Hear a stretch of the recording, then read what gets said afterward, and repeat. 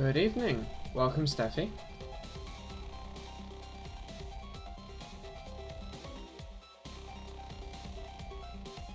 Gonna wait a little bit for some more people to join.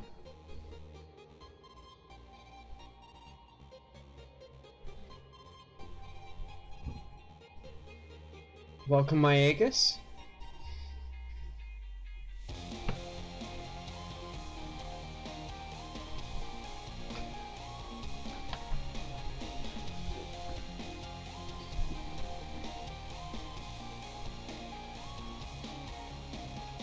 Apparently I've got 9 people watching, so good enough, let's go.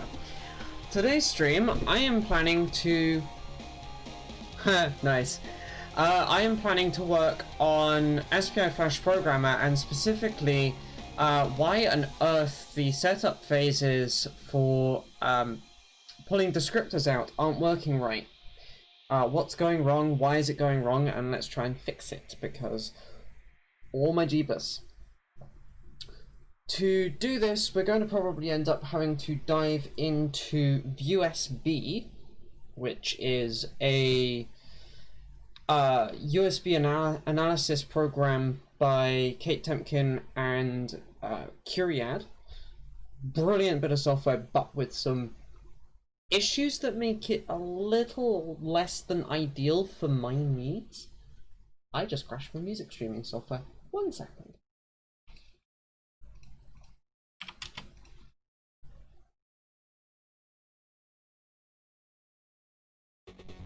There we go. Welcome, Hexchan. And, so, yeah, without too much further ado, let's jump in. Oh, and you'll see I've got 2 copies of the USB spec open. We had been working off of this 2014 edition of the spec. That's dead and buried. We're now going to use the 2019 edition. 5 years have passed, apparently, since I last downloaded the spec. Let's not use the out-of-date one anymore. No, it is exactly as shitty, if not shittier. It's just stuff like the pad delivery stuff will have changed a little bit. You know, it's more or less exactly the same specification. It's just got some errata published on it, that's all. It's a pretty impressive amount of stuff here. That's like all these ECNs, all the change notices, versus the old one. Yeah.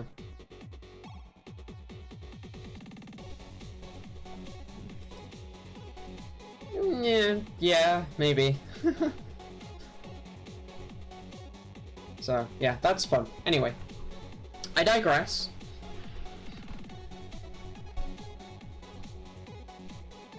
So the first thing I was looking at here was, okay, so how did I make service control endpoint handle control packet work on the old stack? Oh, I mean, some of the errata is in a different file.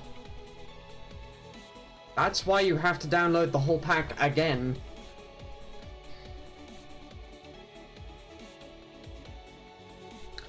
Anyway. So I spotted that in this old stack, we didn't check for the state going to idle, we checked for a incoming setup packet PID. Now, I don't know that I actually have access to the PIDs, which is packet IDs, but we have the datasheet for the micro, so let's find out, because it might be that I do have access to that stuff. I don't know. Oh, it's that button there. No, not the CAN, the USB.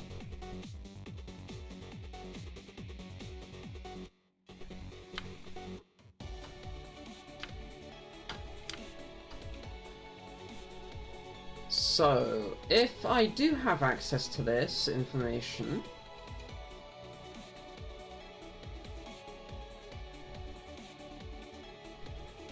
I bet it's in something like and type endpoint 0. Nope.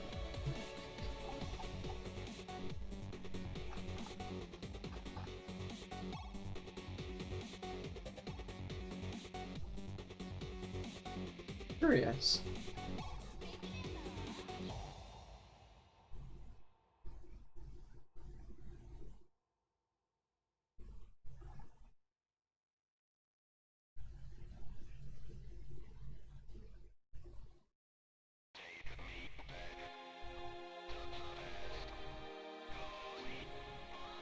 Is there a way to figure out if a setup packet's coming in?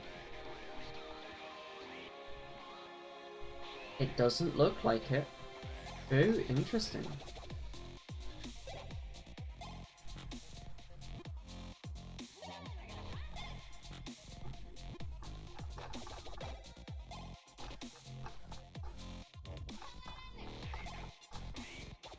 I'm trying to figure out, oh right, the USB endpoint 0, welcome Naz, has a different set of documentation to all of the rest of them. Of course it does.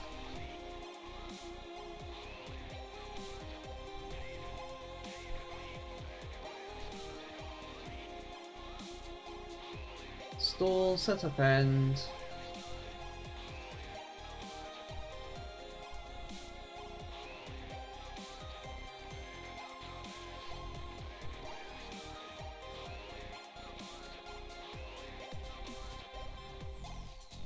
Data end. So it looks like we don't get access to that tidbit of information, which is kind of frustrating. But it means we're going to have to be smarter about our device control state stuff. So, welcome Jiggly Girls. Let's see. EP-in is handle in packet, which is actually a transmit thing. So this is the status phase for addressing being handled.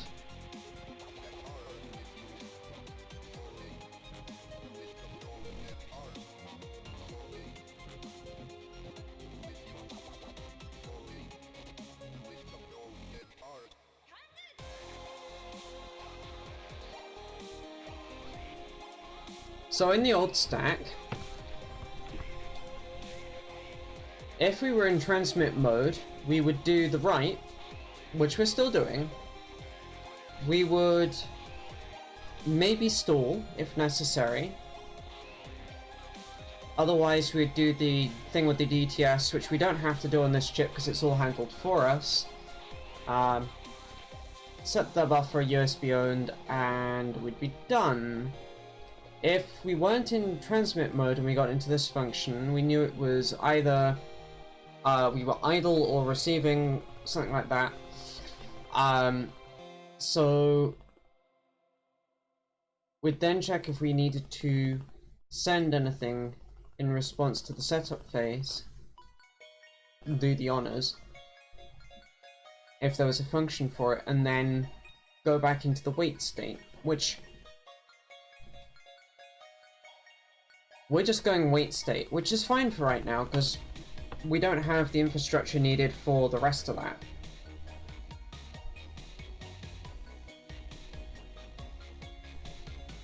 And also, we're on the transmit complete side of things, not the transmit begin side of things, unlike on this other chip, which I was on the begin side, not the transmit complete side. It's complicated because the architecture between these two chips is quite different with the way that they do USB. It's fun like that. For out, which is really a receive operation,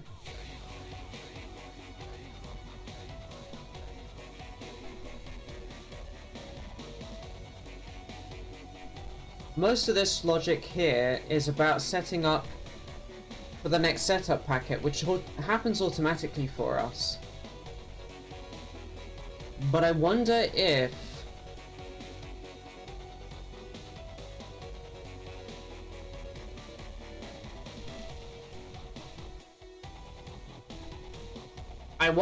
that means that here we're getting stuck in a state because we're not pulling a packet off the queue like we're supposed to.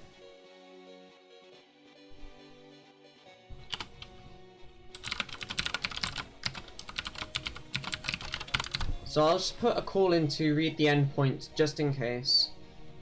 Because we always are reacting to a packet coming in, not setting up for a packet to come in. Does that make sense? I hope that makes some sense.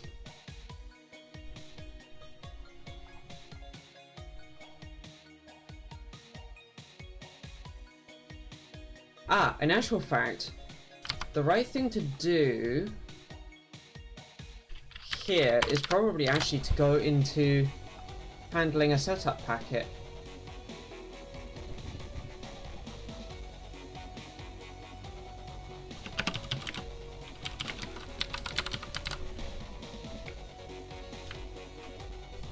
I'm just going to plug in the debug interface for the board, and let's find out.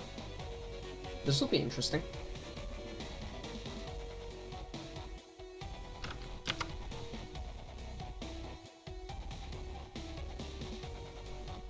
I need to find the right console to tell... There we go.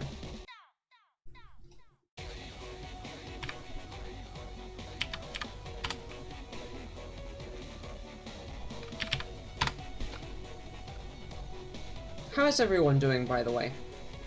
I hope you're all doing well.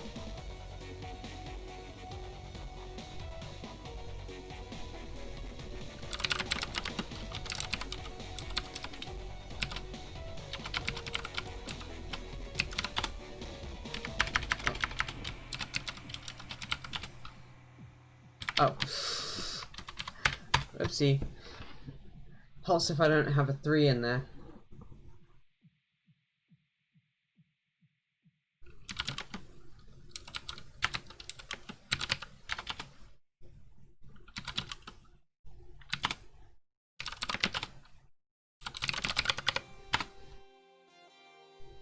That's fair.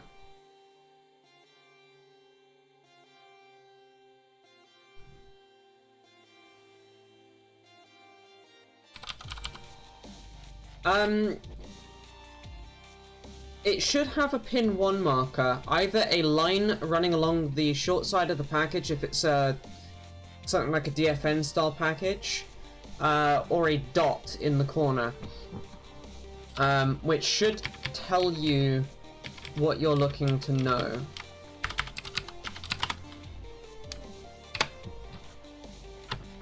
Okay, having done that, let's spin up USB. Now, we are using... Hey, nice.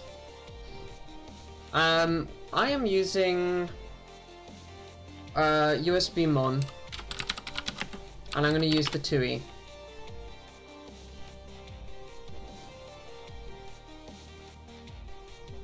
Yeah, flux would obscure that. Do you have any isopropyl alcohol? Because that will help a lot with that.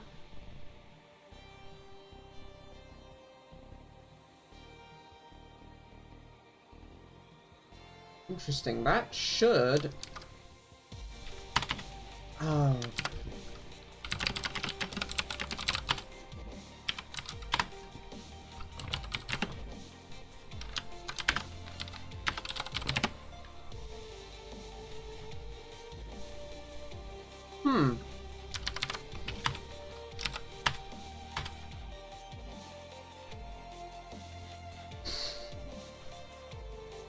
That's a lot of Visual Studio Code.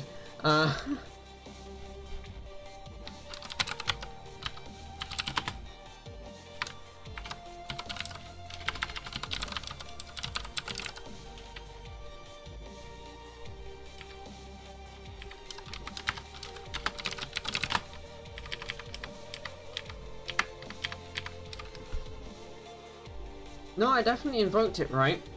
Interesting.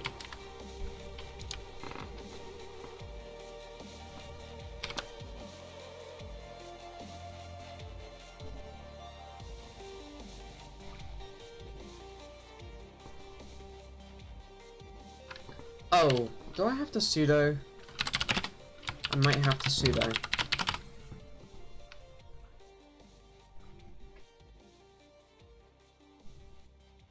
No. Wow, I broke something good and proper.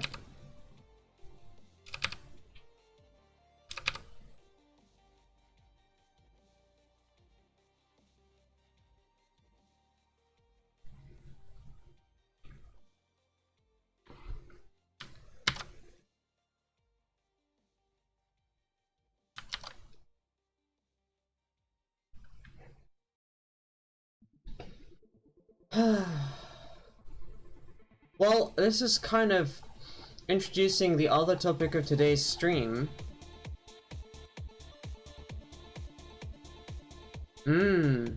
Interesting. Today's stream's other topic is going to actually be USB and maybe fixing some issues with it. So, welcome to USB. It does work, usually, I promise.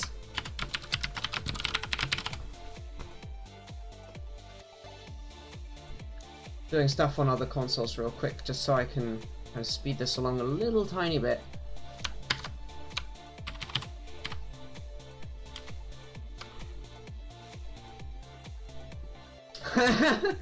Yeah, well in this case, USB, because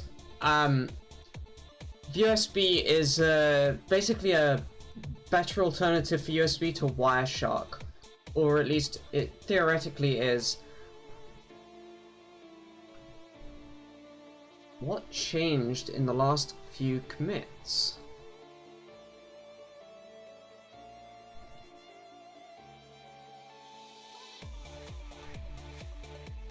So I'm giving the commit history a little look over here, because I know I had 6 commits come in today. Hotkey for clearing packets. That's a white quark one.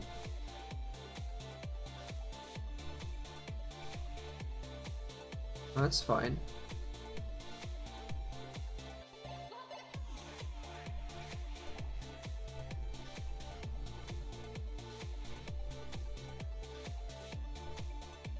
Populate hex view.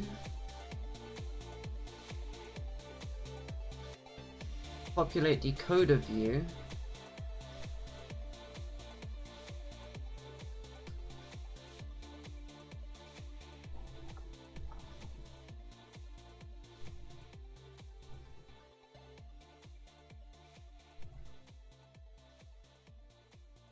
Huh.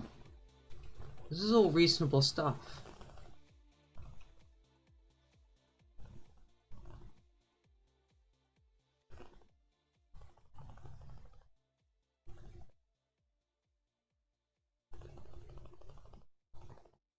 Okay.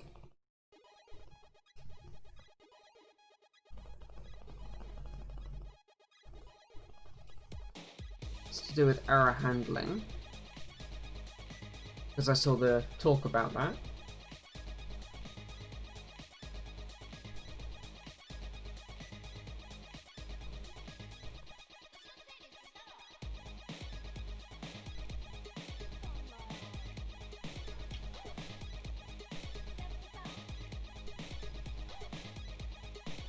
I really don't want to have to use the QT view because it's even worse.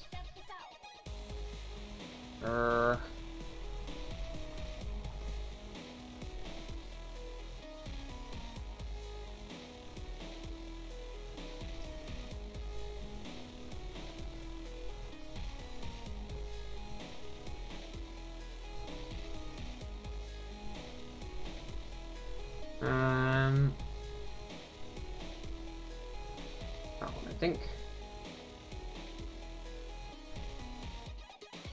Oh, nope. Discard changes, yes. Discard changes, yes. I meant the hard version of reset, apparently. Let's see what that does.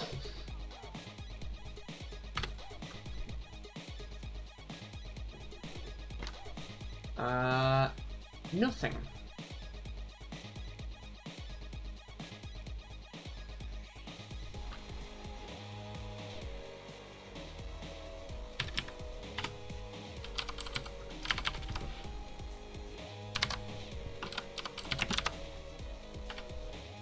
Welcome, Obliterous.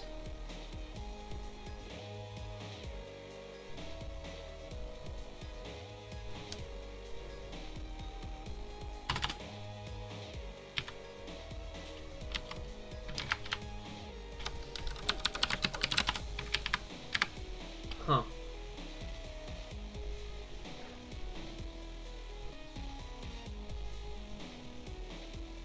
I went 3 commits too old. Whoopsie.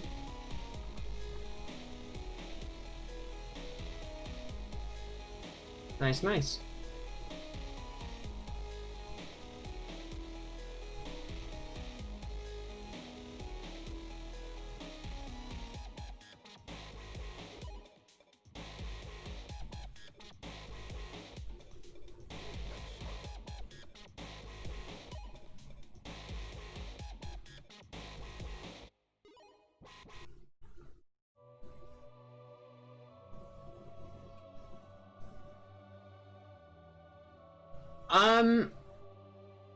Welcome, Freya. I'm having fun with USB not wanting to work, which is weird. But I also did update by 6 commits today, so... I don't know? I might have broken something?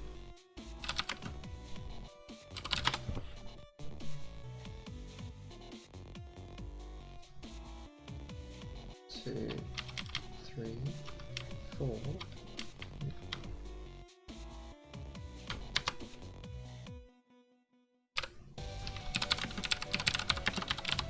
That's what I've been trying to do, but I can't get it to revert the right way. Or reset, rather. I'm managing to reset by too many commits.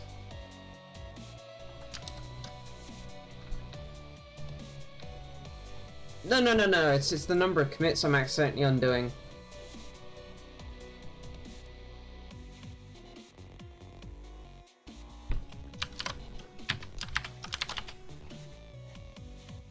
That's 2.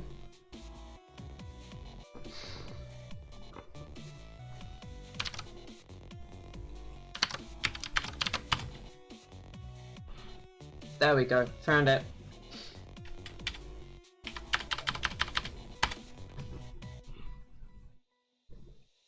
Yeah, this is what happens.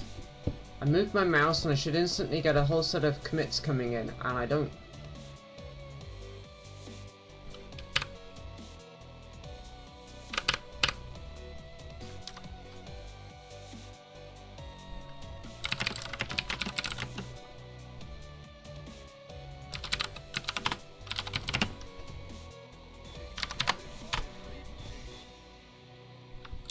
Okay, fine. I'll do another git pull again and just pull everything back up to date, and I think I need to go and screw with my base system.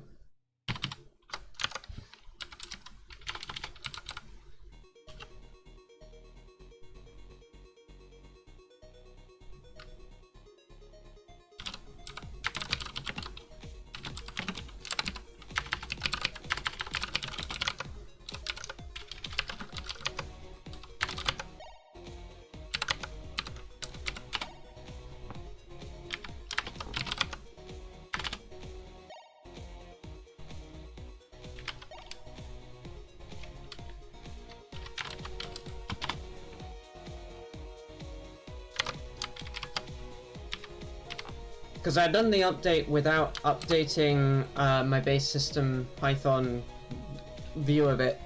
I was either that or I need to go and do virtual environment stuff, which I'd really rather not do, but you know.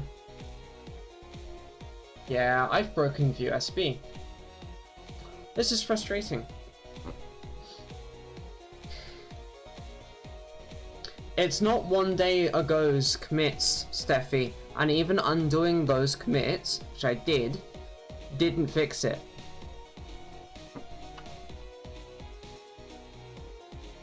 Oh, and suddenly I now get all of the commits. Oh, sorry, all of the traffic.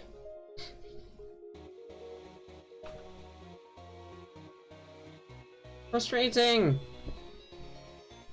Welcome, Eston. I am having all kinds of problems with USB.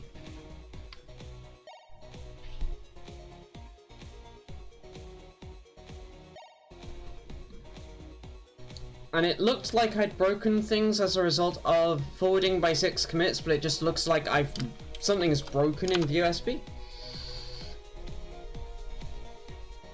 It's not... I can revert the commits all I want, it's not fixing it.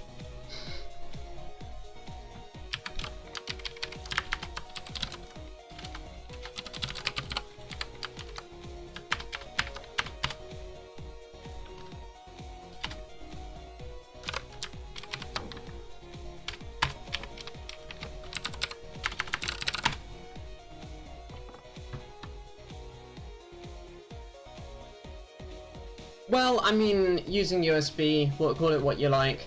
It's the case where I'm trying to run USB and I should be seeing traffic immediately, and I'm not, which doesn't make sense.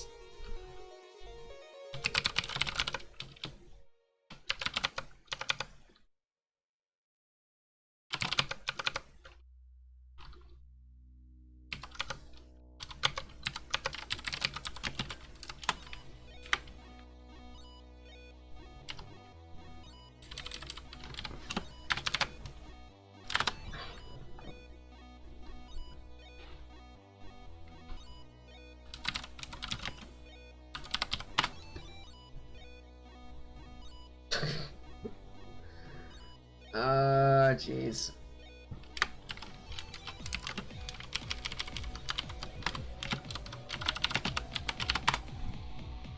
There we go. So you see, I can move my mouse all I like, and that should be generating thousands of packets.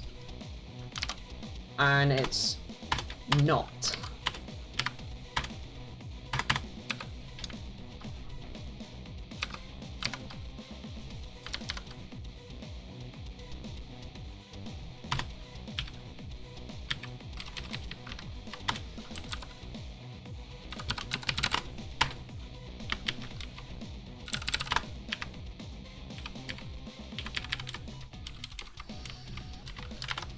I wonder if using the Qt UI will, I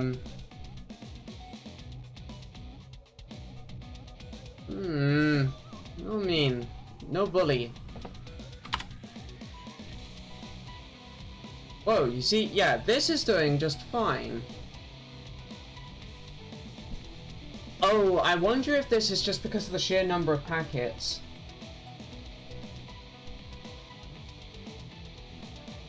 Now I gotta try and find what I just did. Oh my goodness.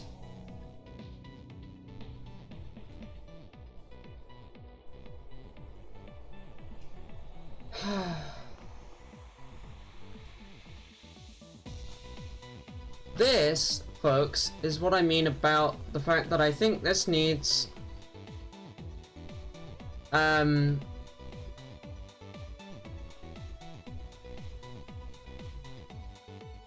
Oh, I didn't fix Streamlabs. I was gonna say we're doing the wrong thing. Yep.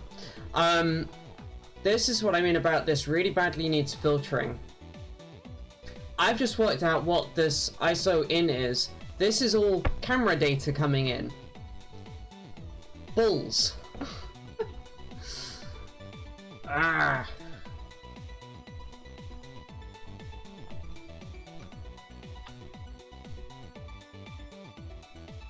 And it's all because of the way that OBS works. It's capturing my capture card even though the capture card's not an active screen. The USB does not have filtering, no. And this has been a big problem for me because even moving my mouse makes for a spew of shit all down the console. It's great. Maybe.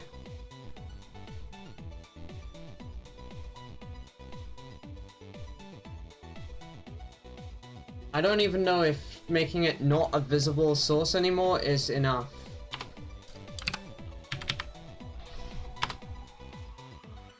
Nope. My fix there is going to have to be that I unplug my capture card for a moment. And that's fine. But that's fine. No, Kate never implemented filtering.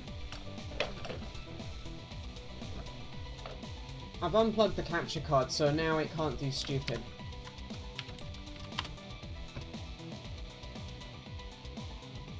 And if I don't open it on the wrong screen... See? Nice and quiet now. And if I move my mouse... Holy bejeebus! So, now that we've got that bit fixed... or some value of fixed...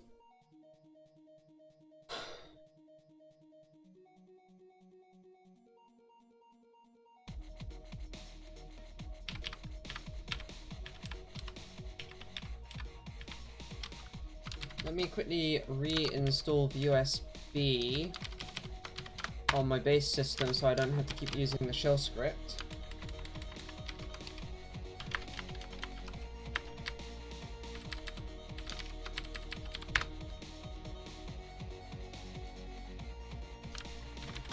Yeah. Okay, so now I've got this set up in a way which is working? Yes, working. There we go. So, this is the crap that I'm getting. This is just so much fun.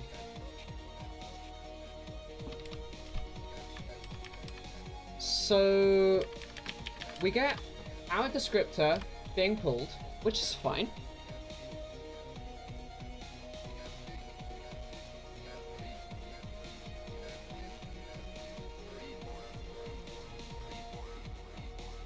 Yeah, I don't have a Luna board though, and I don't have an open Vizsla board or any of that stuff. Like, I am very USB poor in this place, by comparison. And I don't have that kind of money.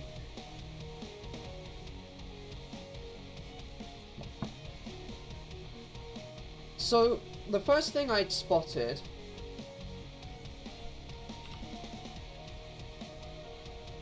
Yep. The first thing I'd spotted is that they are decoding this value, index and length here as control request setup transfer for in request, but they're not actually decoding it correctly at the moment. That should actually be being decoded as a setup packet, but it's not. So we've got to fix that. Oh, and just to make this ever more fun, by the way, Eston, I don't know if you've spotted this yet. This is going through a hub. Okay. Gotta send me an icebreaker then. Or I've gotta buy one. So we see this whole setup packets are being incorrectly decoded, which is just fun. And I have no choice about it going through a hub, because it's a hub on my motherboard.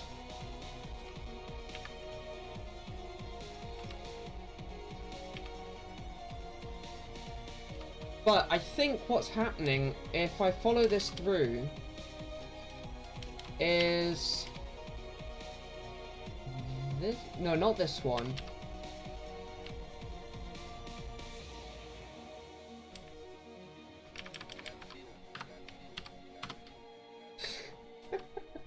You're fine, Eston. You're fine. One of the times this tries to poke me again,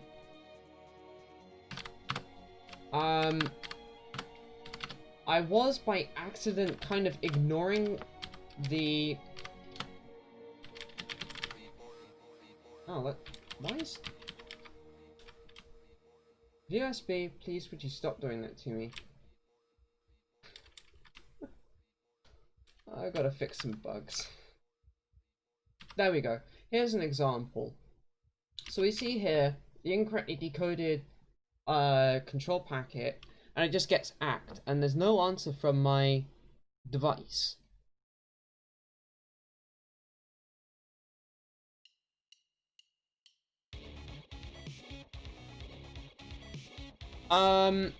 It depends, Steffi. When I say I actually have a hub on my motherboard, I literally mean a hub chip is present and causing problems in this trace. It's not even that it's the root complex off of my chipset. All of the panel USB ports on this board go through a control hub, and USB doesn't handle this well. And I'm going to show you just how bad this is by using Wireshark, because yeah, oof. I wouldn't care if it actually went through a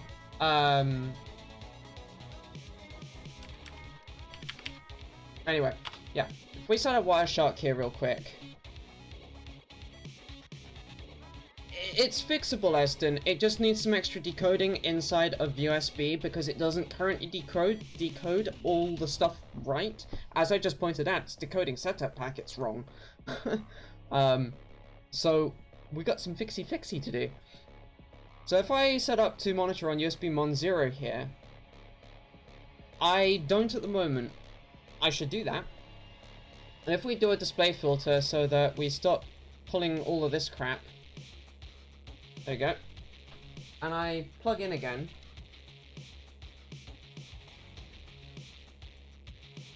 Here we go. This is how I know that I'm going through a hub. So these features here, the port reset, port clear, etc., port reset clear, are specifically from the hub part of the USB spec.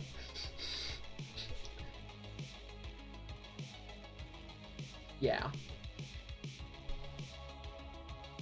But here's my get descriptor happening. And we can see there's the setup data. This is how the setup data should be being decoded. So let's fix USB's decoding of this, because this is, you know, an obvious thing to do.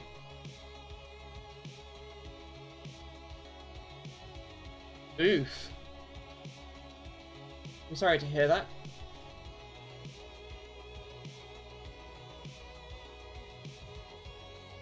So I've never actually delved into the code for this before, so this is going to be interesting.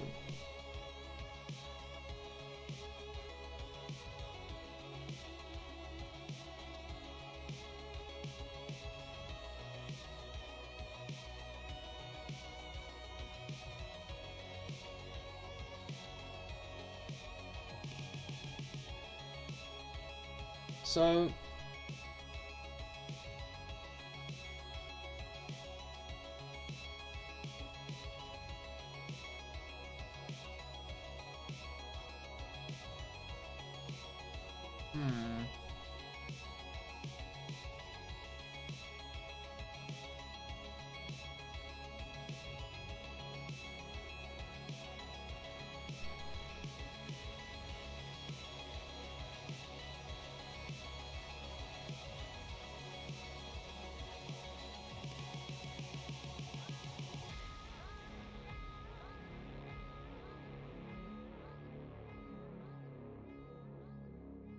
now I gotta look.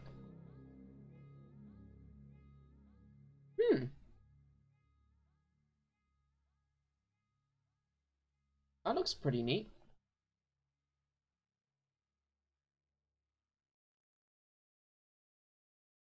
Yeah, industrial stuff is fun.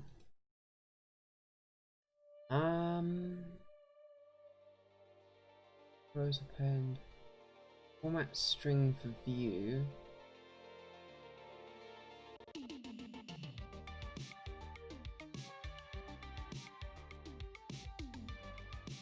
Huh.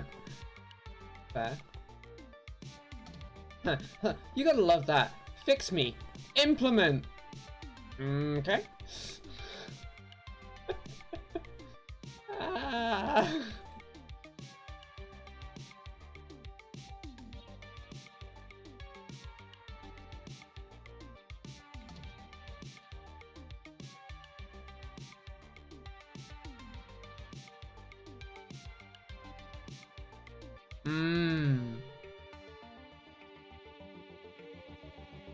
Oh.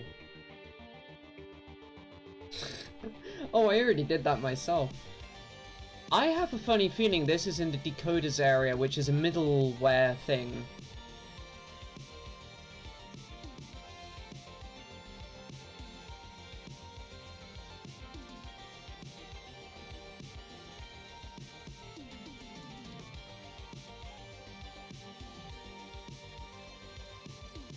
Oh my goodness.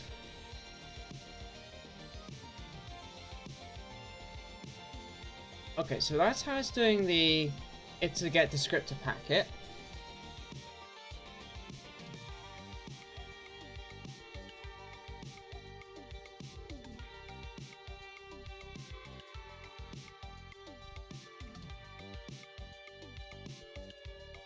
There's the device descriptor decode.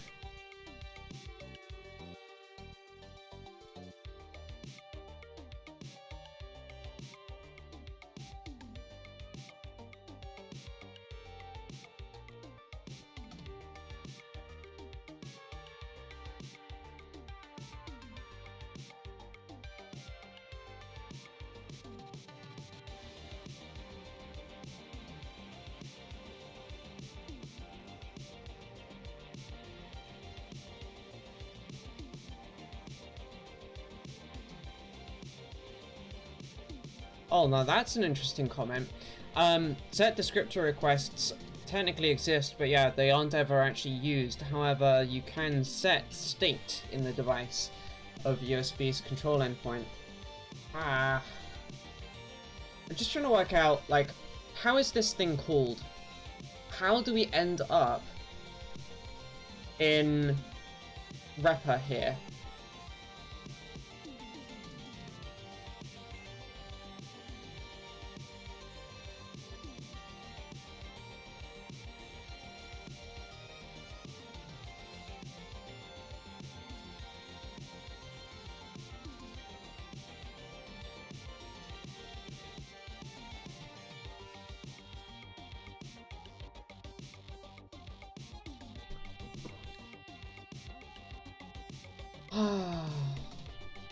Oh, fair enough, Freya. Take care.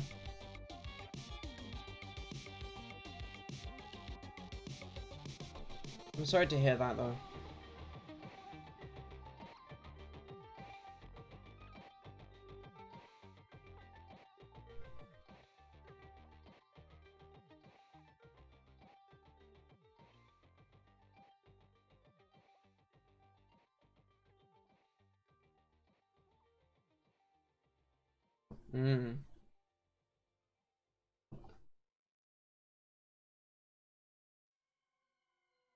Oh, sorry. Thank you for reminding me I should go and poke Streamlabs. Give me a second.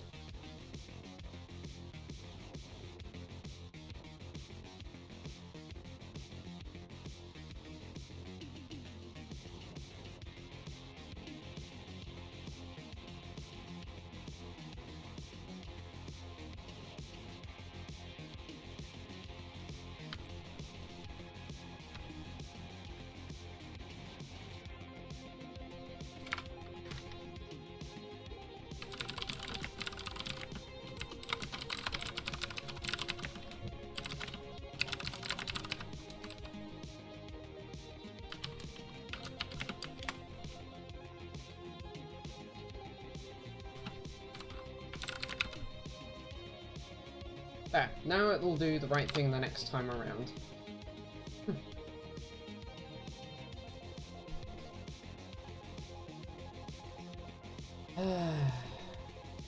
This is...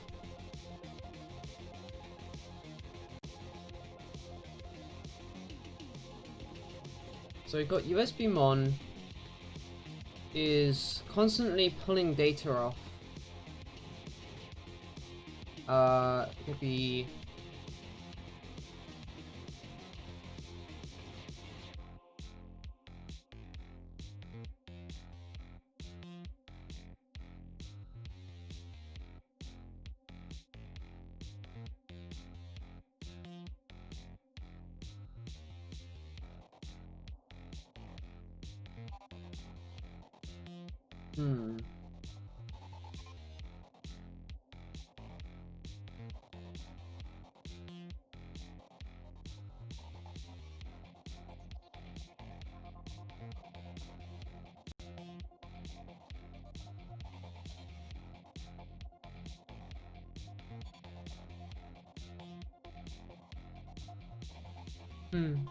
Indeed.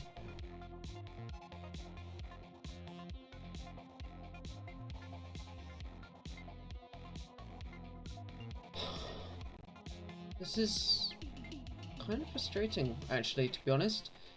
I thought this code would be a little bit easier to grapple with, but, nope.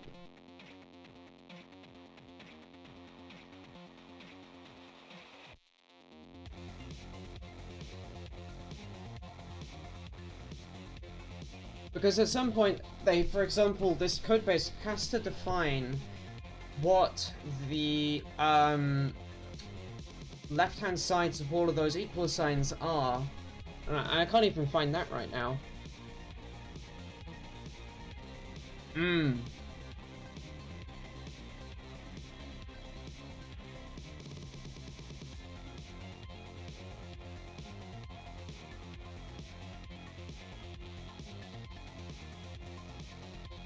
Vidpid class.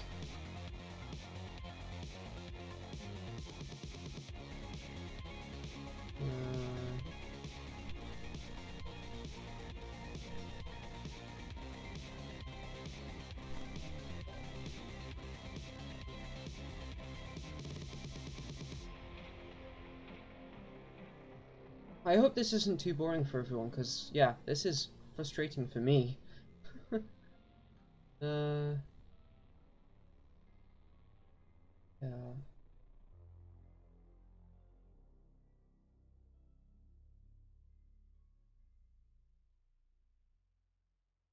That's a mood hex, Chan. GStreamer pipelines are, and part of that is because they insisted on writing everything in C, when what they're trying to do is inherently object-orientated, ergo C++. But that's the GNOME project for you in a nutshell, so...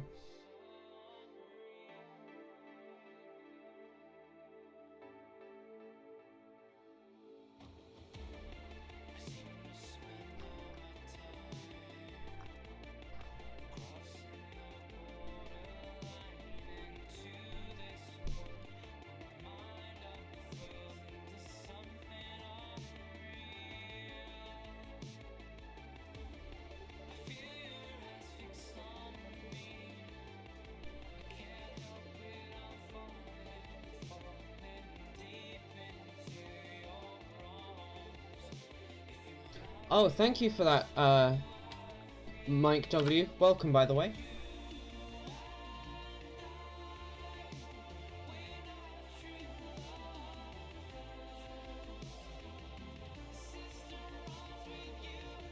Yeah, okay.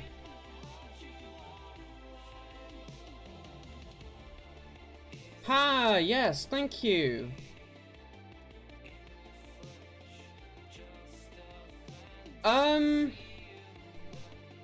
GStream is not the only framework for that kind of thing, but yes, it's true, there isn't very much else.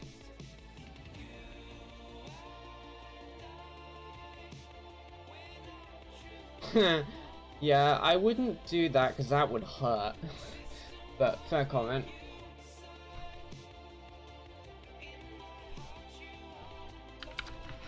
So if we do a USB run, this is using USBmon TY, and I just plug in again, and I unplug, just so that we get some data. So, even for this here, this is a control request setup transfer for in request, which is correct. But then we've got value index length as the summary on the right hand side, and that summary is wrong.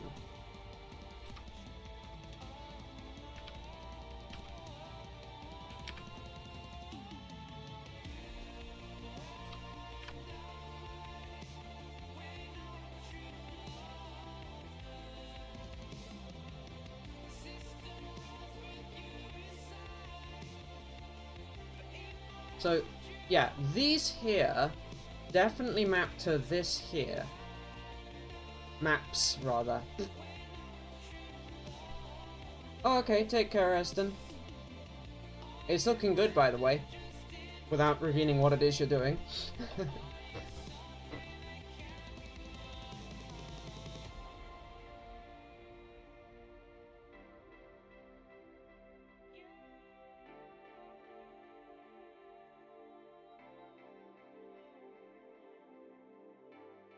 I wonder...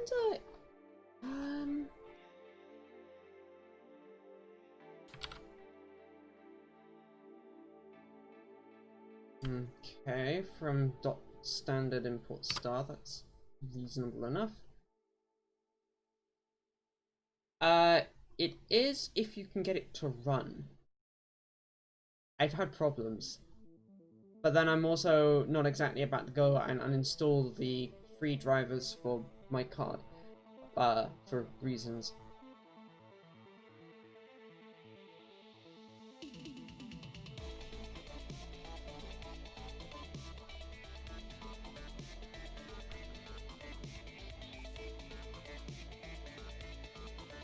I wonder if any of these has the summary that I'm looking for.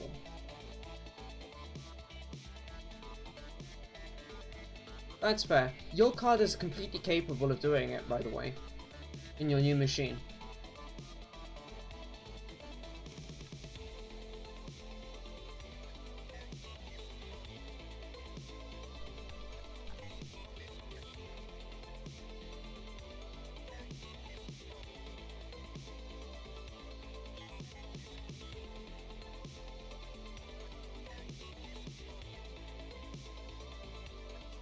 I wonder if it's in the standard requests. Take care.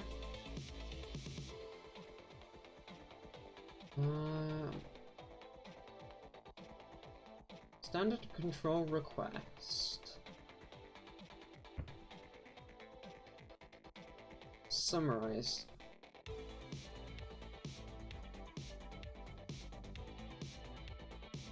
Should say standard request name request from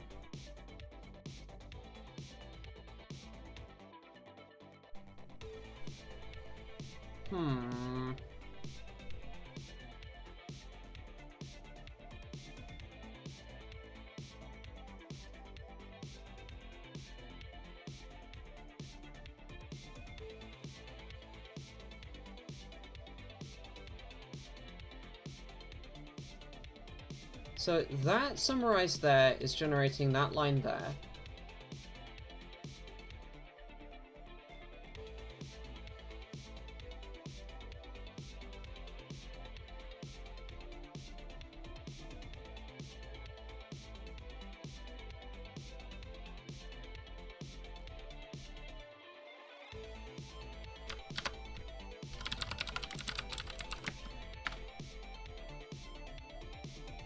Ah.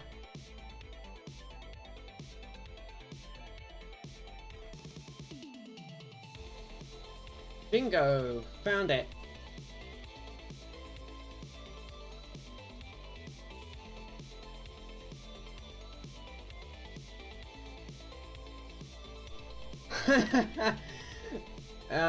Yeah, that's a mood. I am using the, I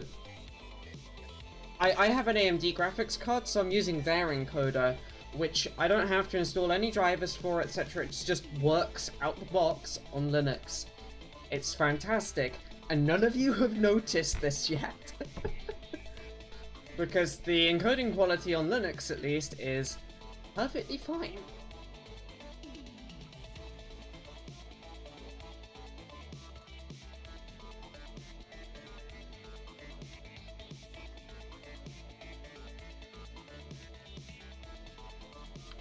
Haha. We found it. We found the bastard line here that's putting the wrong stuff out. Now.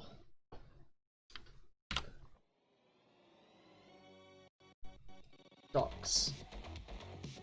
USB 2.0. Nah. In another window. On Windows, you're correct, Steffi. On Linux, have you ever noticed? On my streams? Yeah. It's really good.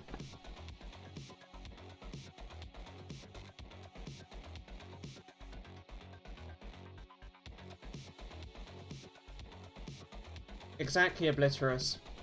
The Windows driver is unable to correctly drive it right now.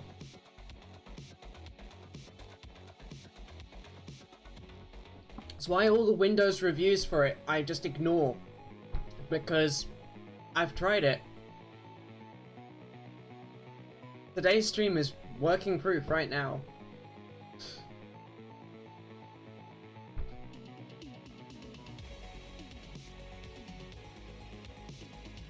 And honestly, this is better than even Windows NVENC.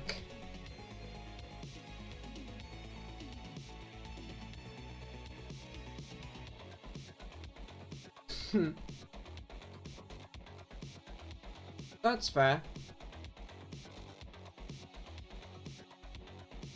So there's the device descriptor.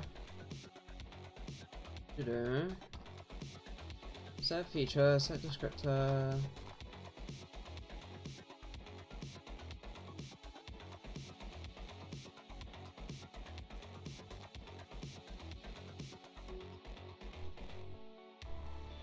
There we go. This is what I was looking for.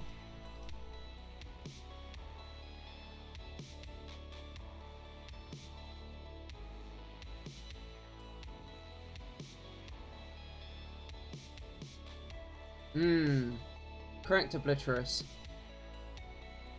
And historically, AMD's lagged on the drivers, which is unfortunate because the drivers are now very good.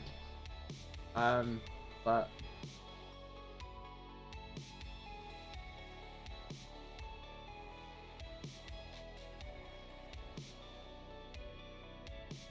yeah. That's fair, Steffi. So we've got request direction, request type, recipient, which is all of this stuff in this first byte of data. And then there's request number, as it's being called, but it's actually the specific request.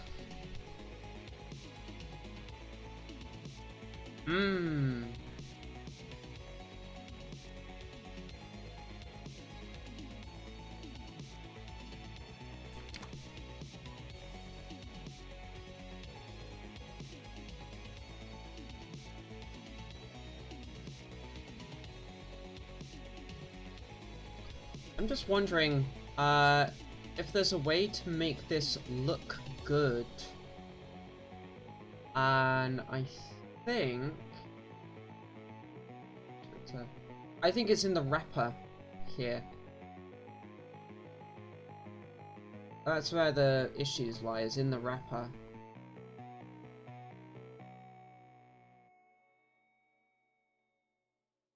Charlene just started streaming. Nice.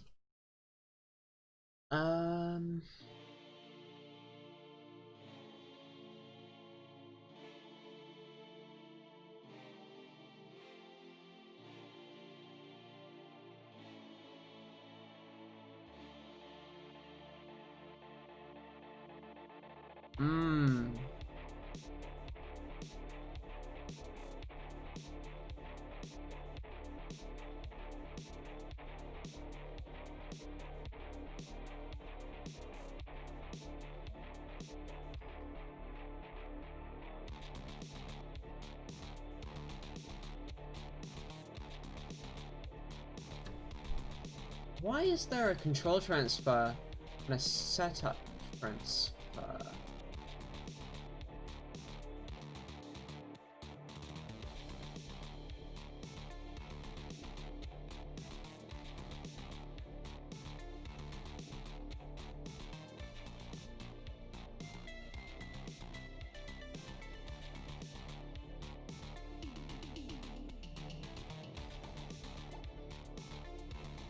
Okay, I'm gonna start by defining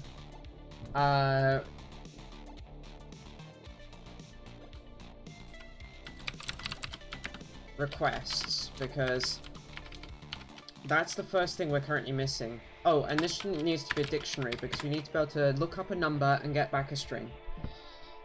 So this is request 6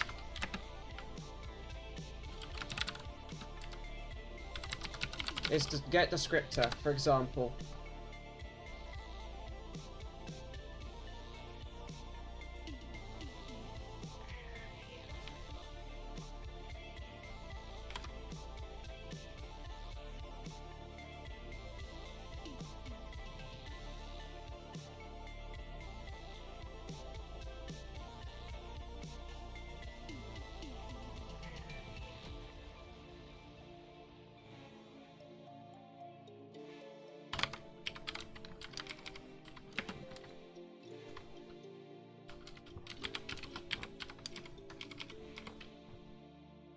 So this is...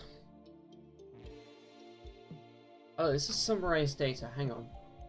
Summarize versus summarized data. This has been the thing that keeps kicking this.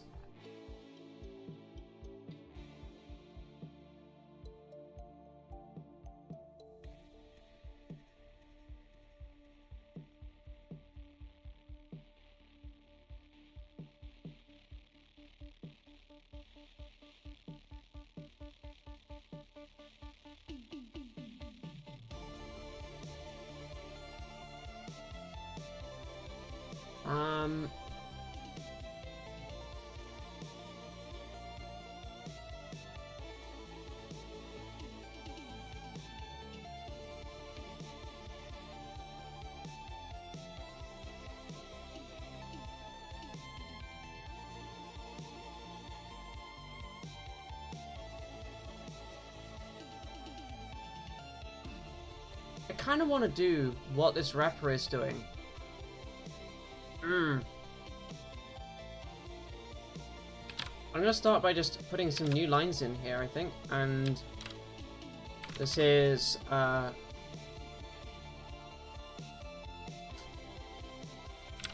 request equals there, and then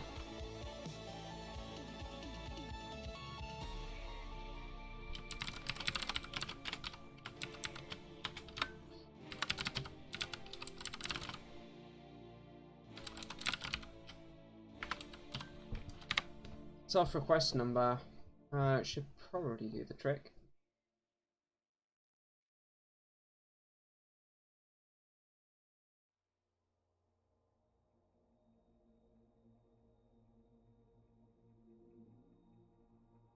Yeah, because this is setting up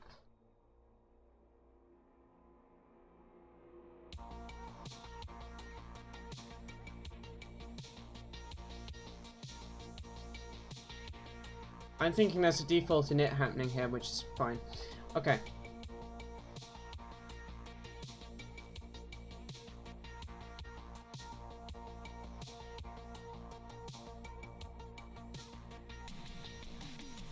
Oof. That's a heavy server.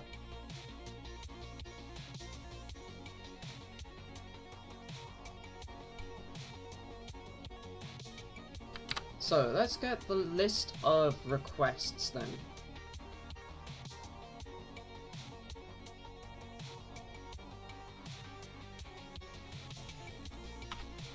We've got 0 is clear feature.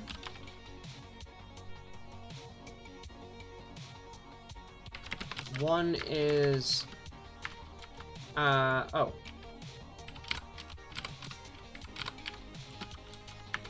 Also clear feature, as is 2.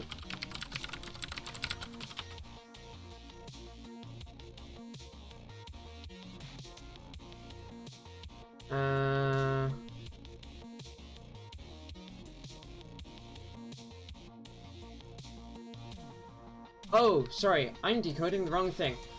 This is what the request type field has to be. This is what I was looking for. Darn it.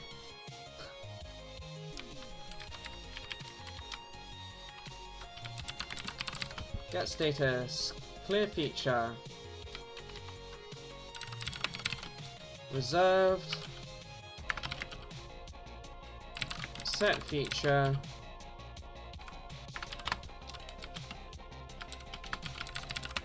reserved.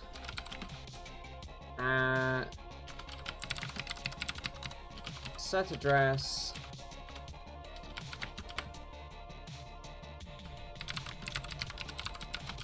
Set descriptor.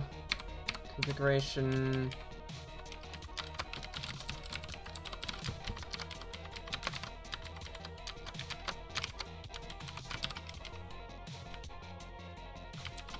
Interface.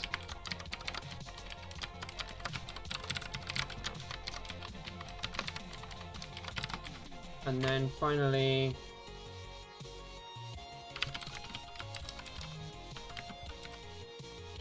sync frame.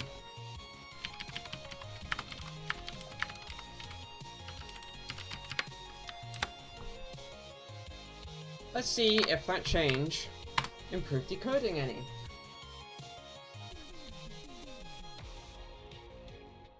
Because I bet it did. Yes! That's so much easier to read!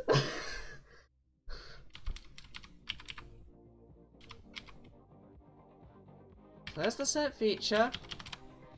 Clear feature.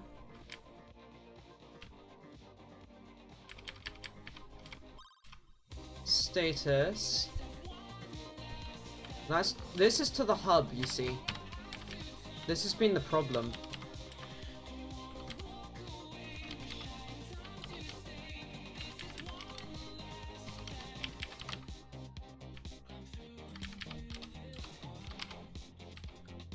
Feature. Feature. Feature. Ah. Didn't mean to go straight up to the top again, but okay.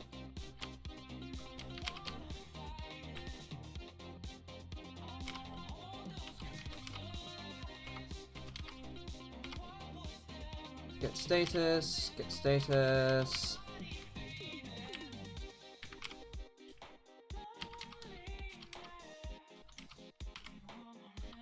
More get status, interesting.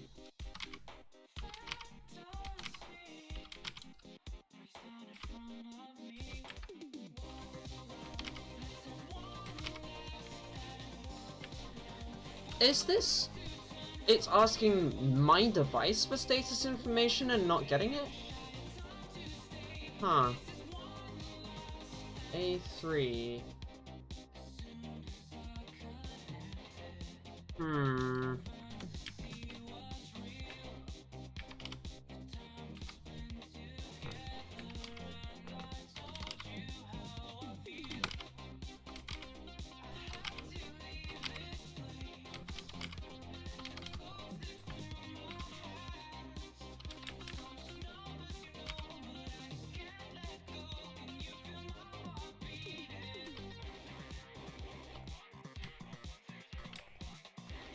Ah, now that's actually the other thing we're going to need to fix here. This is currently decoding to #0. We want that to decode...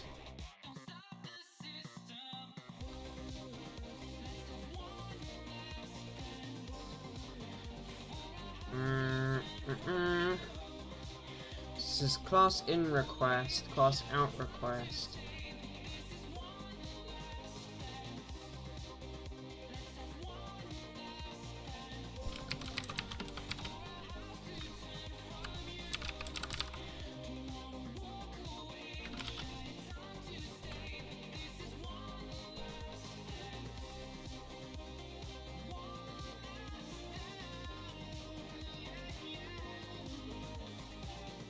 Interesting.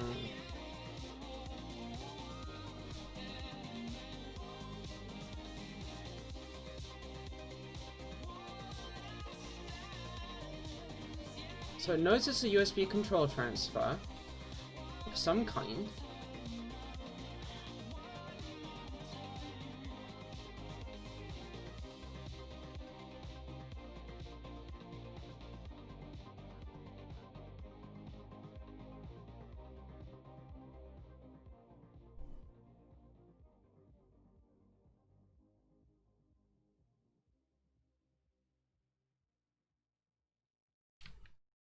This is very extra.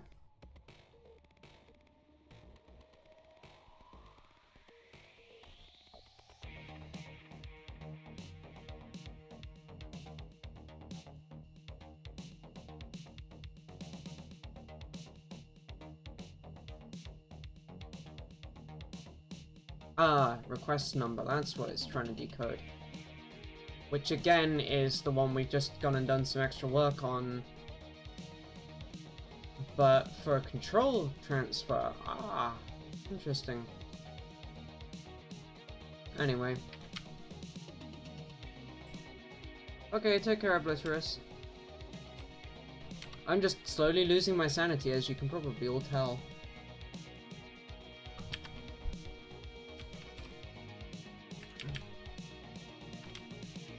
So, device 1 versus device 0. Device 4 is my mouse.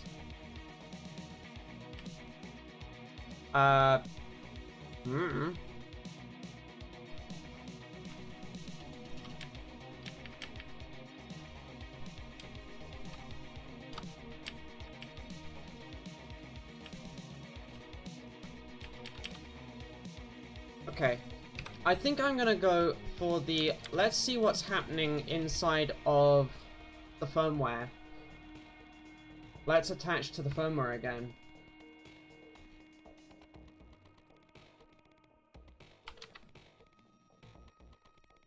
And we're getting very close to a point where I'm gonna have to reboot my USB hub again. That's fine.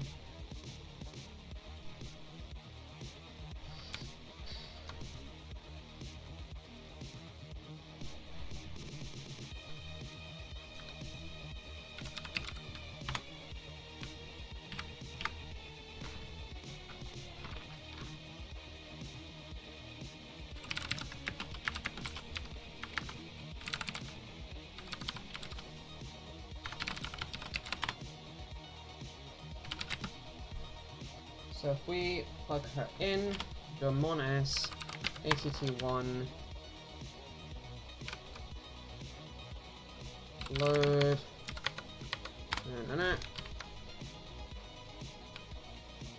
okay.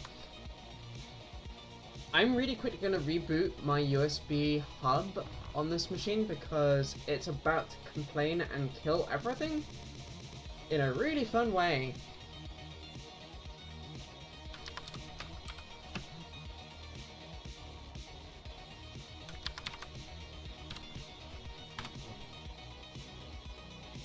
There we go.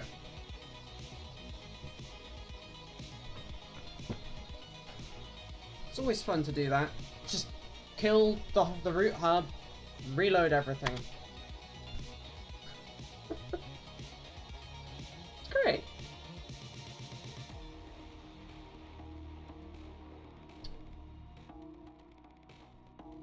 So... Yep, cool. Clean slate.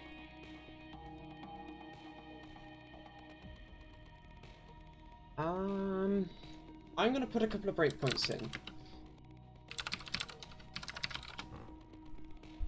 Oh, I'm trying very hard and failing very hard, Hexjan, at debugging USB. Which is really pain. Just a lot of pain.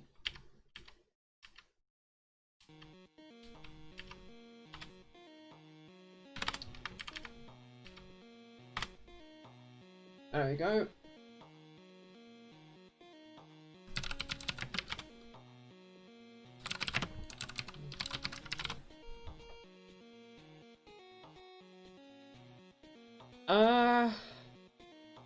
If only, Hexchan.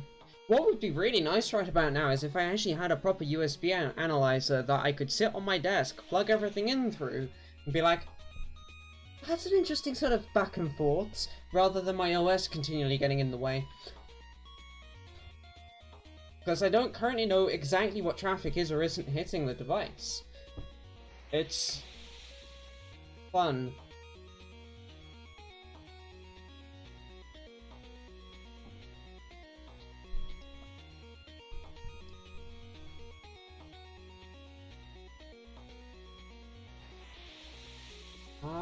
What else do I want to put breakpoints on?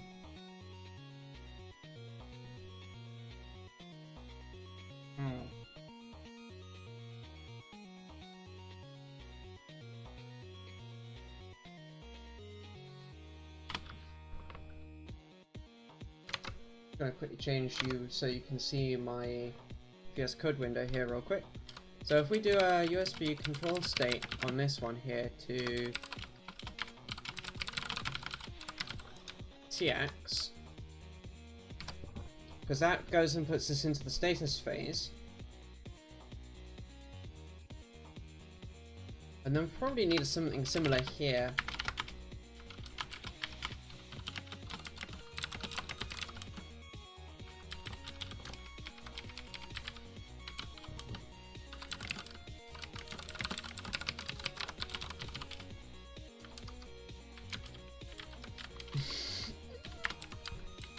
The punishment!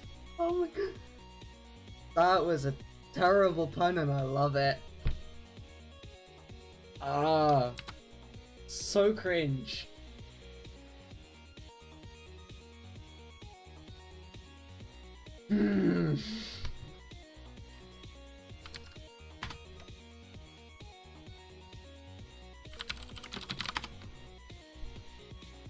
What I've tried to do here is make it so that we can actually go into the next phase of the transactions, because that might also have been a problem.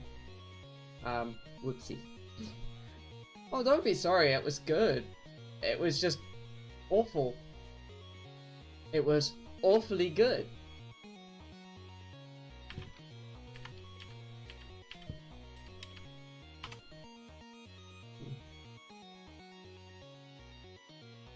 I'm a Brit, I can pun too.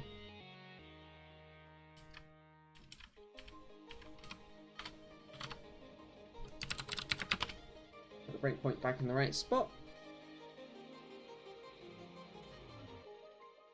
Let's see if we get hit. We shouldn't.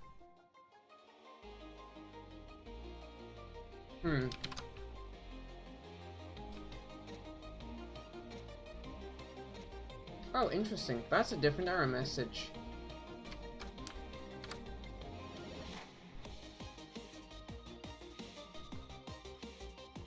It thinks we're stuck in USB in it. Pretty sure we're not. Okay.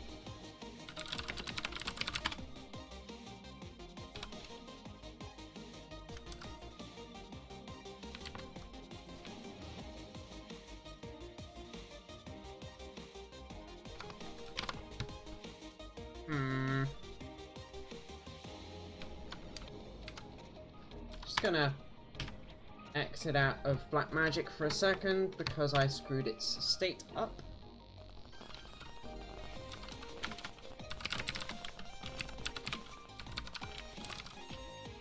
Not USB.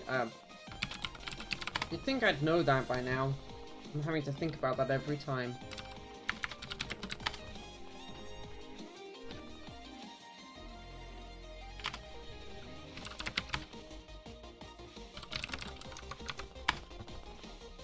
Okay.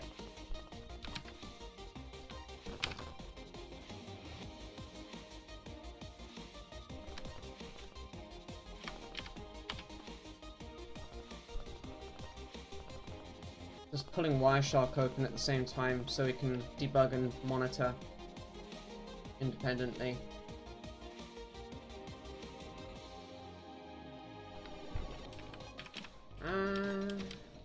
Right, okay, this won't have any of the breakpoints.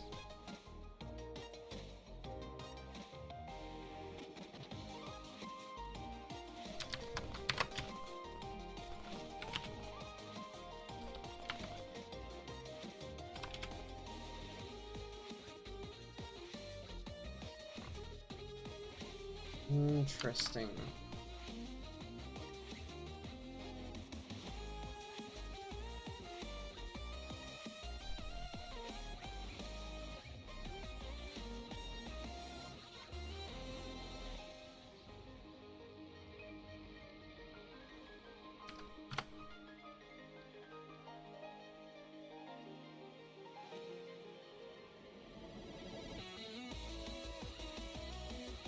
Yeah, the device gets into a state at this point. Interesting indeed.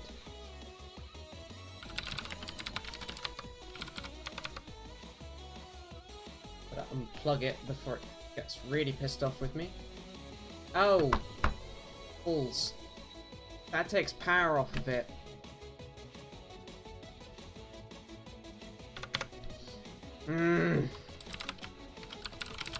That's gonna fail. Yep.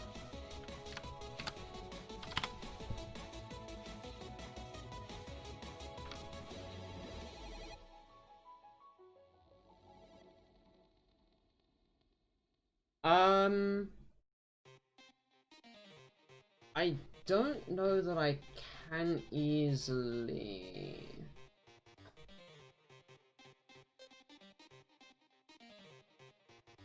Oh, maybe.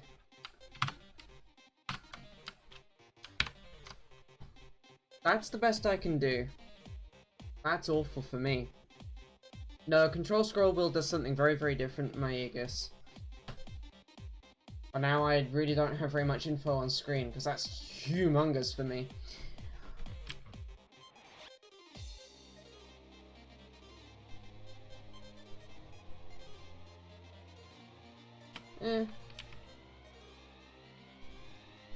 We'll see what this does. We'll see how bad this is. I've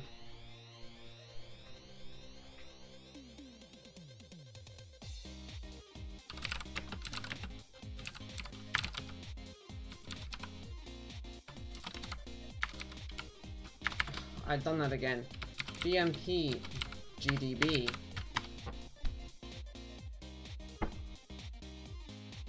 I'm with it.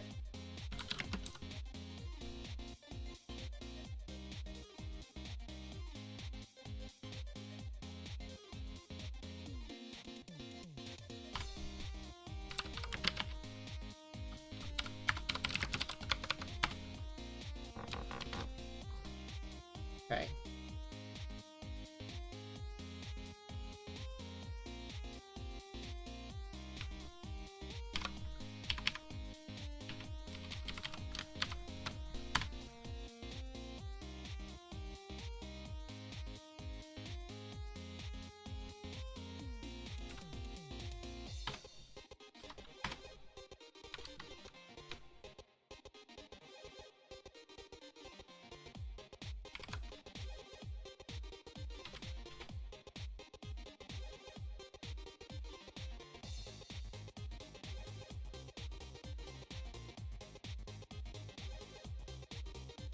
Yeah, again, it's managing to get the device address, descriptor once, and then never again.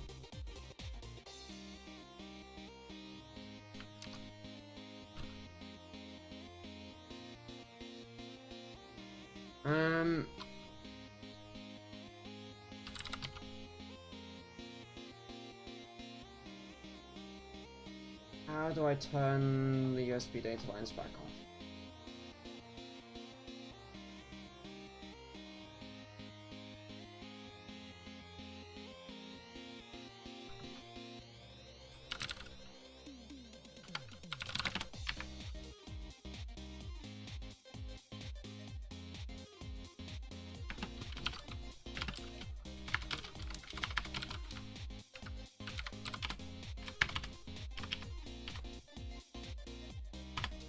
Bingo.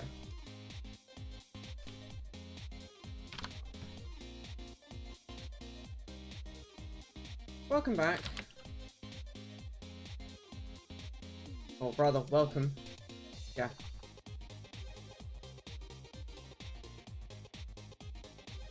Welcome to the stream where Rachel loses her mind. Oh, not mon. Print. Because we don't want to monitor stuff, we want to print it.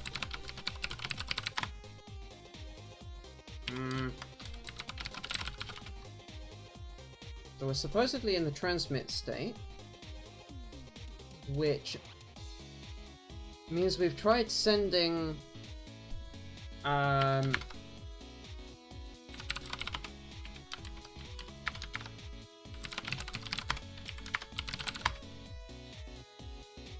get the script to stuff. Ah.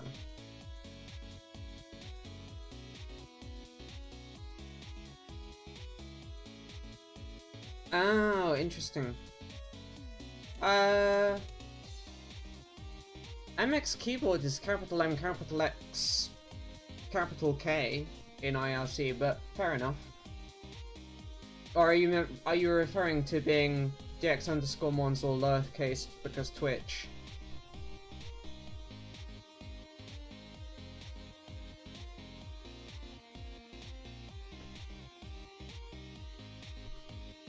Anyway, so the last packet that we got in successfully was a get descriptor packet. And which is the first get descriptor that we answer. That's fine.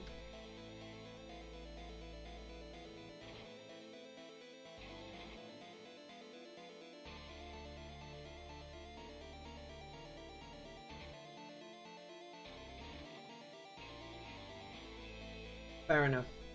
And nothing I can do about the delay, unfortunately.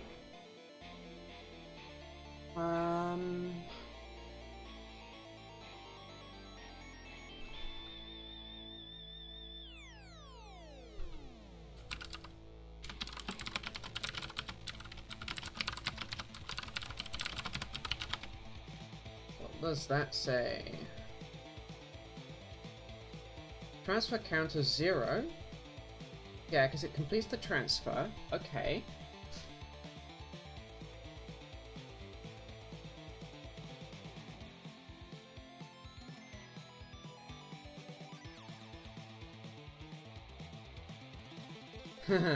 Oh, you're very welcome. I'm glad that's still working out really well for you.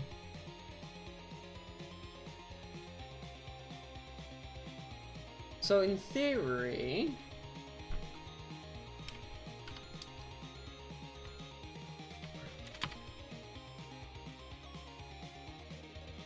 that was broken. There we go.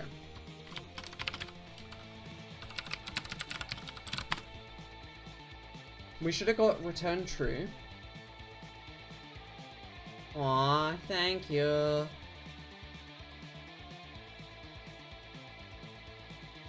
And yeah, low latency is just a thing that's... sometimes it works, sometimes it doesn't. Who knows what it's gonna do today? Not me.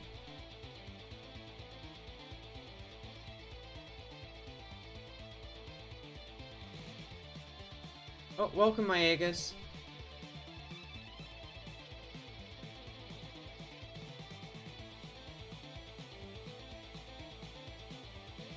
Yeah, debug adventure.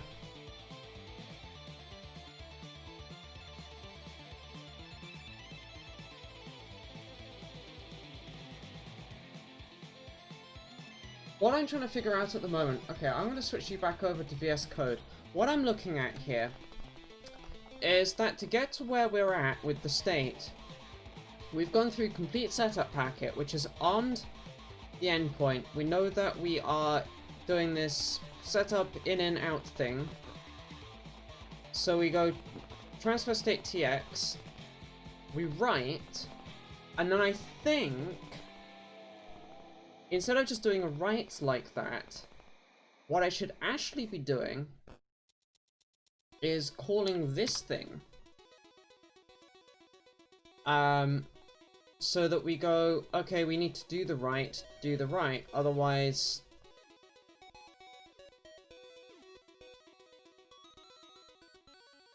but, no.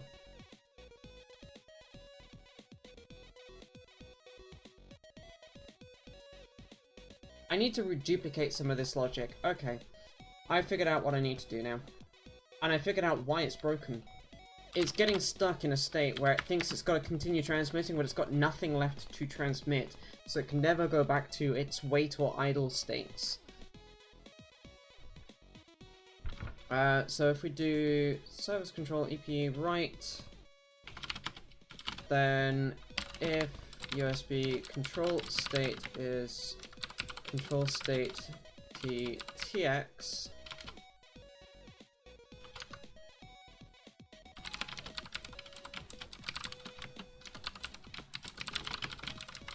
going back to the RX state, else this is USB control state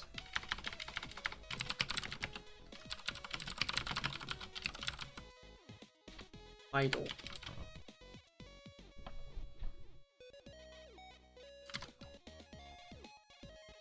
This is also an idle state.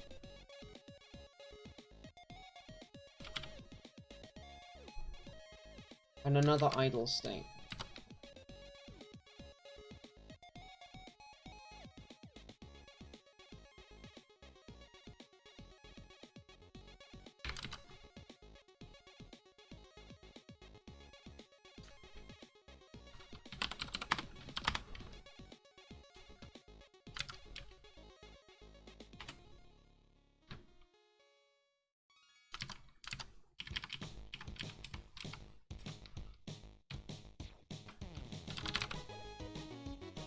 That's rough.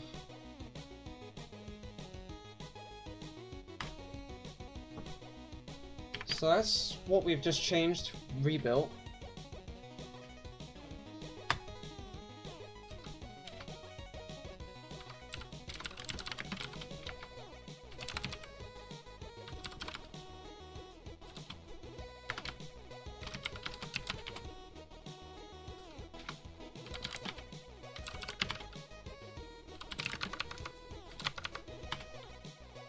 Put the firmware back on.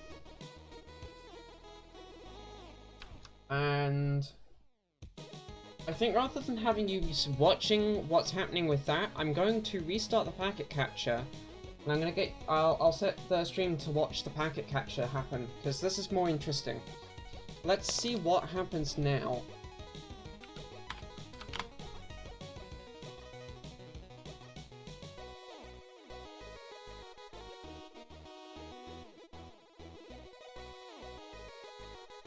So we get the connection coming in. We then have our get descriptor. And then it doesn't. So we're still getting stuck in a state.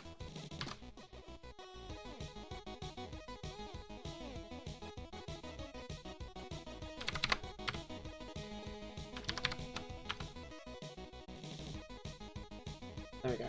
I just disconnected the device again. Should make it a little less pissed off at me. So yeah, we do get the descriptor coming in the first time around. But then we don't. Which is interesting.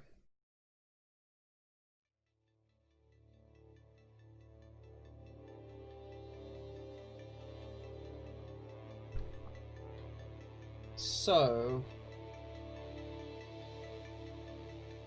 let's check. Transfer count 0. That's the same buffer as before. Well, close enough. What's the most recent packet got in? Get the scripter. And what's the current state that it's in?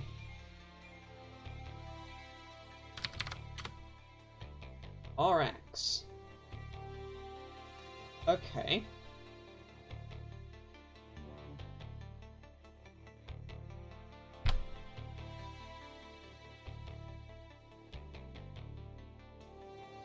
What's the bet that this chip is trying to do something smart and we aren't ever going to see this out packet here? So we should actually switch into idle here.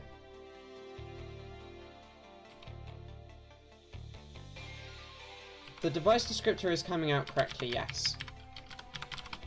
Also, welcome, Gyros Skyla. Yella? Yera. I think. Sorry if I've butchered your name.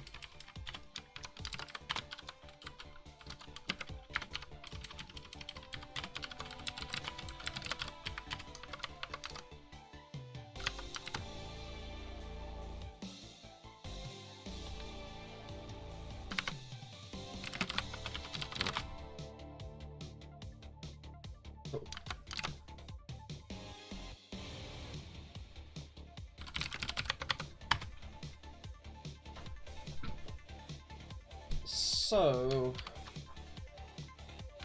quest number 29. We're okay for another run. So if I run the firmware again, and again we'll reset the packet capture and allow you to watch that.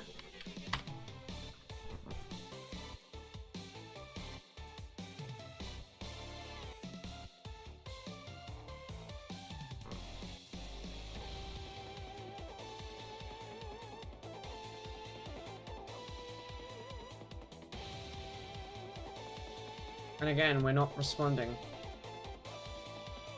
Bollocks.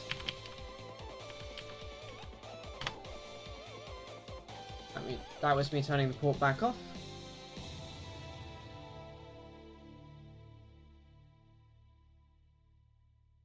And now you can see the USB URB stuff I mentioned, where it puts a whole pile of extra crud on the front in this decode view, and it's kind of obnoxious, honestly.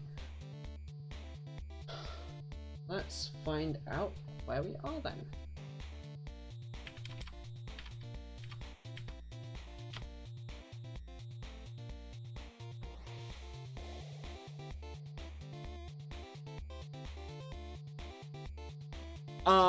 It's not suspect in the fact that my motherboard has a hub in the way between the root hub and my device. It's a physical chip on the motherboard that's adding all the extra traffic because it's the USB hub protocol. Perfectly normal, but very annoying for debug, as you are probably gathering.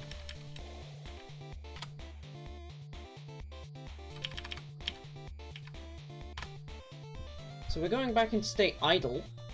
That's now correct.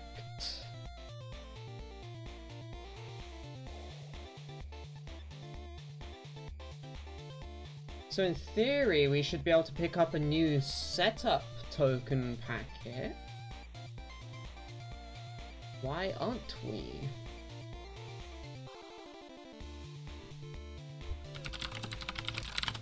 That's in USB core.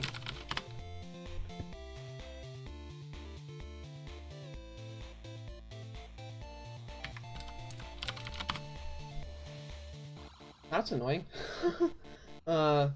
There's a function on that type which should decode the direction, which isn't. That is controller out though. It would be the high bit of this being set that would make that controller in. I.e. we need to transmit.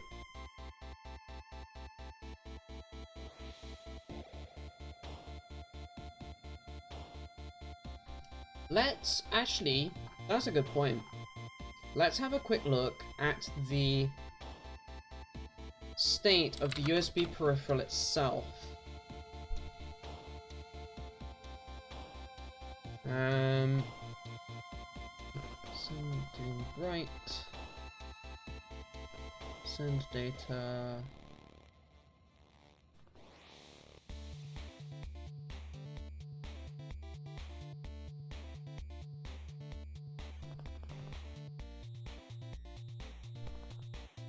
EP0 control, that's what we're looking for.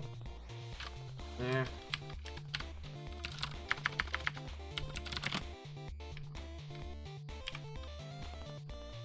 So there's 8 bytes waiting for us to read that we aren't reading.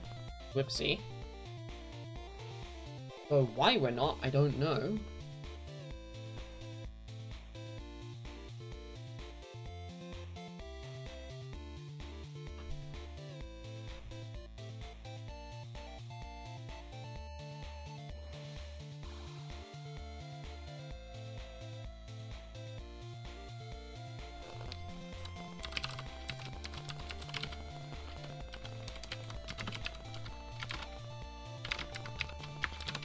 Print that out as hexadecimal 1-1. Okay. Flipping us back over to here so I can look in the microcontroller data sheet. We have just dumped out this register here, which is saying that there is a packet to read, RX ready, and that setup end has triggered.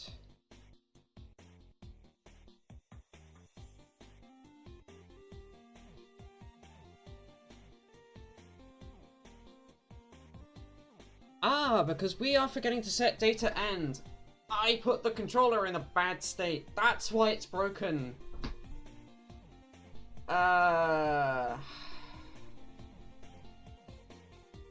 Okay.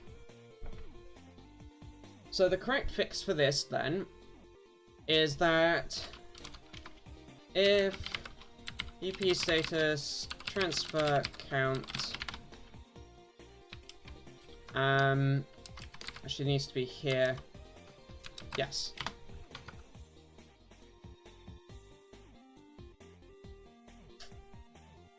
Actually, I'm going to do this a slightly different way. I'm going to do this, and then else with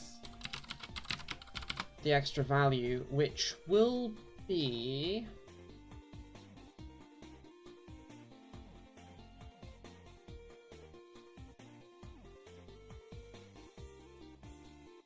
But it really doesn't like this header, does it? Data end here, I think that's the one.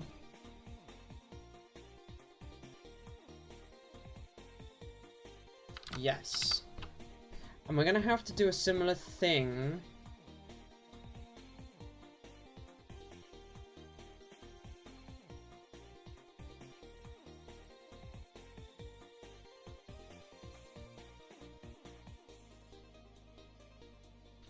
I'm just realizing we still haven't got quite enough information in this USB control state variable for whether or not we're in the status phase or the data phase, and that now matters a lot. This variable is being controlled via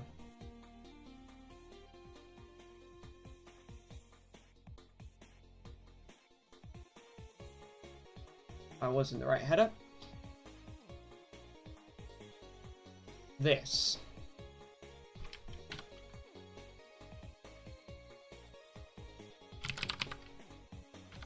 So we got data tx, data rx, status tx, status rx. Let's fix the mess.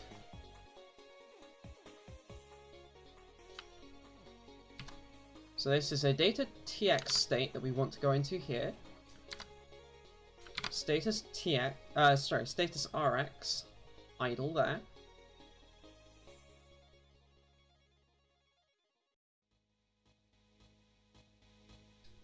This is data rx. So we got the data phase and then a status phase point.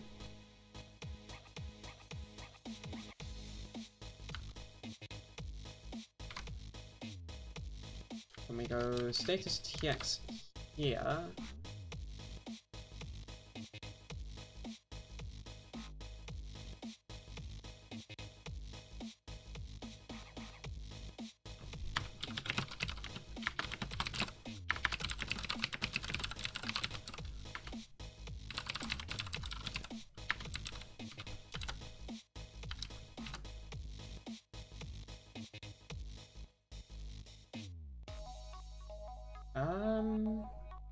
This is a data phase again.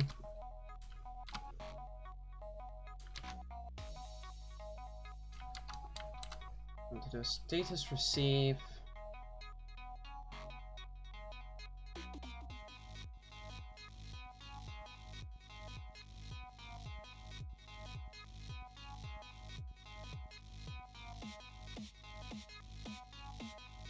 Yeah, that looks about right, actually.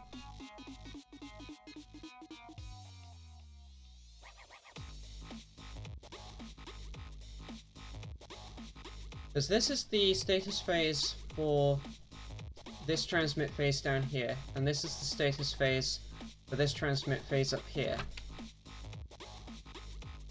Because USB. Let's see if that fixes stuff. It should. Oh, right. No, it won't quite, because I still have one more thing I need to deal with, and that is RX ready for the last data phase packet.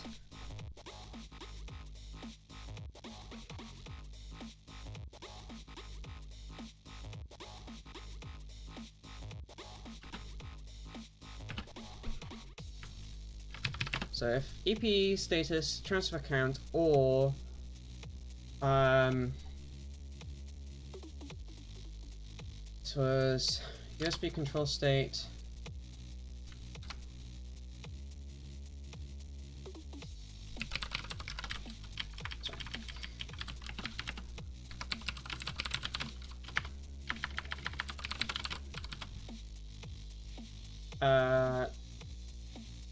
data. No, sorry. Status TX. So this is for a status transmission. We don't set the data end. But otherwise, we do set data end when we've run out of data. Hopefully that makes some sense.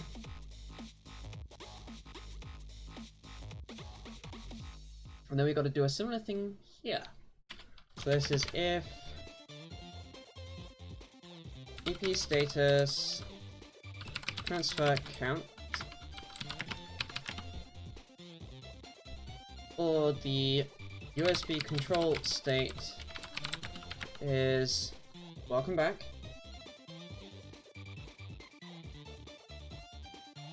Control state status TX.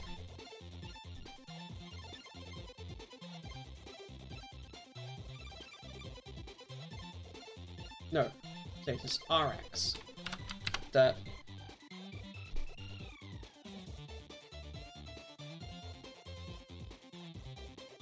So with that done,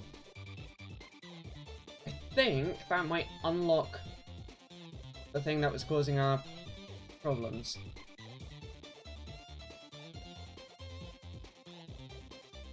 Well, oh, right, I was meant to click back on to that. There we go.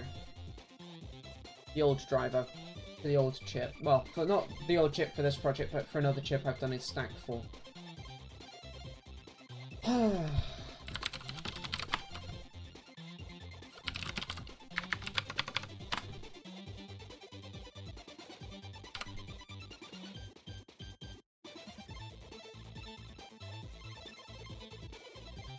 Let's see what happens.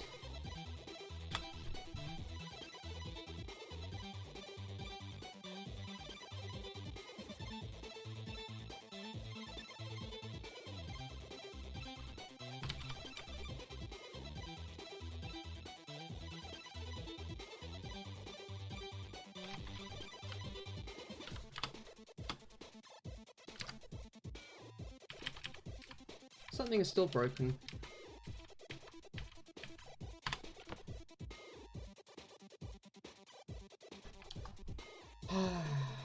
So we got our response here. Yep. Still all good there. Do the status.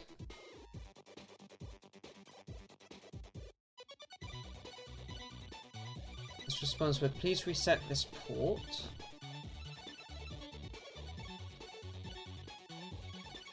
We're in reset, come back out, and we then don't answer.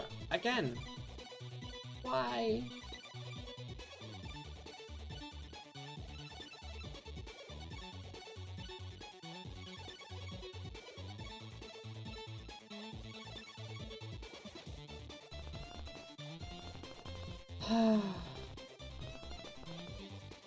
Wouldn't it be lovely if every time we see a get descriptor, this is what was coming back? Yeah.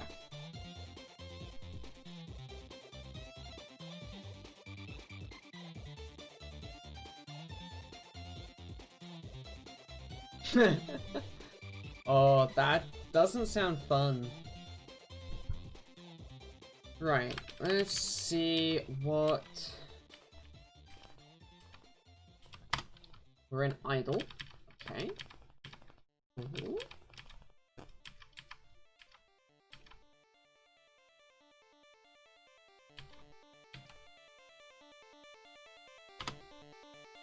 Last packet was get descriptor.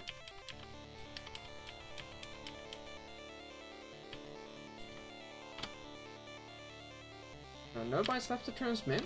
That all tallies with what I expect. Ah, that's interesting. 0, 1. So that means we're no longer in that bad state with the setup packet cut short. That's good.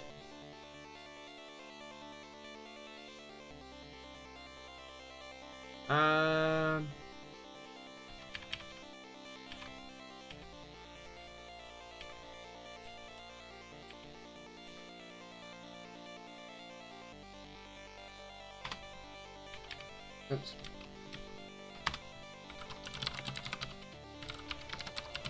I wish that console scroll bug would be fixed. And again, there are 8 bytes for us to read.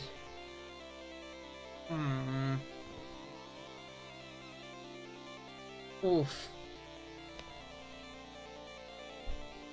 Don't go leaving your tea in the kitchen. I know it was by accident, don't worry.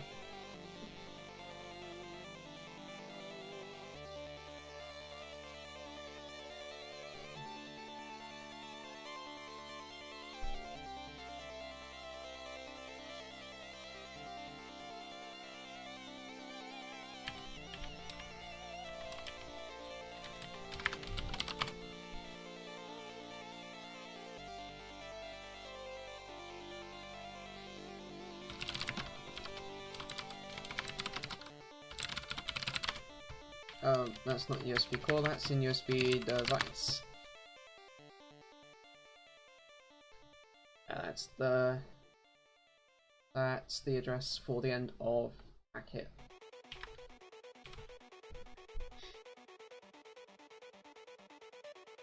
What are the USB interrupts doing?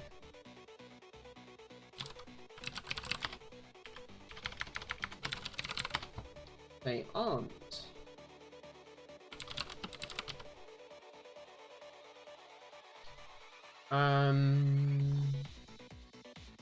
Well, those ones aren't. There are multiple.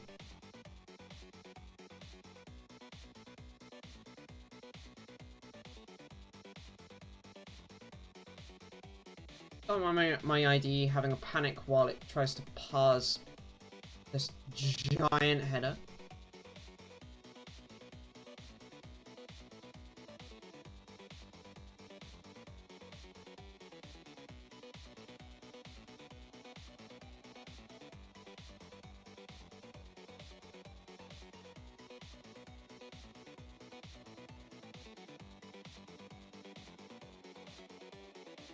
Here we go. So this is RX int status and TX int status, both of which are 0. Yay! Ugh.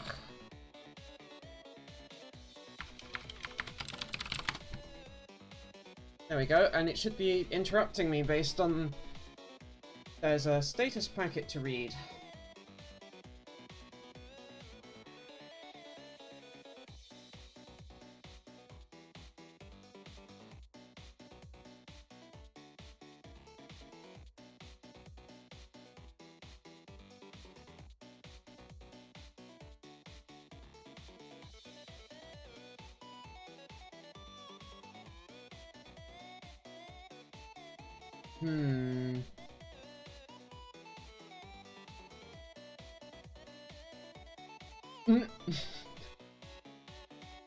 Oof.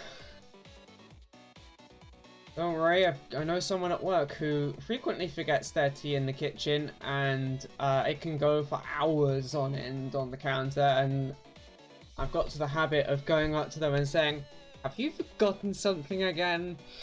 And they're like, "Oh, thank you."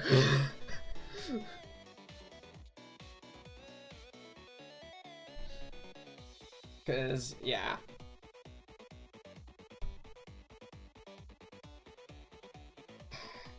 I'm just trying to work out how I can have a packet queued for read without the interrupt firing.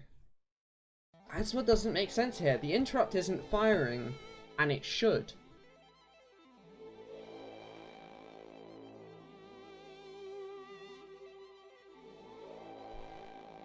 So if I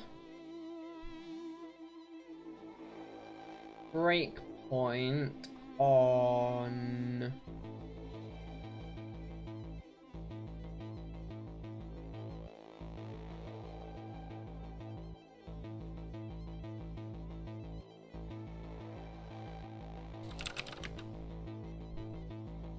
USB CXX line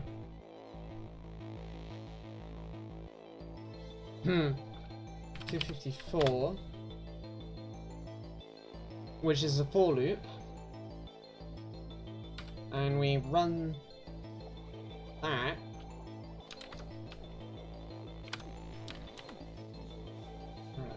Device number 33.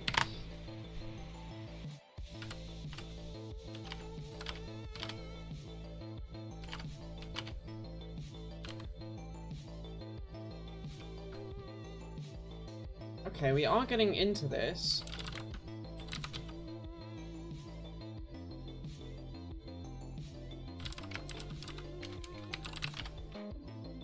Interrupt status and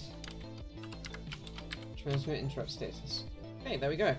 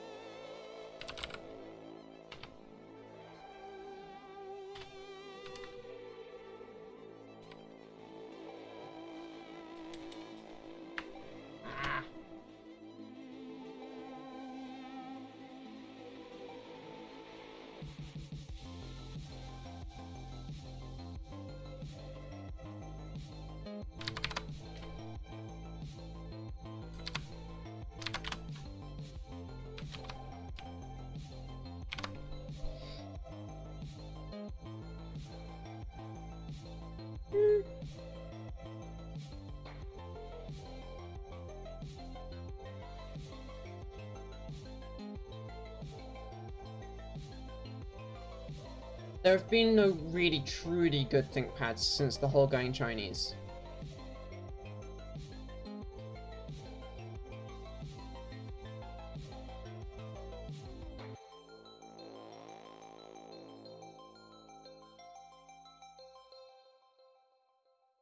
I'm intrigued by that statement.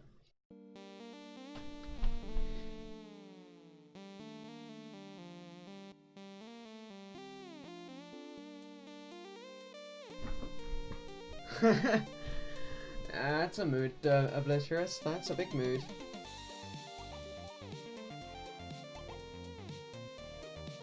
Agreed, Staffy, but it's still nowhere near the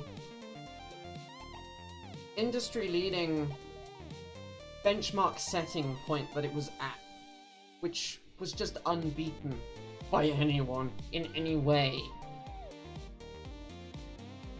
And then there's the whole certificates thing, and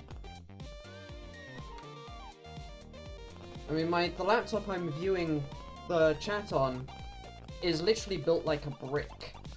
It's kind of fantastic. Now, it's not the thinnest thing in the world, it's not the lightest thing in the world, but damn if it will take some punishment. And I can still open the whole thing up all the way down to the individual circuit boards without voiding any warranty. And it's all screws.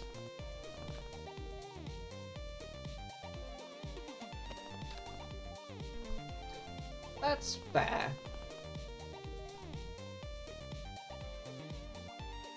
But where I need real CPU power, though, I always go with my desktops.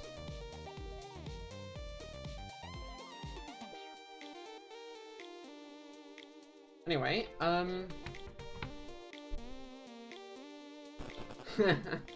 fair. I'm betting this has got, oof.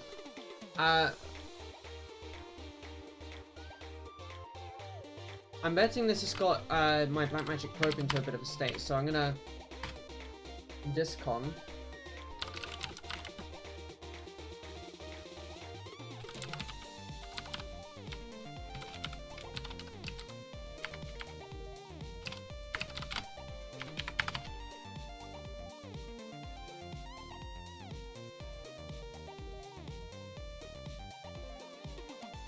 Hmm.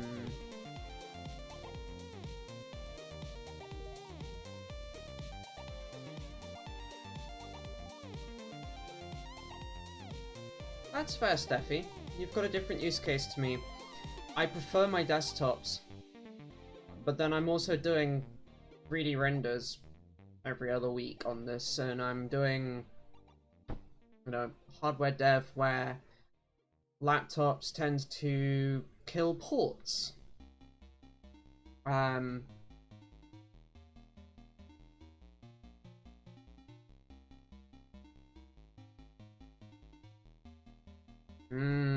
See, Synergy solved that one for me.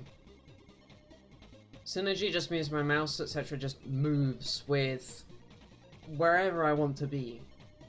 Whichever machine, so does my keyboard. So I've got the one mouse, one keyboard, I just move.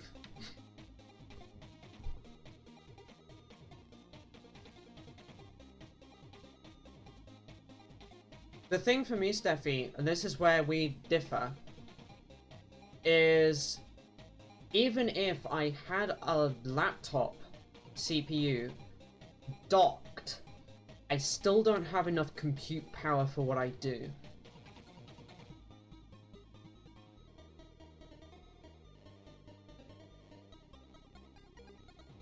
But then we're also talking to the woman who really, really wants to get their hands on something like a 5950X.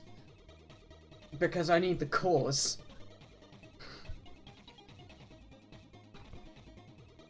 I cry in cores at this point.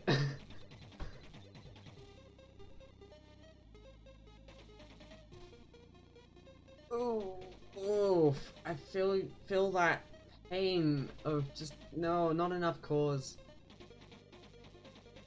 Anyway.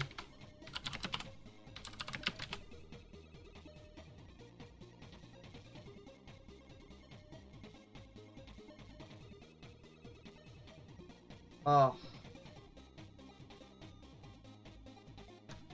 I mean, let me hop onto another console. This will do perfectly. That's me right now. And you can already see just how busy my CPUs are. And this is me more or less idle.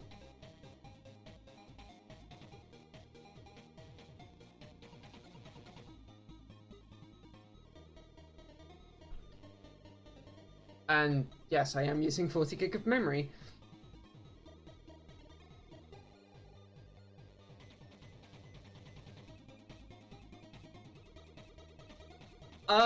My Aegis, if you look at my CPUs, they are more or less idle because of the GPU offload.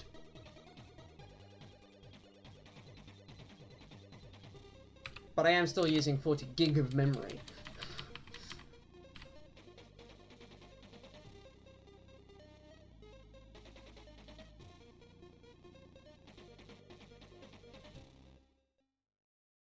Yeah, all the memory. I still don't have enough memory. If that wasn't already clear.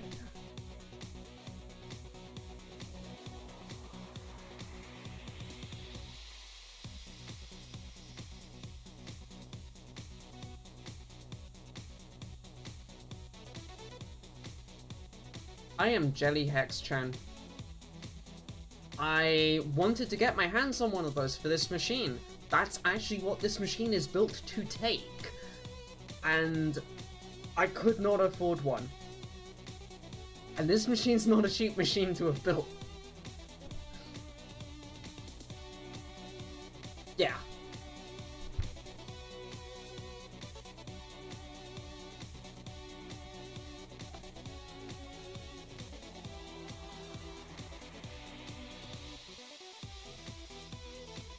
Anyway,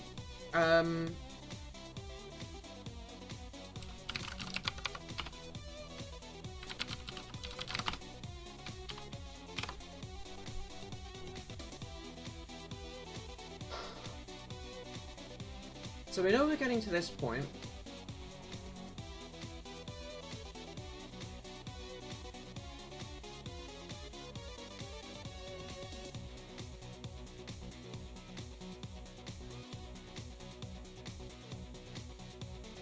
Ah, fair enough.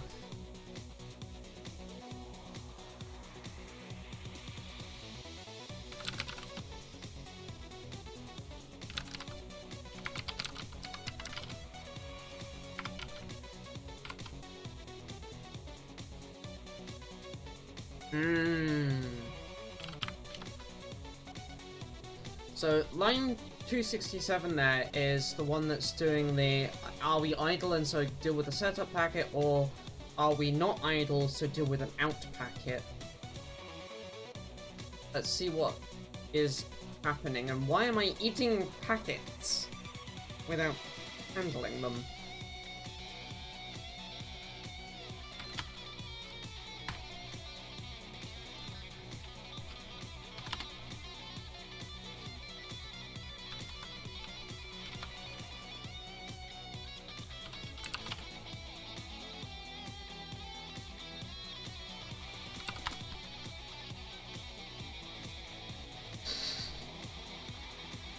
Sure.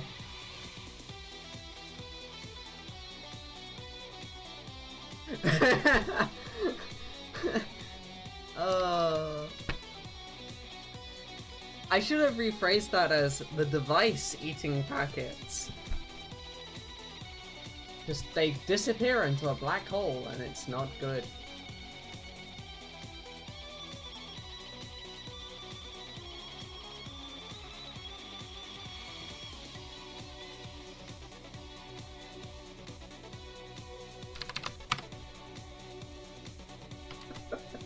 Bad point. Ah. I need to reboot my USB hub again.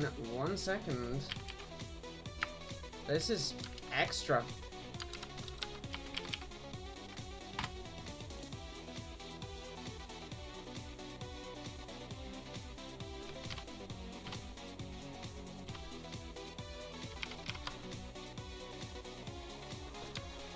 Just like that. Sends a couple of PCIe commands and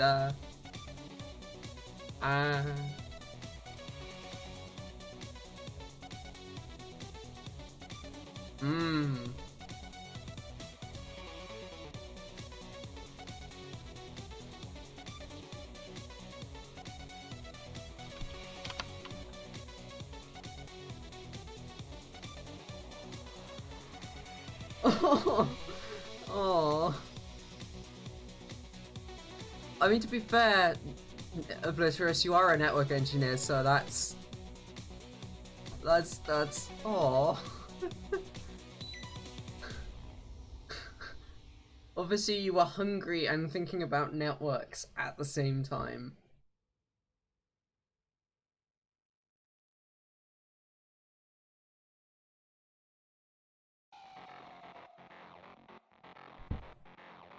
I have to skip this one, lyrics.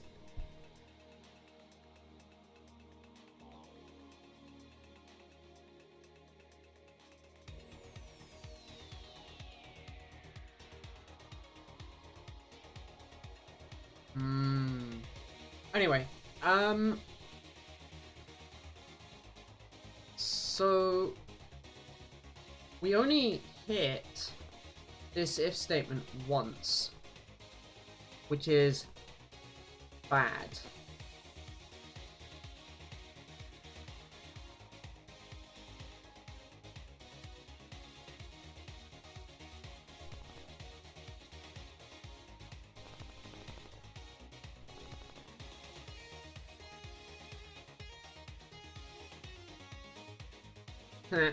Fair enough, Steffi. Fair enough.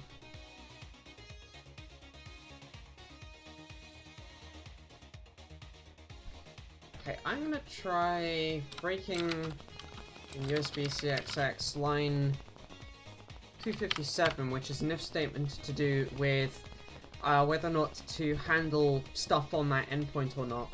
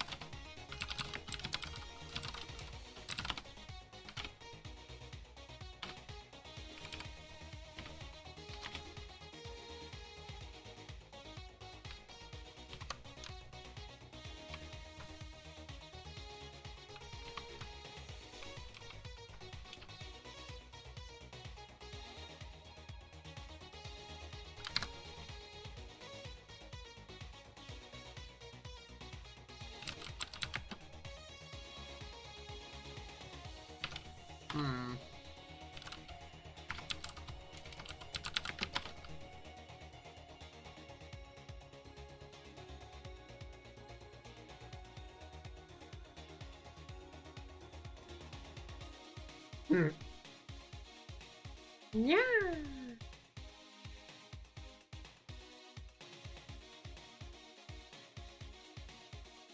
Oh, we've been doing this 2¼ hours.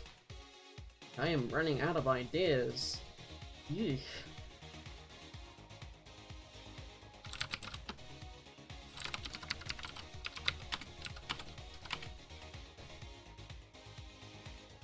Oh, interesting. Why are we getting there?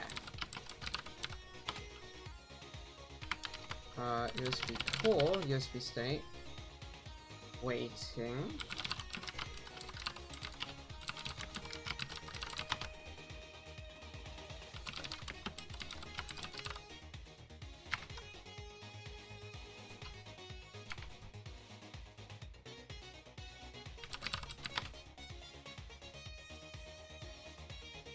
Aww.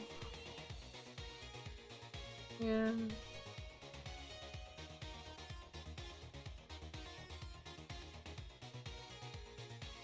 I'm getting head pats. Thank you, Hexgen.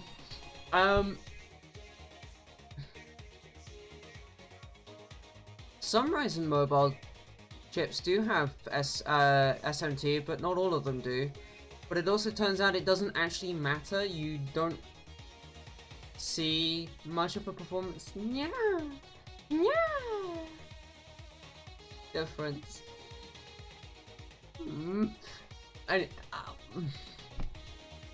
Anyway,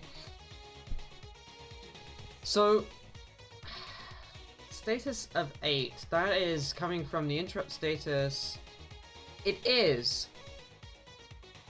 Oh, even with modern Ryzen, it doesn't end up mattering on a laptop because they've got such a high IPC that you're still doing better than Intel even without SMT. So they just didn't bother.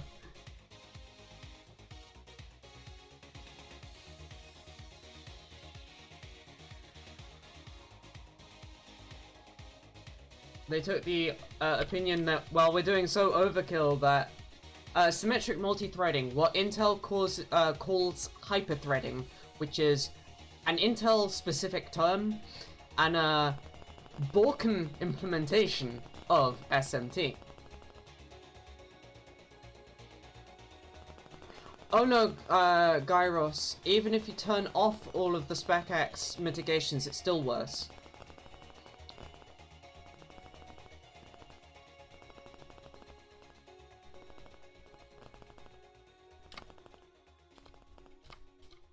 It's kind of funny.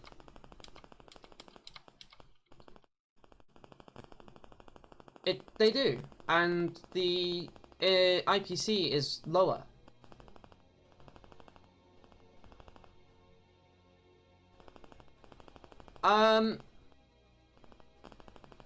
I think if I recall correctly, on the first gen of AMD APU laptops, they phone's way away from the microphone. I can't move it away. It's already moved away. I seem to remember it was basically down to power consumption. Yeah, there is no way I can move my phone further away.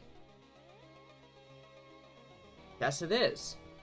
And there is nothing I can do about it.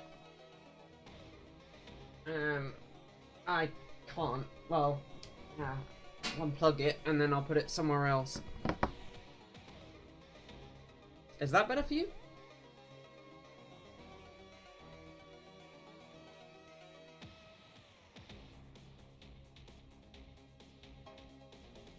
Steffi, that actually breaks things for me.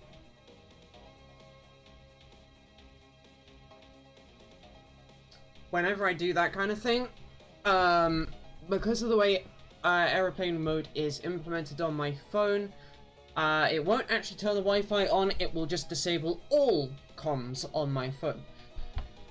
which is fine, but it's not what I want.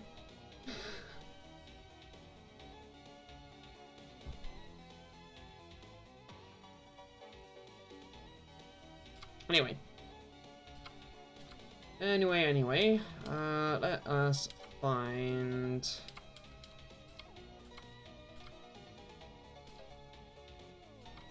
I'm looking at the moment for a register that tells me what bit 8 of the status interrupt status register does.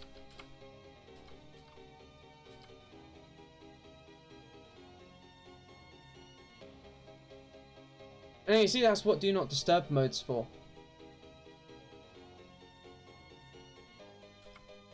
Because I can do not disturb with alarms and have it undo not disturb when my first alarm runs.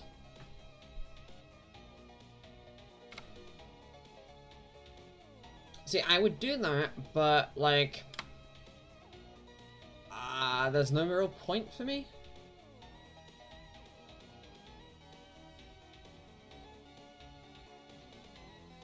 Yes, my Aegis.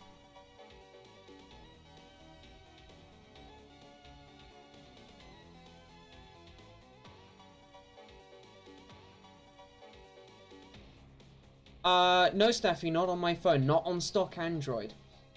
On stock Android, do not disturb mode just turns notification sounds off, etc. And when you do it with an alarm, Steffi, you can do not disturb until time. Yeah, Lineage isn't stock Android. Sorry. It's close, but it's not stock. If you are in stock Android and you do, if you've got an alarm set on your phone and you do not disturb until this time,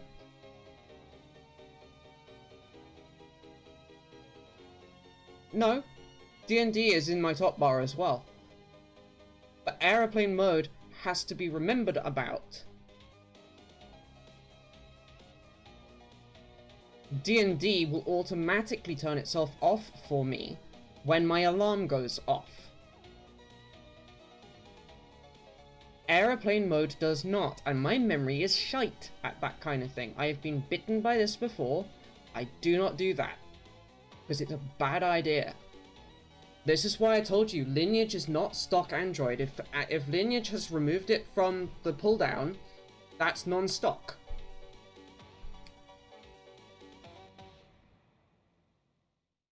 Because it is in the top pull down in stock Android.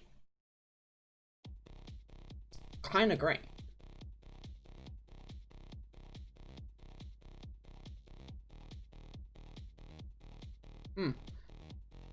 Aw, but our categories needs pets and head pats. Good job. That's funny though.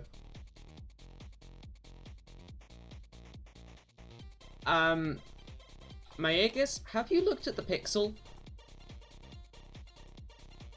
Also, the Nexus was never made by Google. It was commissioned by Google, but it was not made by Google. Anyway, the interrupt I'm getting is a start of frame interrupt.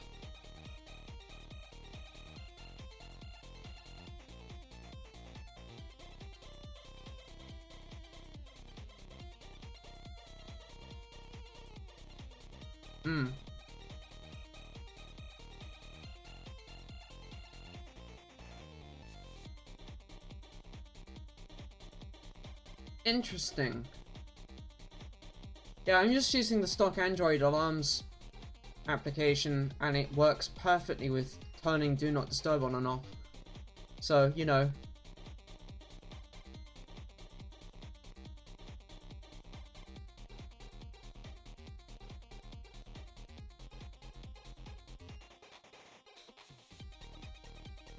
Agreed, Hex-chan. I've got the one. I haven't yet upgraded onto a newer one because I haven't had a need. Although my battery's starting to cause me problems. Ah. That explains it, Steffi.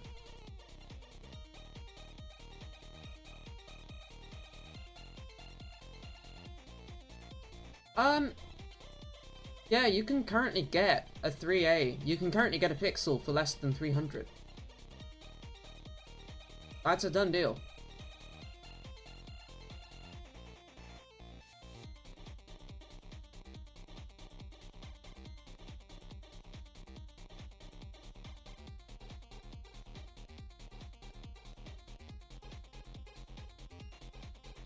I don't know Xiaomi, so...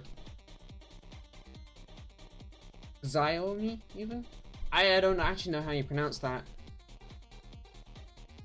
Anyway. Moving back to this. Let me show you what I'm looking at in VS Code and... So, this is the line that we breakpointed on. Oh, shall. Okay. Shall, rather.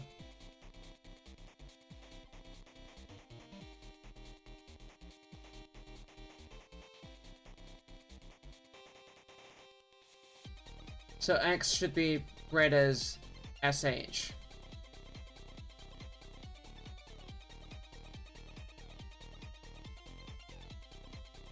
Ah.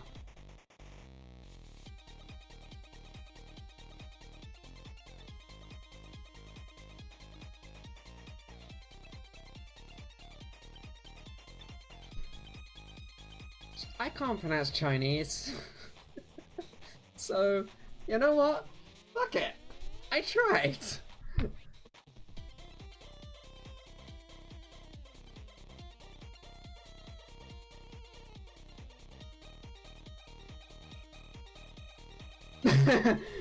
Nice on X-Gen.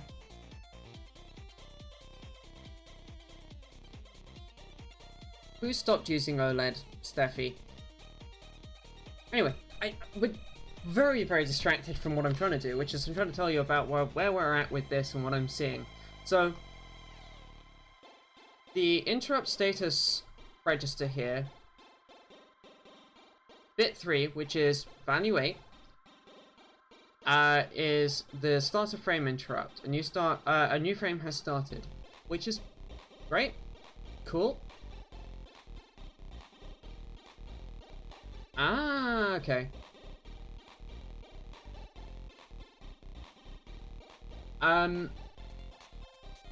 We currently aren't actually doing anything with starter frame interrupts, so, you know, whatever. So we're hitting this return statement here before we try and process endpoints. Now, I am inclined to here check if USB state is device state t waiting, and if I'll clean this up in a moment because this is a horrible way of doing this particular if statement, but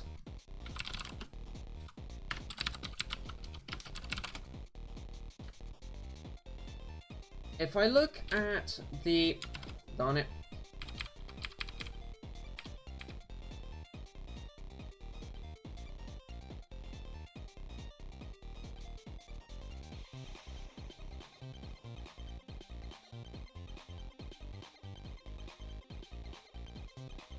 So, it's a pixel, but not a pixel. And not running stock Android, exactly. But close.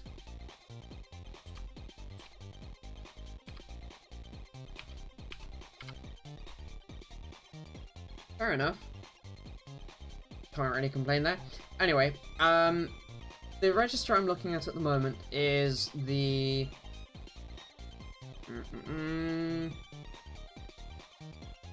USB control endpoint low here.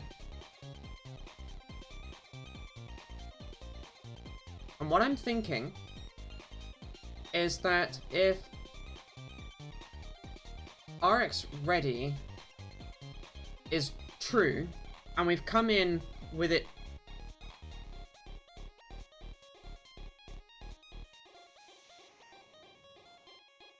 I wouldn't say that that's better. That's about equal to a pixel.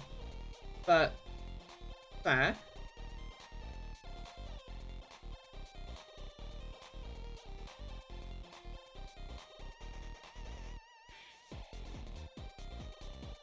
I mean, what about what you've told me there makes it better than a pixel?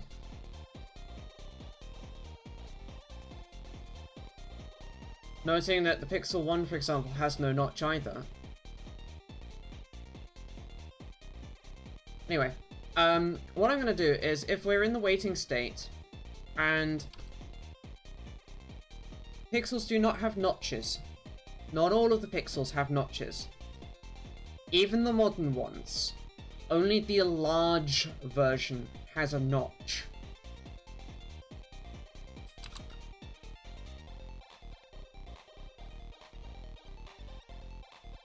And that's on the 4A, I think.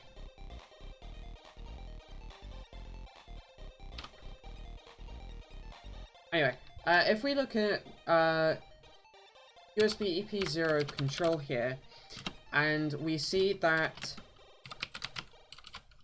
the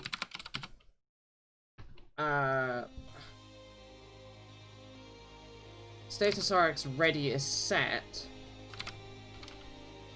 then we're going to set RX status bit 1.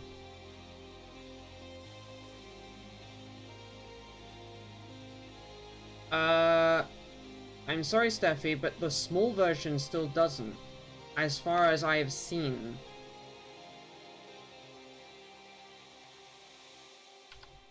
Because otherwise I would absolutely hate that. Trust me. That's not my style.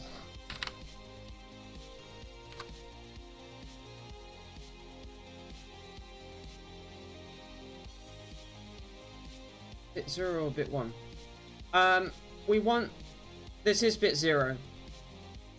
Which is for endpoint 1. Steffi, Pixel 4 and 4A have two different sizes. There's a small and a large. One of those two does not have a cutout. I know that, because I have looked.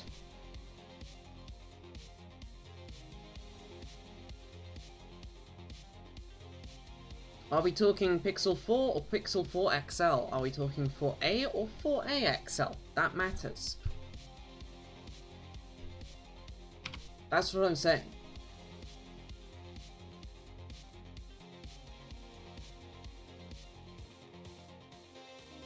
Anyway, we're really in the weeds here, Steffi.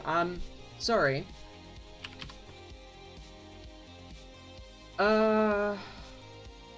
Oh, right. I actually need to do a dereference here.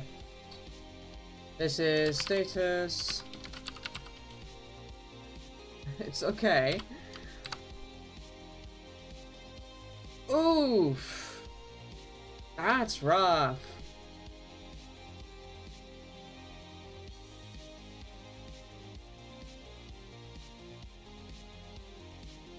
I don't know where you're getting the 95% plus in not in pixels from, by the way, because I know that there are pixels that have had that.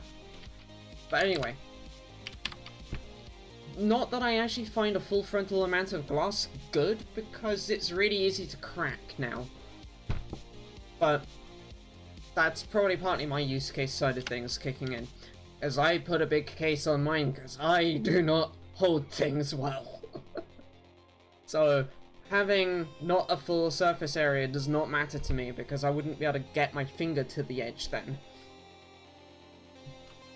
But, anyway.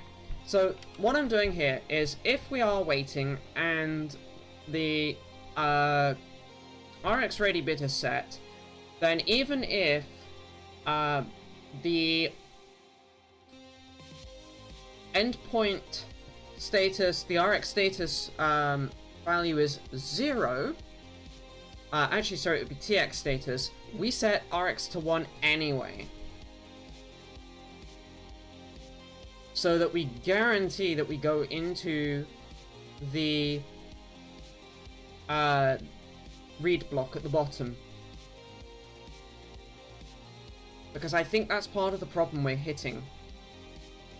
I'm either pondering that, or we have to put this into a while loop or something, which is gonna be not pleasant. Let's put it that way.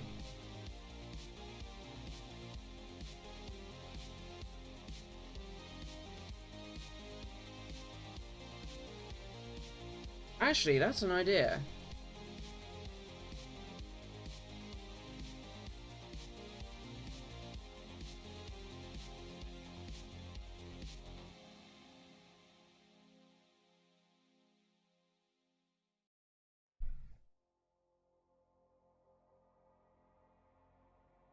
How would I make that work?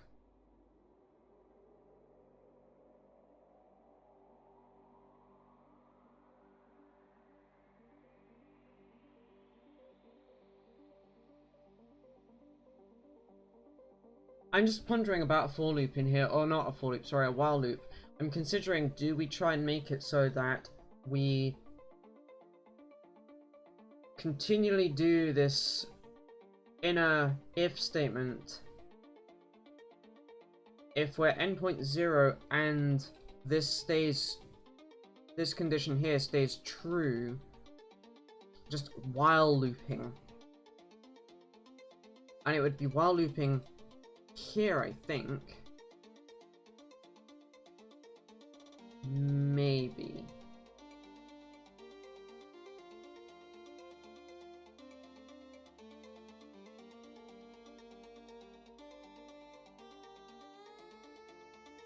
This'll work for now, I think. This'll work to prove a point. That's all that matters. This'll work to prove a point. Let us...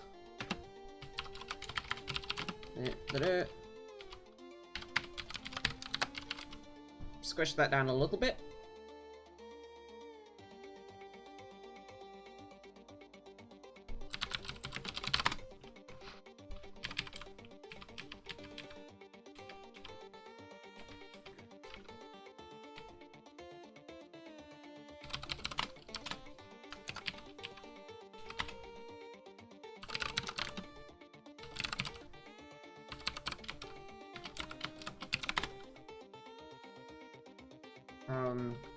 non-s at 1 load firmware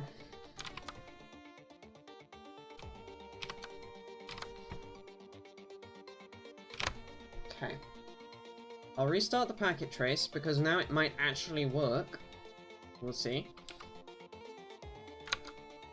Let me quickly change it so you can see the packet trace.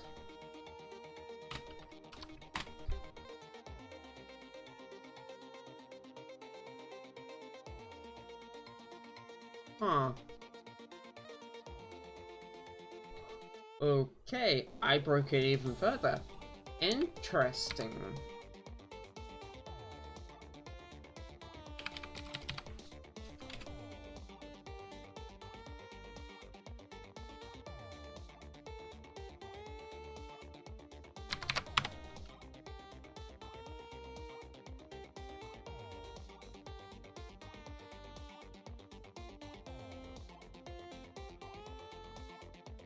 Correct, Gaia.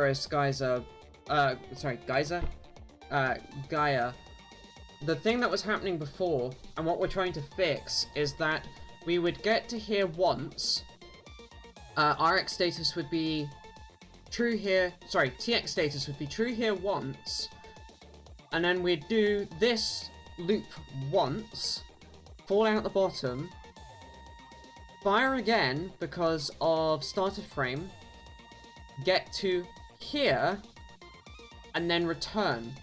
Even though status control L wasn't 0. And I'm thinking that's because even though it's supposed to set the transmit status bit 0 true whenever it is true, it doesn't. Does that make some sense?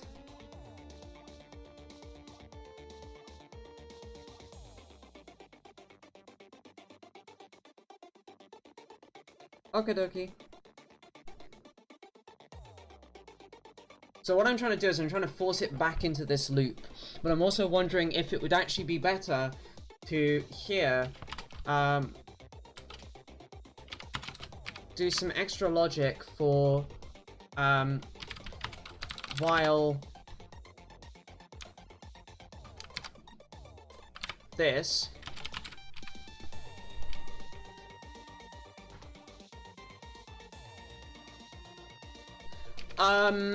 no, because I'm actually going to get rid of this statement in a moment. So what I'm going to do is I'm going to do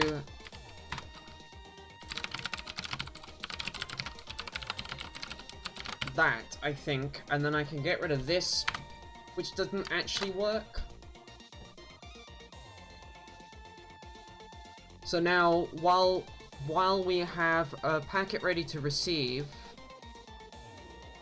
we head straight back into this function until we have completely exhausted all packets that are on the USB endpoint 0 receive FIFO.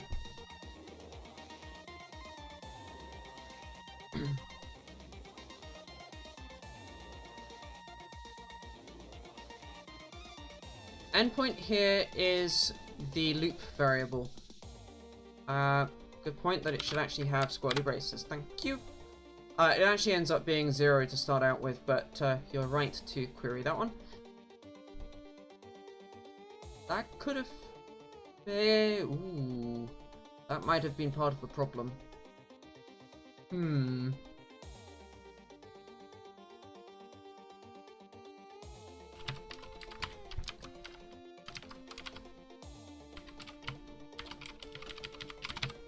Let's see if that one small change here fixes things. That's a good point.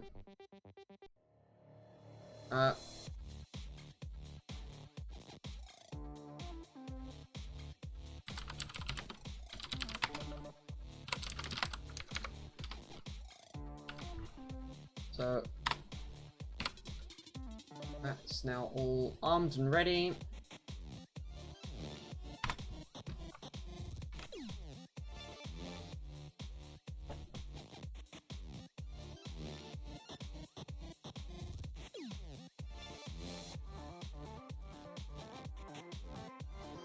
Aha! We responded correctly. Twice. It's still pissed off at something else, but it's working better. Thank you.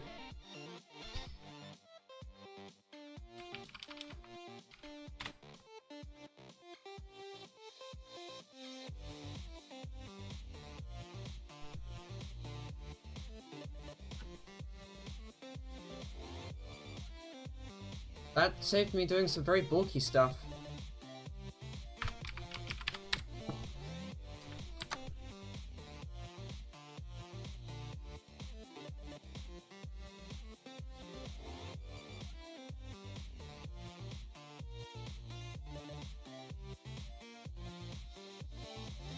It's very annoying that the kernel puts out device not responding to setup address, which is not actually true. I think.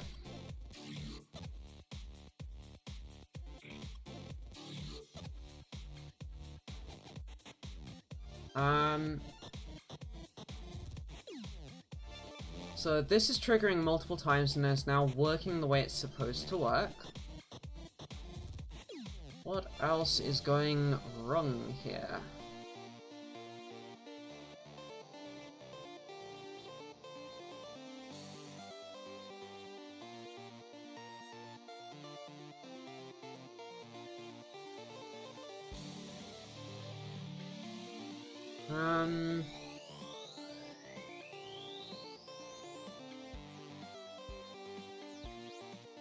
I've got to remember what this does. Ah!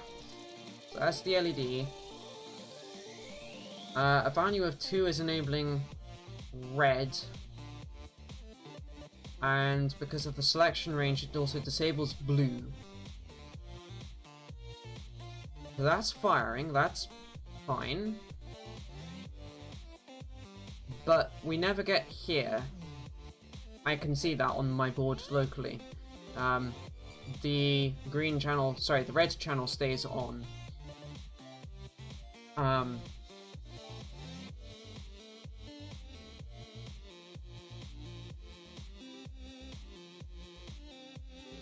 I know for a solidly statable fact that we do get to the reset here, so we do go to waiting. There's a color change somewhere in this code that I need to remove.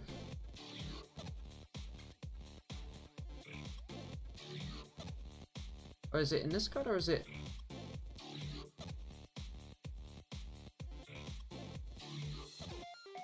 Might be in here, actually. Yeah, there we go.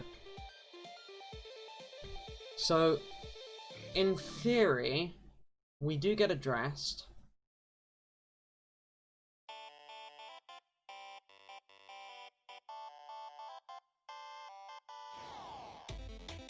Trying to think.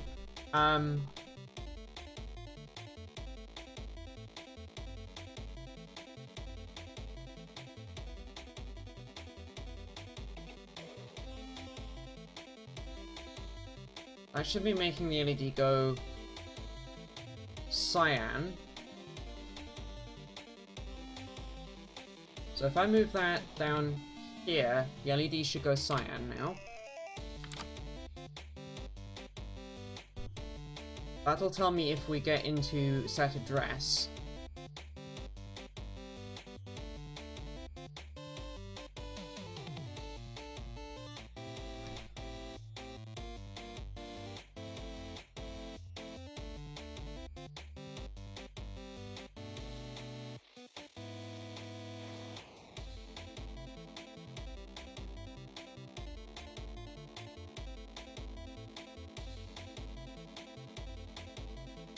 There's a lot of mess in this code still.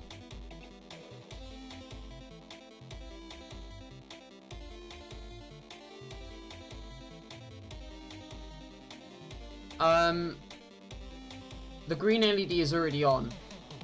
The green LED is set through the SPI part of this firmware, which does... where is it? I check device ID, and if it comes back okay, it sets the red part of the LED... Sorry. If it comes back okay, it sets the green part of the LED true. On. Which is what I see in real life. So the USB stack gets two channels to play with. The red and the blue.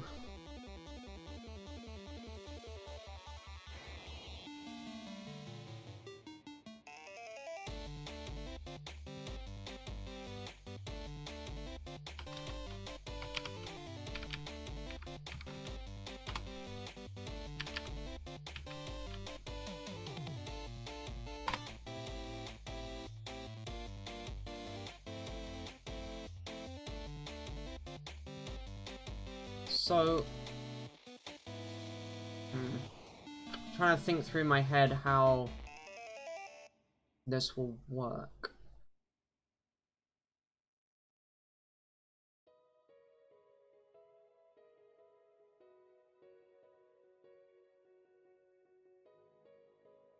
Stall.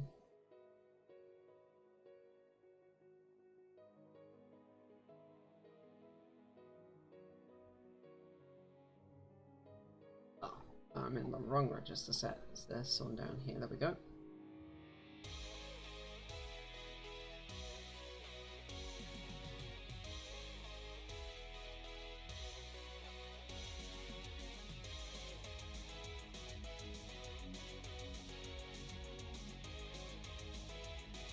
I think this here...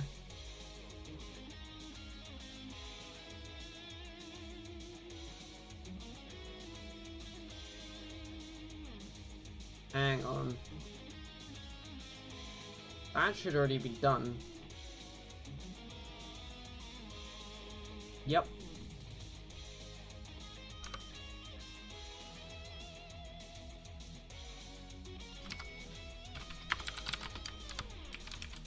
I missed a part of the code here. Whoopsie.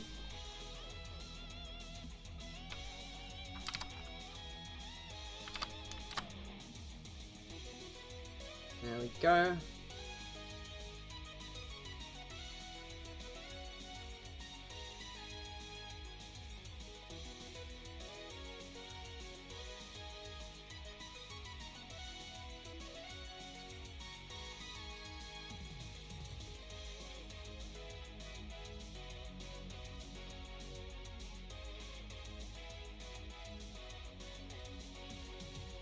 Yeah, so this should already be done, so we just should need to set stall, and that's that.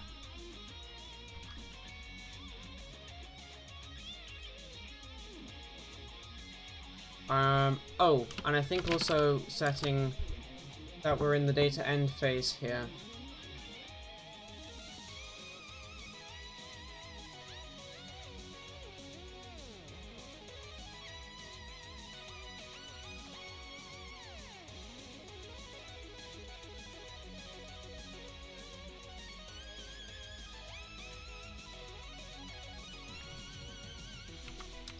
I'm overthinking that. We just store the endpoint in that case. Okay. Sorry.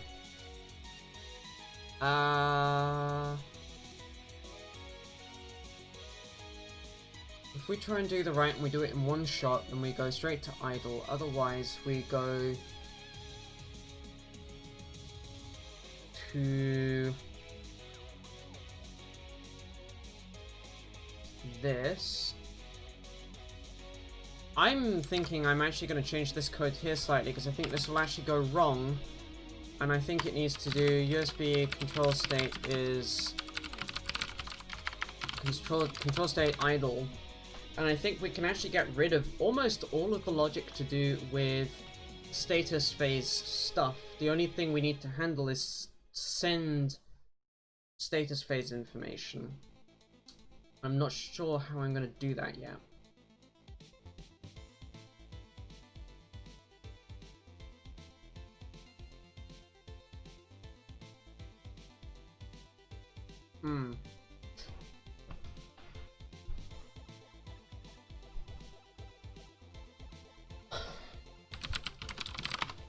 This is where I'm almost inclined to get a notepad back out and try and draw out what I'm thinking and how I think this works.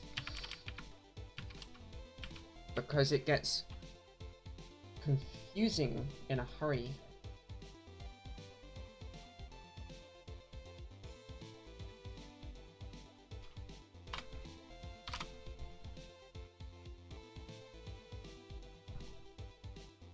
Oh hey!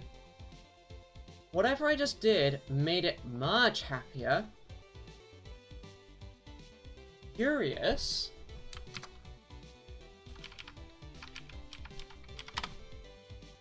What are we getting back? So we've got device read, device qualifier, which we never respond to. Interesting. But it tries to pull back configuration descriptors, but it never gets an answer on those. Yeah, device descriptor read /8 arrow -75. More is working. We're making some progress.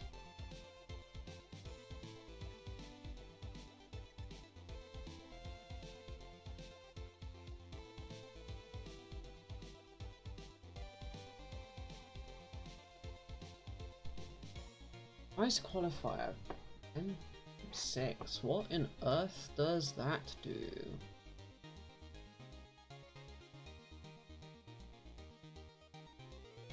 This is in...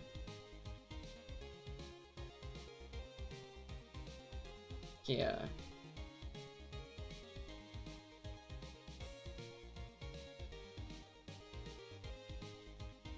Yeah, device qualifier, descriptor type 6.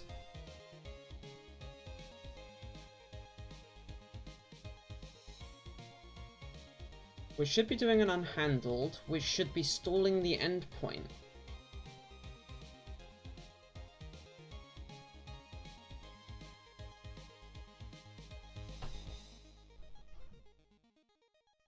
Which, if I check...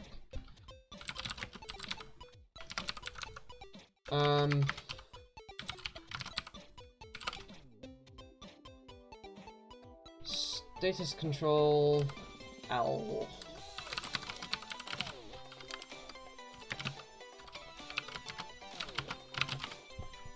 1A, which if we now check that against the datasheet for this part, yes, there we go.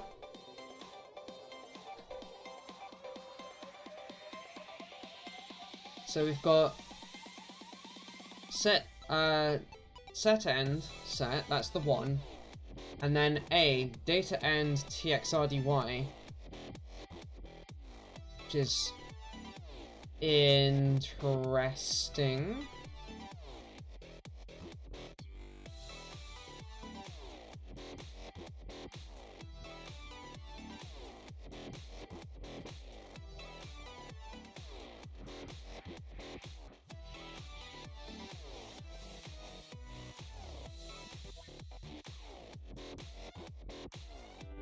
Okay, so you know how I said I don't think we need to do anything special for, stalling the endpoint? I take that back.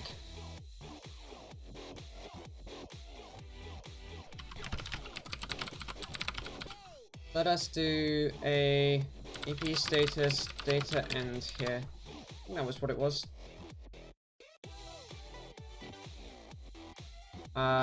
Status CTRL. L. Helps if I spell the full constant name.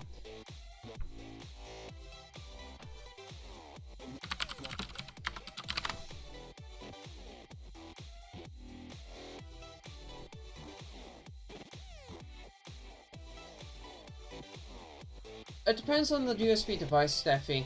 The keyboard will be easier because more of the implementation details are exposed so you can more closely follow the spec, rather than trying to guess at how they've implemented the state machine in hardware, which is what I'm currently having to deal with. This chip is trying to be a little bit clever, and in the process it's being very, very dumb, if that makes some sense.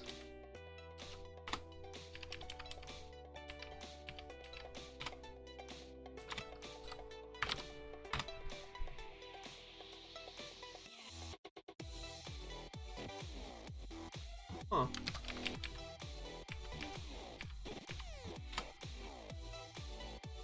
Yeah, it's obscuring stuff, and that's causing me problems. So there's our get device, which we respond to. Does a reset on us. We do the get device thing again, which we respond to.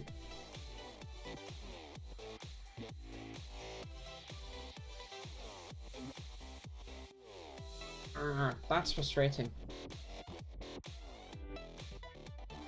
And especially as this should be triggering the configuration packet stuff, but it's not. I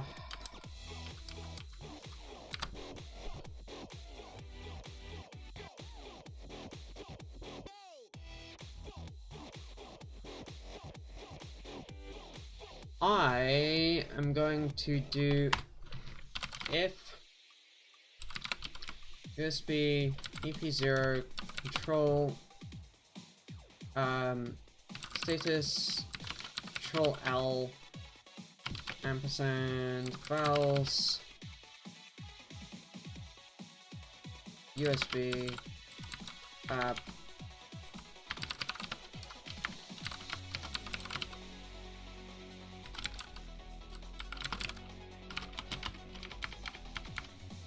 yeah, actually I do need that, because I'm going to do a return here. That was not the thing I called that constant. Whoopsie. That's a mood, Steffi.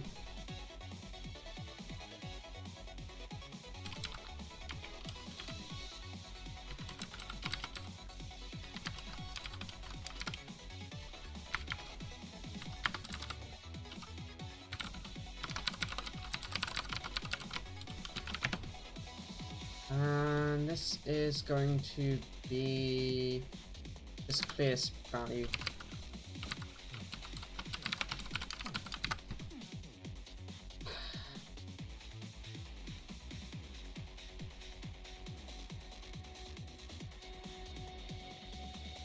Because we know that that's going to generate an interrupt for us whenever that happens.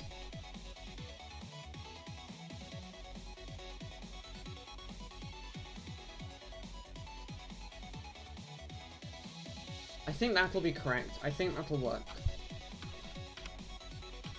And I think that's caused because we're trying to store the endpoint, and then we are putting the state machine into a bad state again, which we have to clear and reset, and then we can do a normal cycle.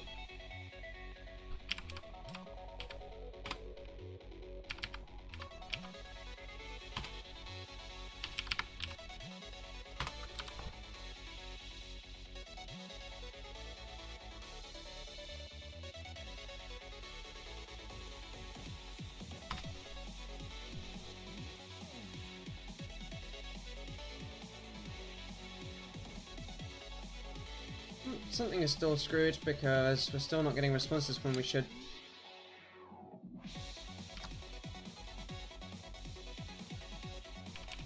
Ouch. Not at all surprised though, but ouch. Okay. Oh. Stop it. Okay.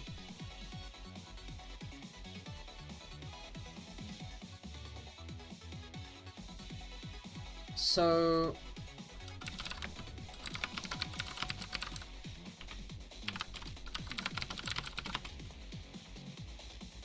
idle, good.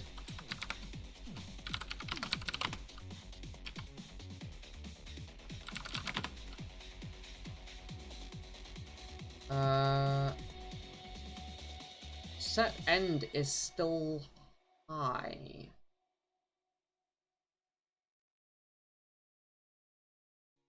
That's curious.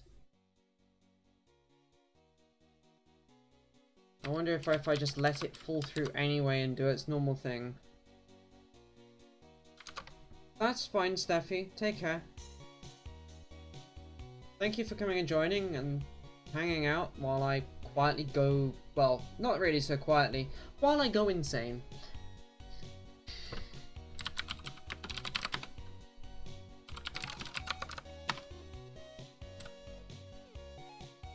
It's been something. Thank you. Thank you.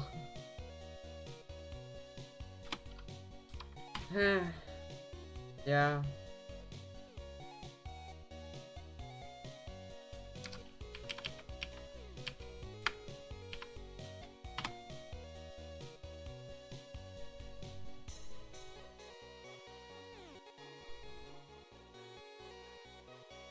Okay.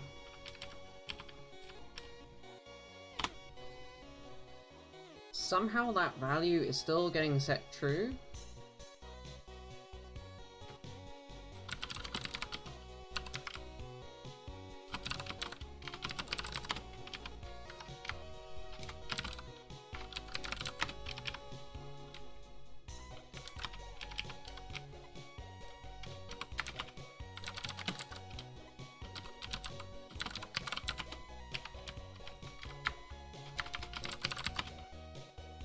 Start a frame interrupt.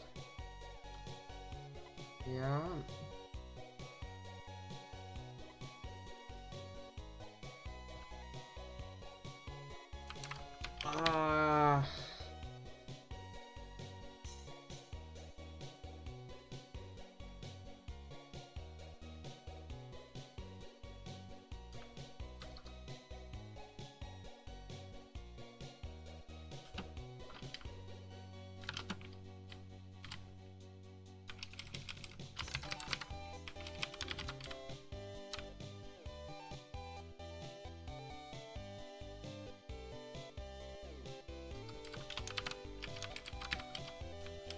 Let's see if stalls are more complicated than I thought they were.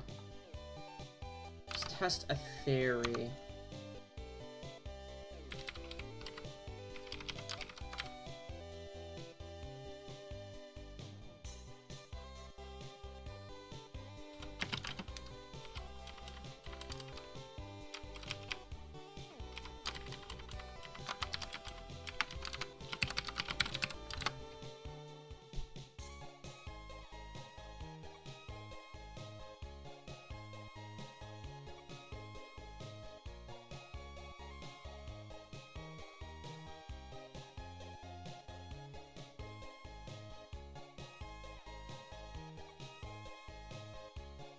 Now, the other thing I'm interested in here is if we look at USB core packet, I think, no, it was USB device packet. Get descriptor. Value 256.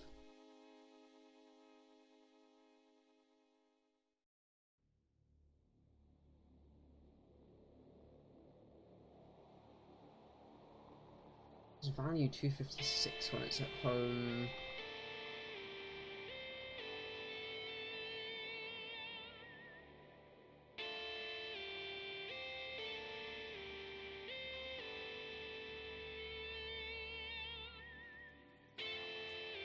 Descriptor type, descriptor index. Okay.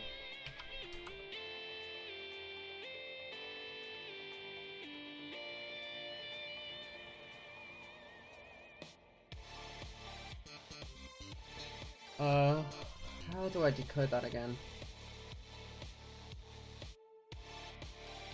Ah, as descriptor.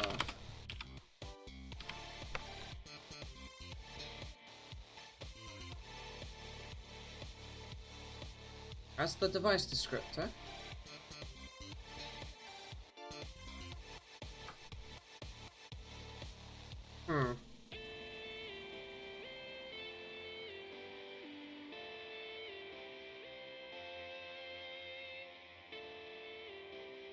That's super weird. That should be causing an unhandled to happen. And that should then trigger a stall.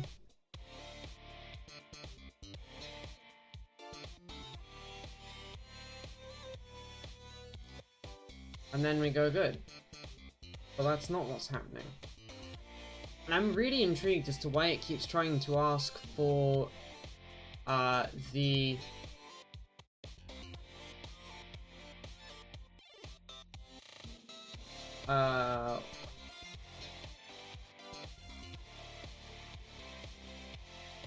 device qualifier. What is my kernel doing that makes it want a device qualifier?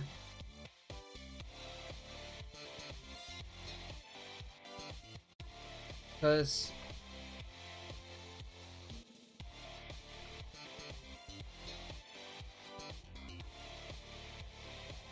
get descriptor. That's fine. Standard requests, descriptor types, device qualifier. Why it's asking me for that, I can't answer. And if we look down at descriptors, I think it is.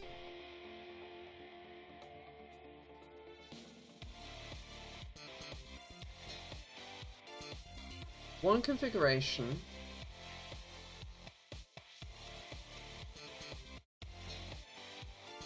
We're saying we're USB 2.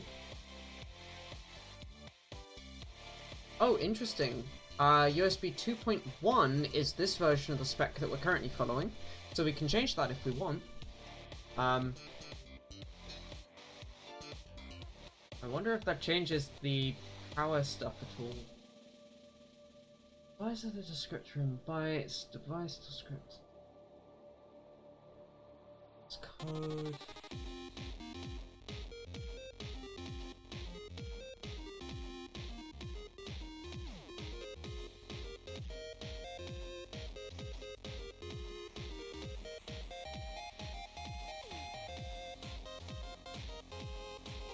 Huh.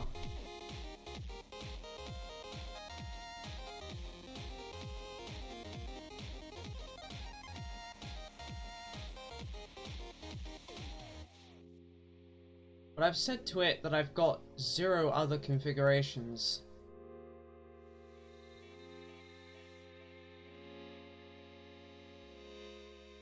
Think.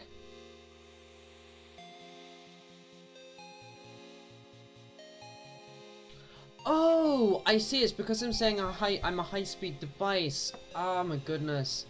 Okay.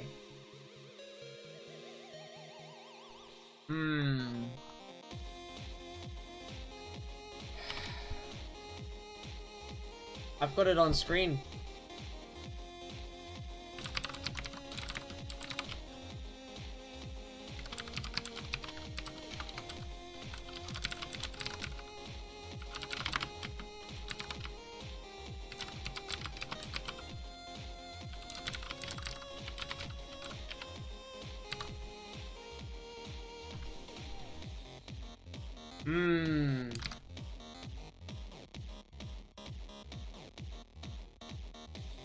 Bad that we're using the updated spec. Let's...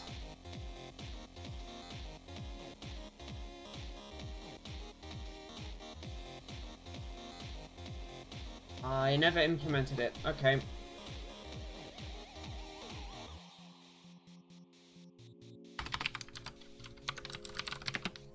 Not static. Struct. And every single one of these needs to be marked final at some point. I need to open that specification on another screen so I can copy stuff from it. One moment, please.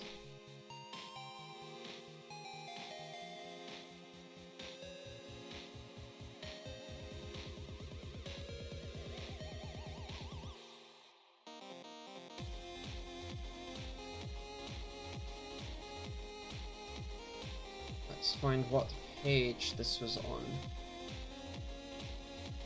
264.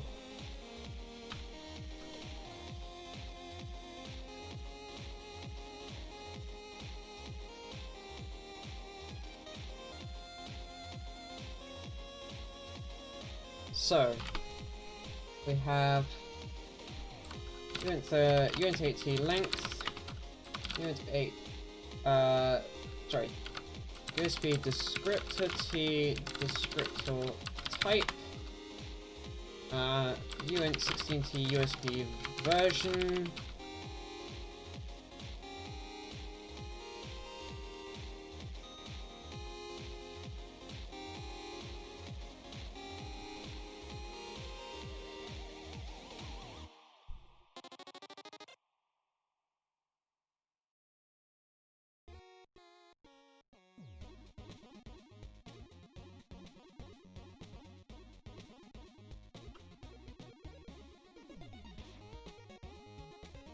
USB class T, device class. And we got those two.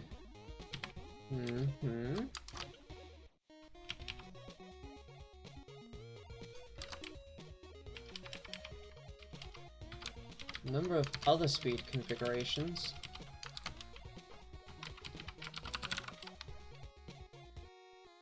And then a reserved field that must be 0.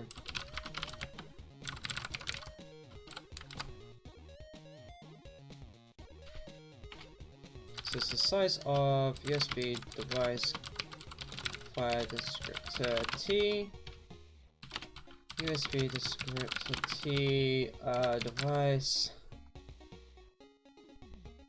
qualifier? Oh, other speed. No, device qualifier. The one that follows this is the other speed header. Descriptor, rather. This is...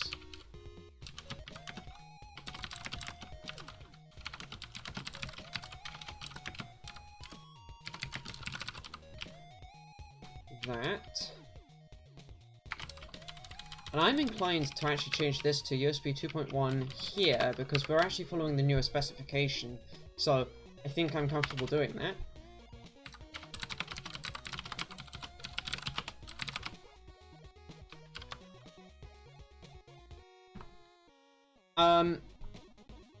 It's not C++ magic. I'm quite happy to talk about it, and I think it's actually probably a good thing to talk about it. One moment. Why am I typing this out by hand again? I could just do copy that.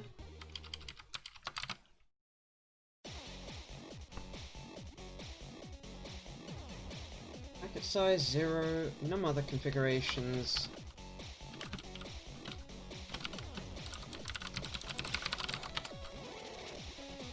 And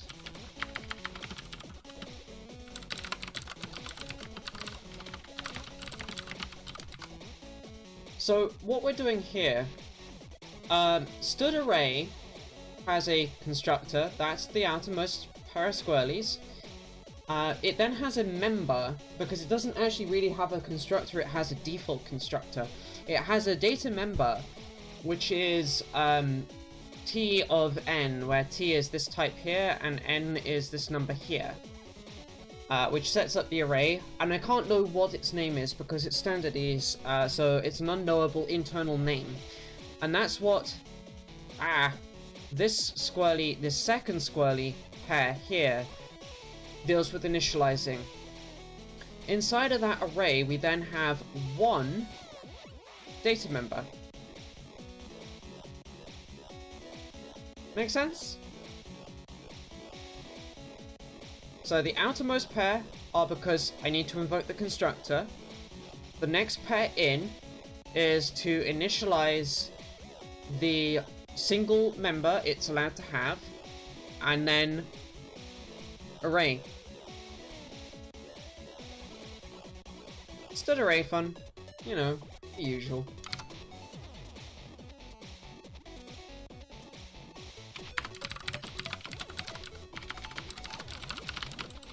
So this is USB descriptor T device qualifier.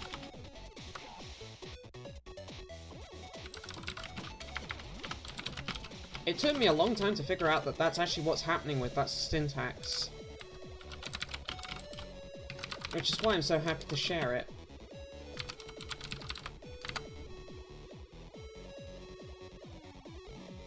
Yeah, that looks about right. So we return the device qualifier descriptor when we're asked for it now, in theory.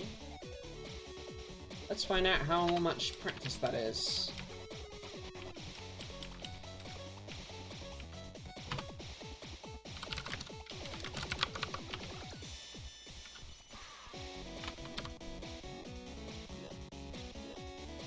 Or if we still stall.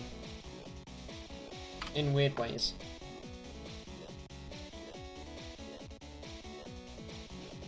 Oh, there we go. There's our beginning of device qualifier. I don't know why we're getting asked for a BOS.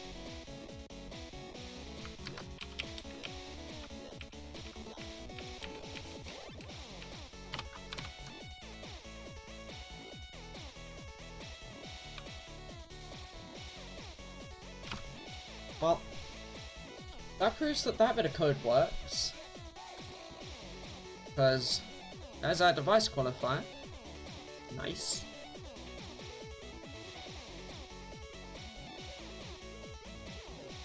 And then this should be asking us for our configuration, and then we never answer, which is very interesting.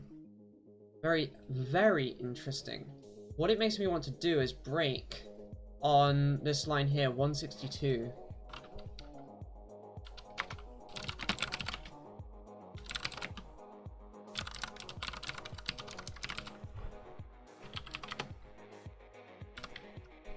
And if I switch to the console again,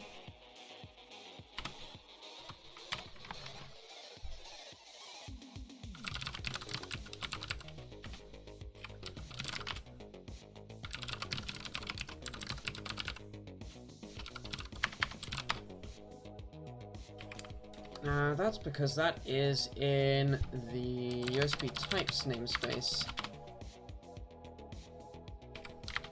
I can't spell.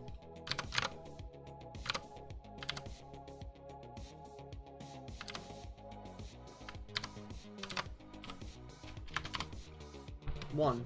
So it should be index greater than or equals to 1 is false.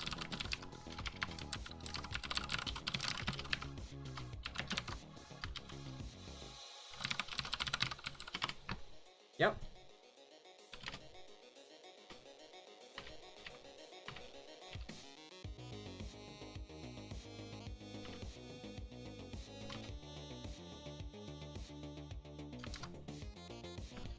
Okay, so that's not a bug in this bit of code, at least.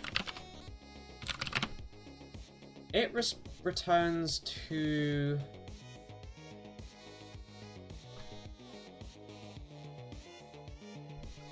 device.cxx line 199.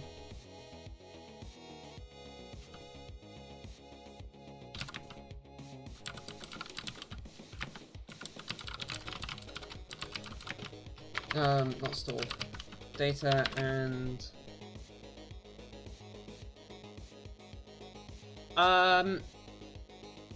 the indexes for the configurations are also zero based.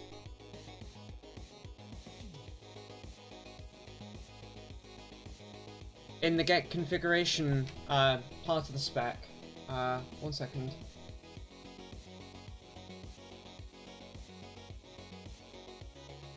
So here,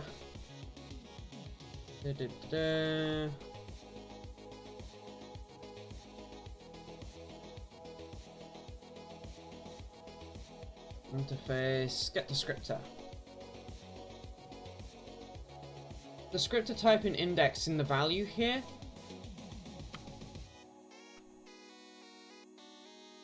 The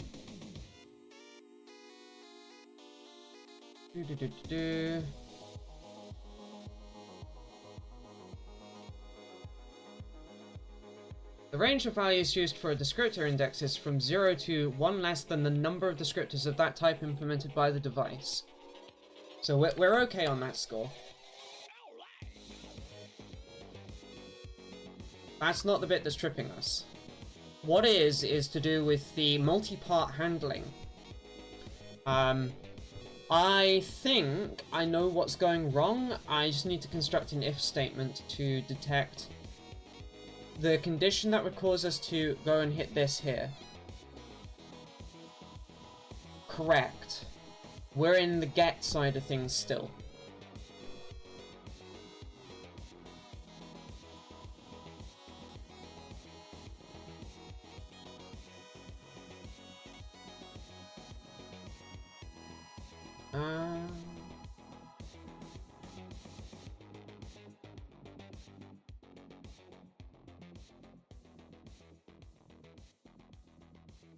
This is and not data. What is response team? It's a USB types thing.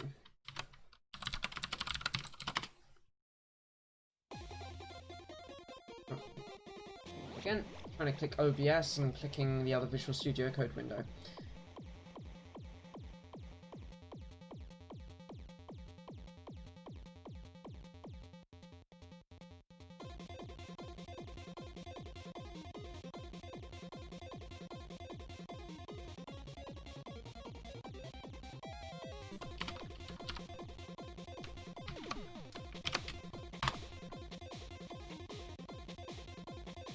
Okay.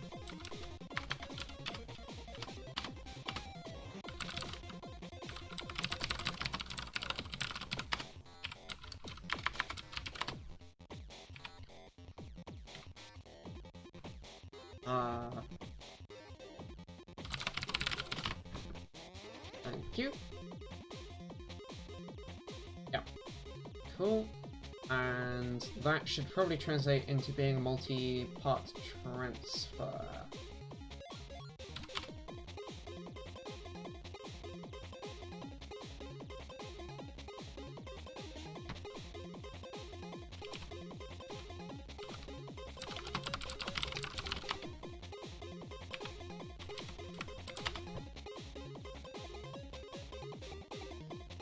No, that's the right number of parameters. That's just annoying. Anyway.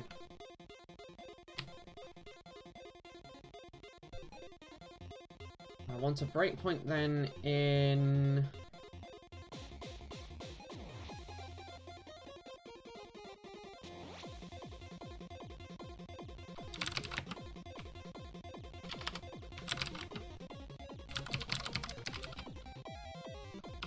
line 77.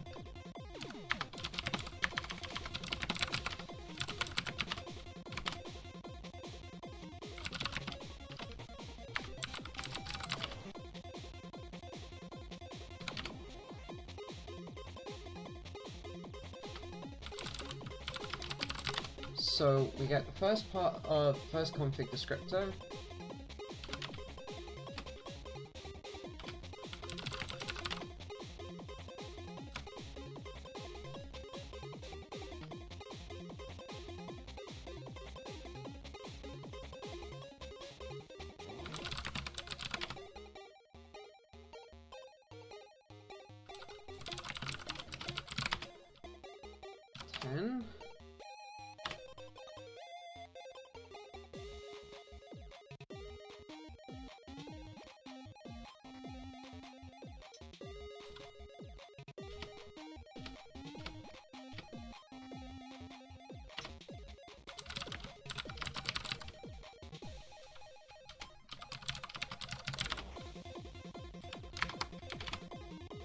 Okay.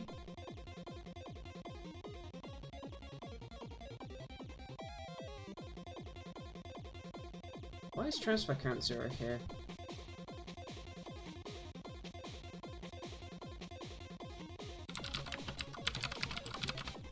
Oh, right, because that's less than 64.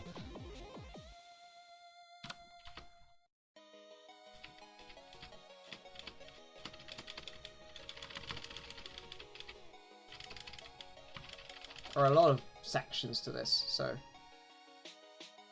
I should have fired back the descriptor. Now the question is, what is the...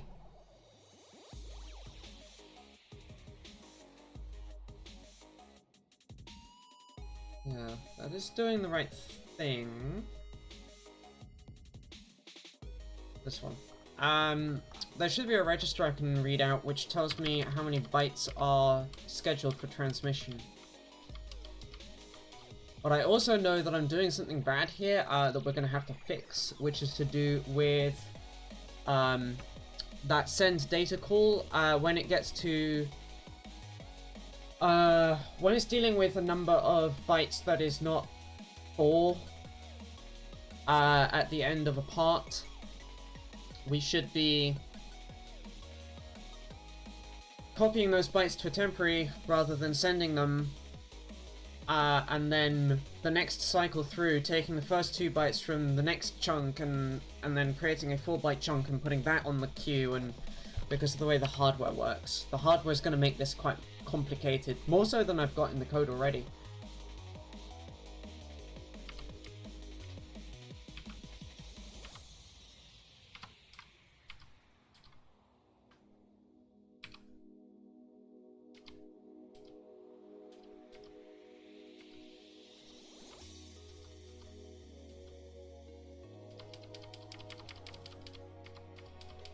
There's a lot of registers in this darn chip.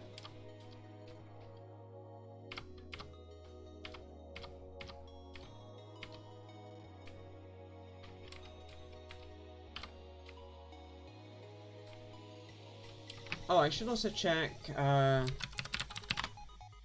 we're still at address 0. Interesting.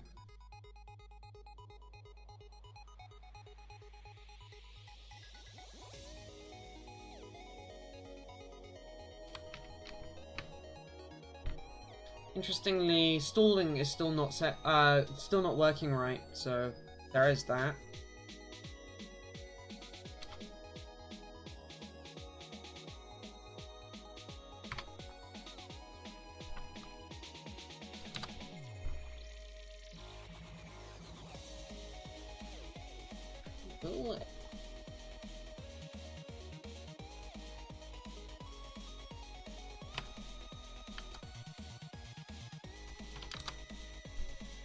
Stop asking me for a BOS descriptor that way, I wonder.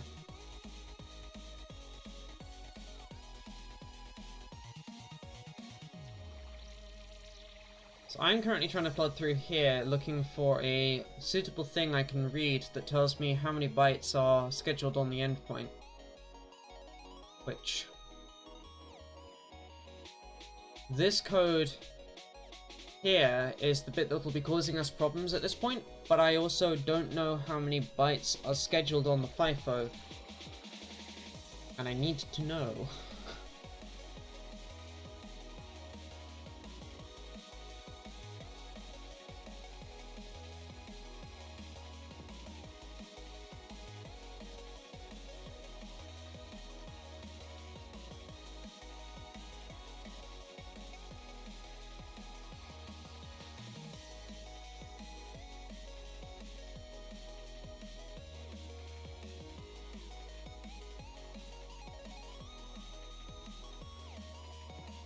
wonder if it's something in, say, status control high.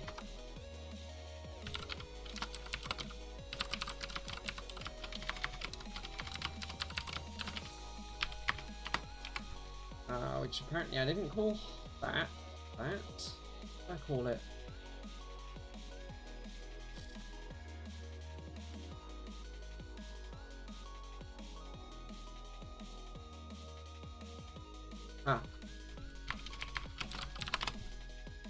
That's 0. This needs to go from being a union to just being a volatile, same as the other one with H instead of L. I'll deal with that later.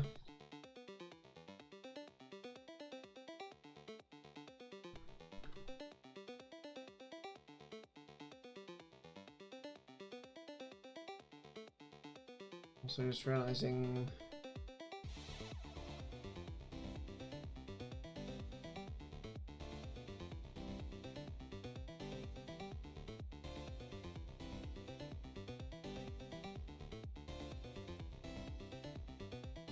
Oh, I didn't ever do an overlay for that. Okay, fine.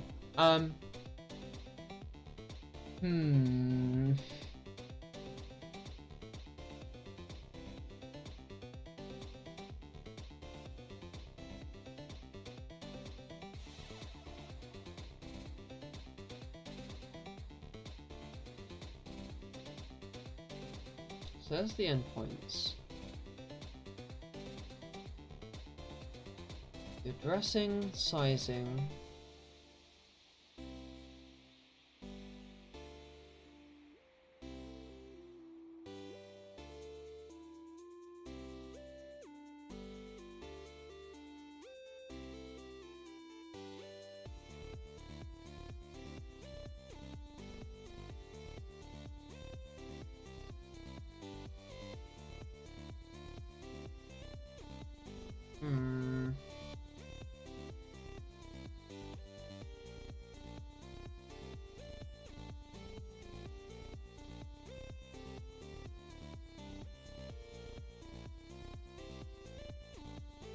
We don't have a count like this for endpoint 0.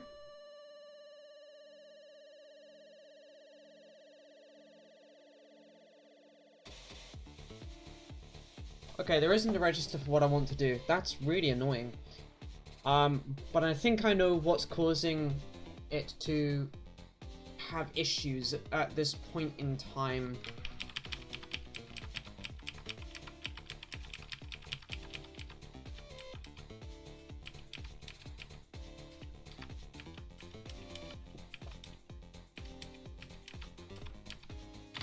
And it's all down to the way in which we are poking registers.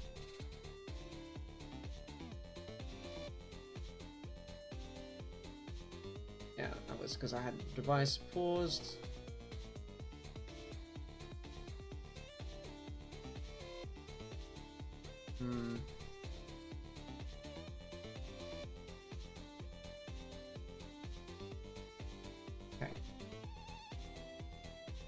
So the thing I'm thinking about at the moment is to do with this is multi-part code here. This is going to be doing some bad things when part amount is not a complete number of is not divisible by 4, i.e. there are a couple of bytes left over at the end of the part.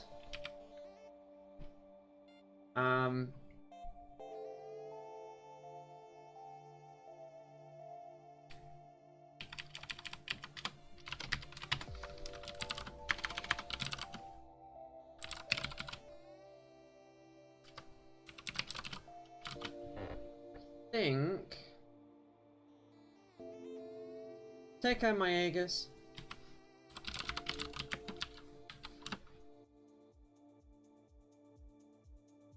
Oh, that's a feels. Thank you. I'm gonna need it.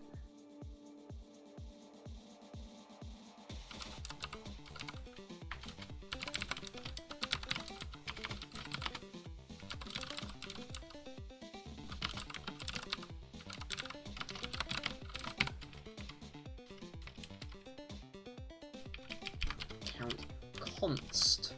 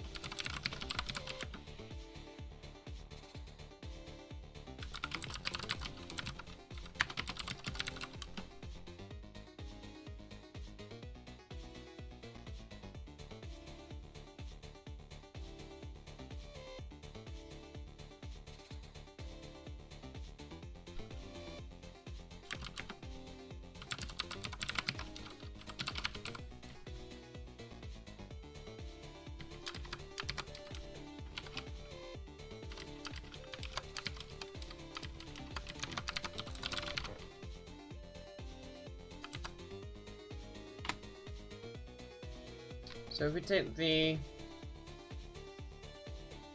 take a small chunk out of the beginning of the new buffer, we do send data on it.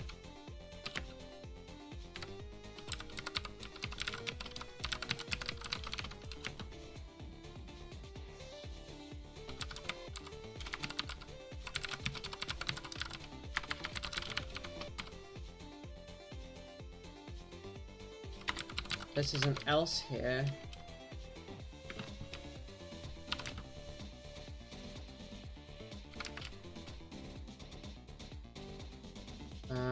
Part amount is uint8t, so this is f. I want divisible by 4, so c.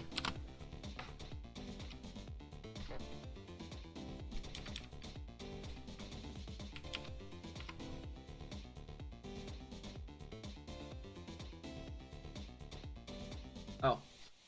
Notice if I don't mark those as const, those need to be not const.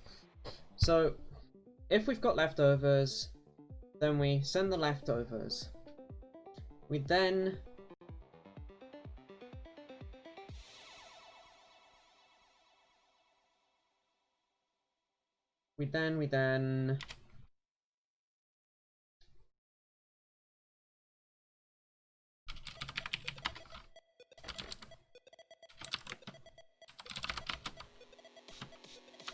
this is const auto.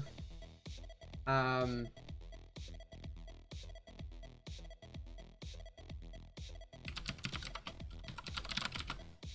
call this diff amount for difference amount because this is this value here. I'm trying to reconcile something here, which is going to be interesting. So this is send data of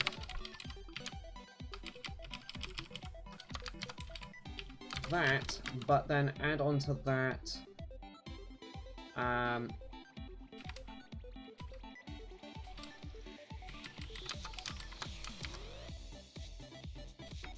the diff amount, the amount that we added, we took off the front.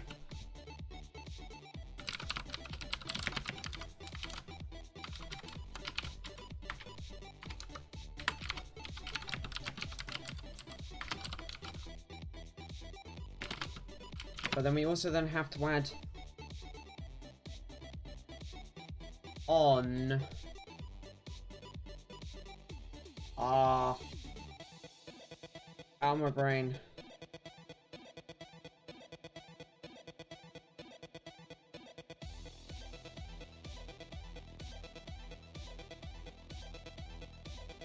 No, that'll be fine as is, because what we then do... this is messy.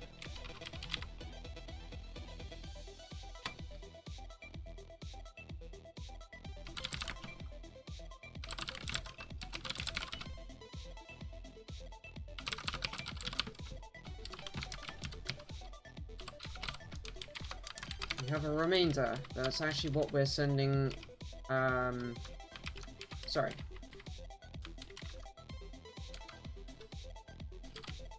Part amount minus remainder. That'll do quite nicely there. Making things divisible by 4.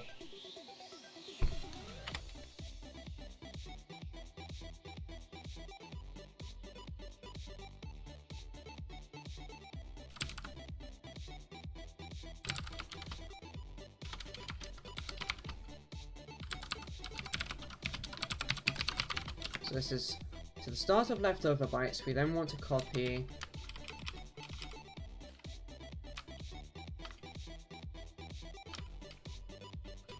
I have to do that static cast again because we need to be able to modify the value. Part amount minus remainder. Remainder. Left over count equals remainder.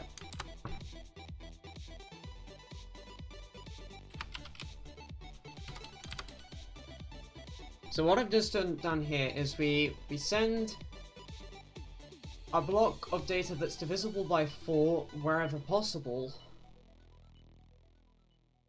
On the normal case where we don't have leftover bytes, we just send data, or we enqueue data actually, up until the point where we would have some leftover bytes. We then handle those leftover bytes by putting them into the remainder buffer that we've now got, and we set up that remainder buffer counter.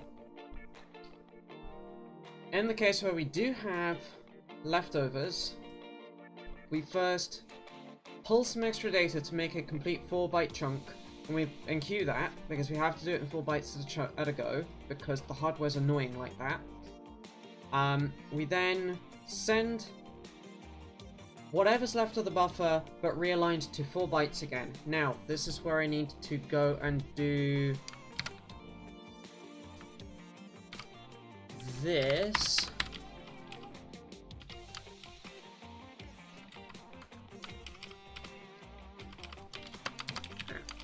Do that.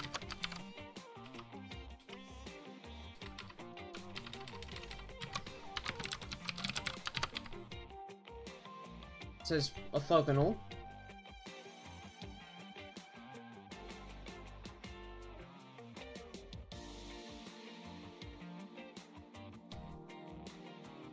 Yeah, my brain's starting to really hurt on this one.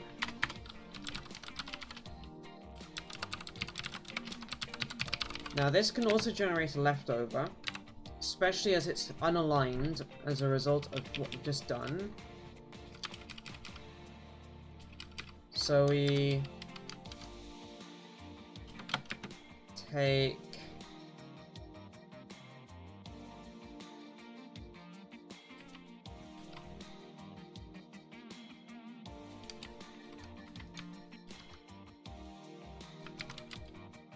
we fill the start of the leftover bytes with the data buffer we were just playing with. Oh! I'm stupid. Send data already changes this memory buffer to point to the end of where it was sending. So this goes away, as does the static cast. Ah, thank goodness I did that.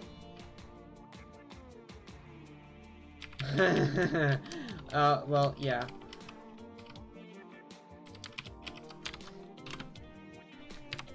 So we now have our local remainder.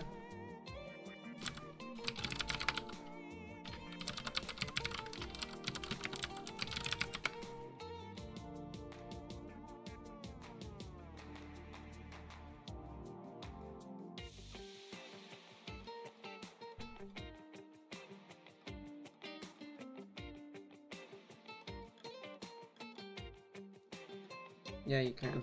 You're being stupid. So if we get here, and if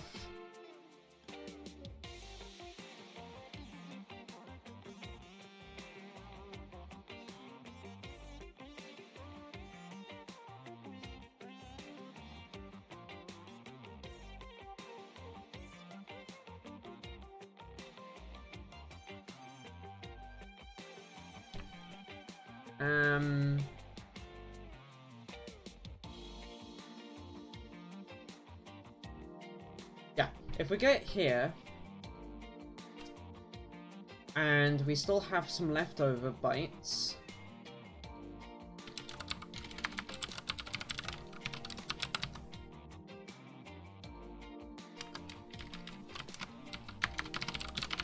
then we want to do a send data on them.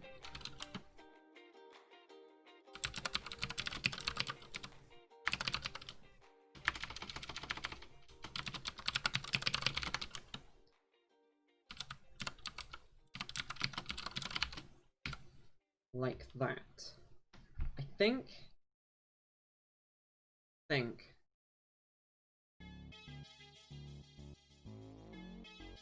That should be the only time we have to do that.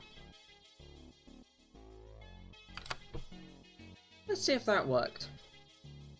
This will be interesting.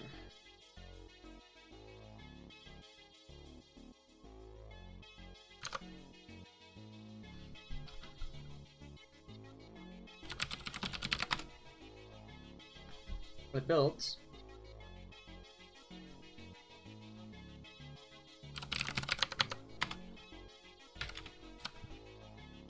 And if we look in GDB, not in GDB, sorry, in Wireshark, my brain hurts from that.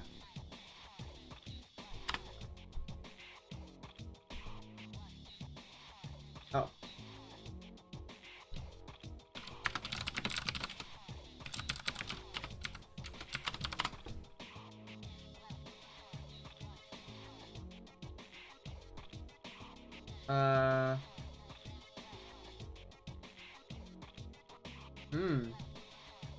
Okay, we're doing bad things. Oops. So how can you really blame me? That was some tricky code. Yeah, we just crash and we don't respond. Okay.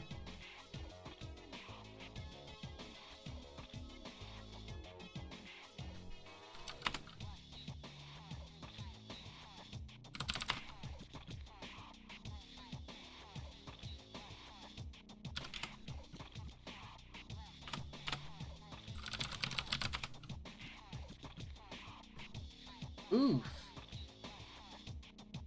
How the hell did that happen?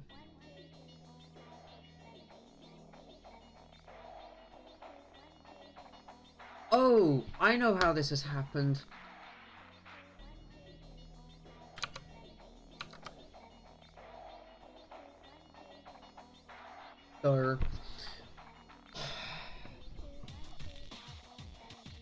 This send data is doing perfectly the right thing, but mem buffer is now off by remainder.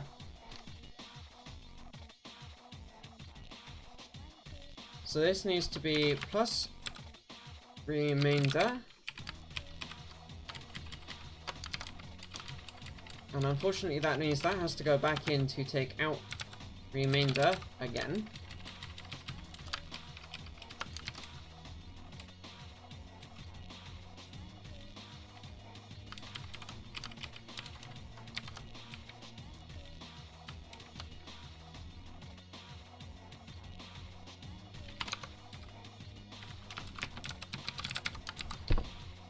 I hate this piece of code already. I want to do this better, but I can't think how to.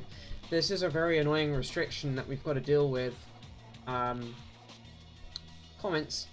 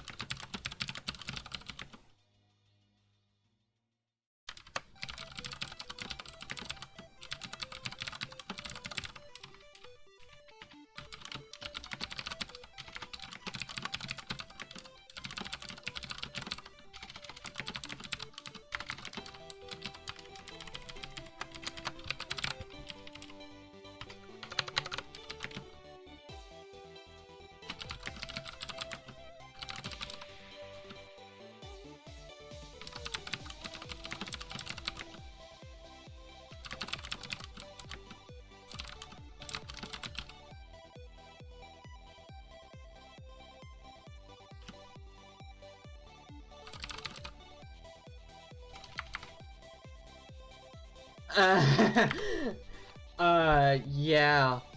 Thank you for reminding me. I might actually go and get a shot in a moment.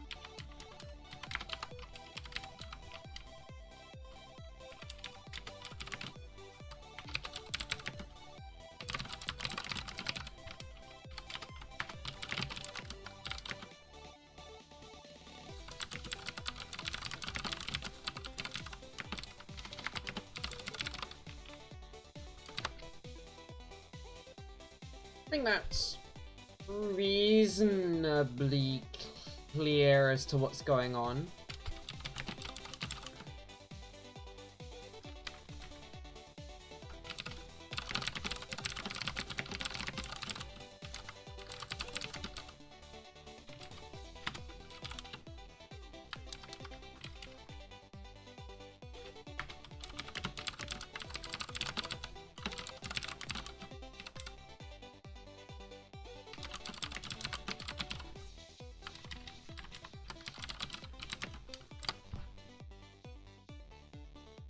There we go.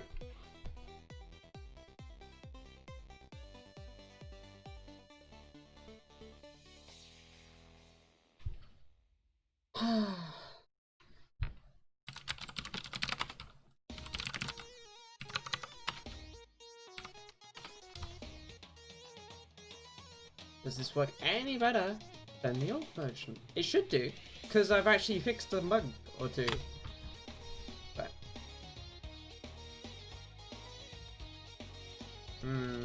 okay.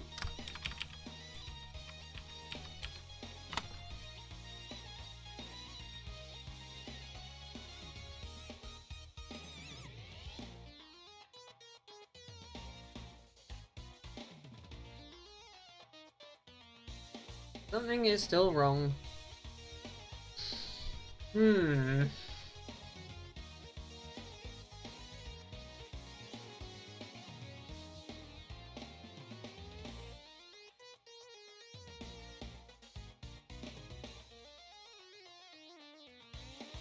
It really doesn't help that there's a restriction on this device about the amount of data you can queue in a given run.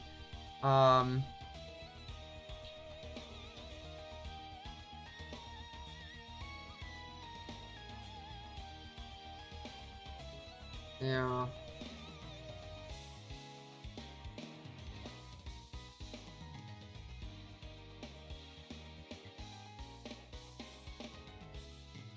My brain hurts.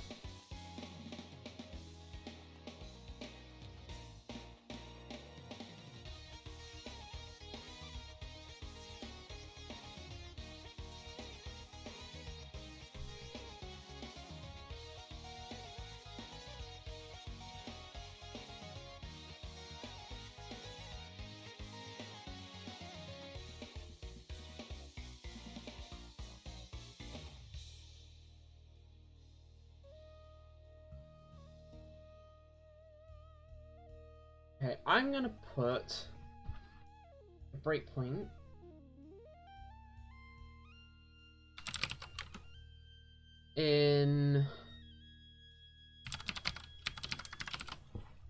at line 80, where we begin this whole arduous process.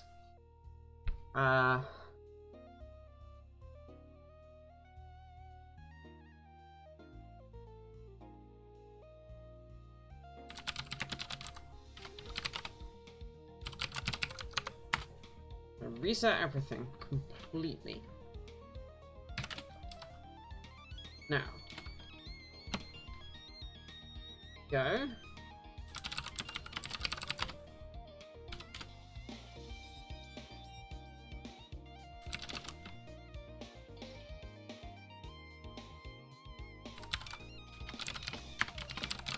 We have 35 bytes to enqueue. Somehow.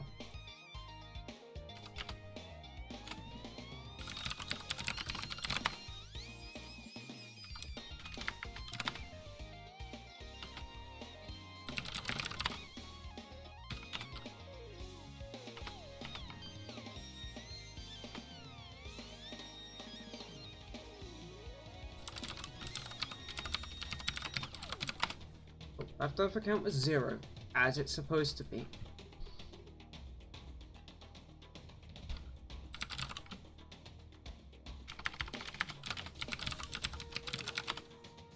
Remainder of 2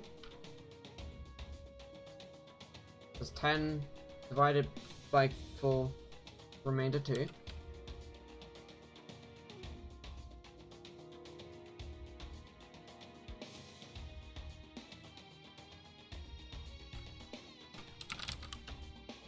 So this is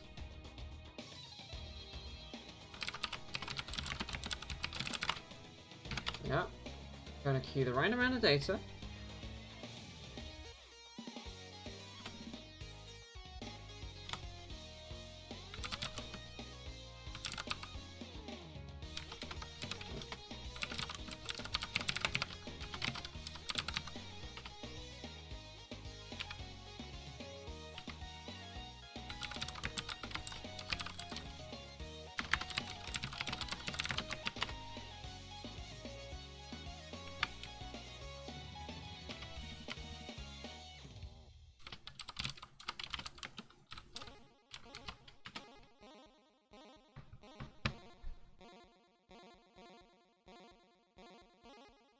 Good enough.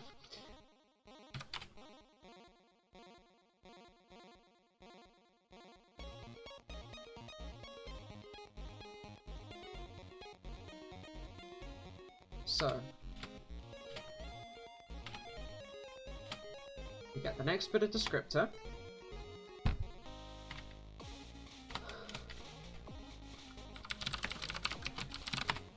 We have a pass amount of 9. That's hell. We have a non-zero leftover count.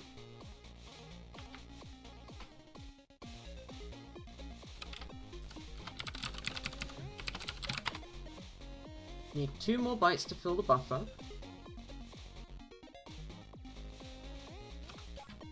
So we do it. And we enqueue. We've now used 2 bytes off the front, which is 7, which means, yes, remainder 3. 4 bytes to send in this round, which should be what we get if we do part amount minus diff amount minus remainder. Yes.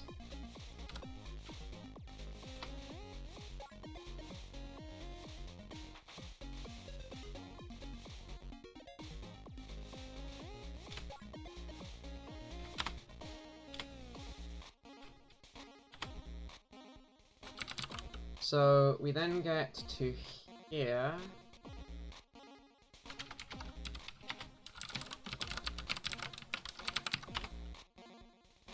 Zero, 1, 0. The 4's left over from the previous round. I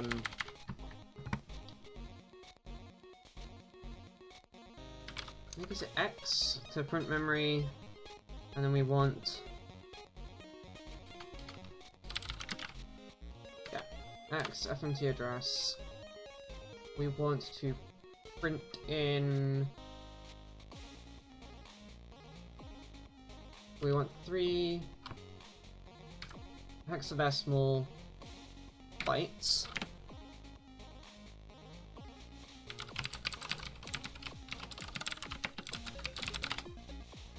Zero 1 0. Perfect. Okay.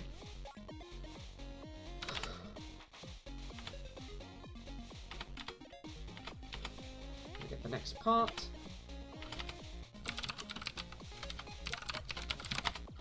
Eight, but that's not how many bytes are going to move in one go here.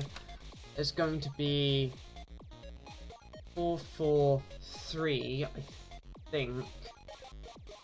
There's 1 byte from the front, 4 bytes in the middle, 3 bytes on the end. 1.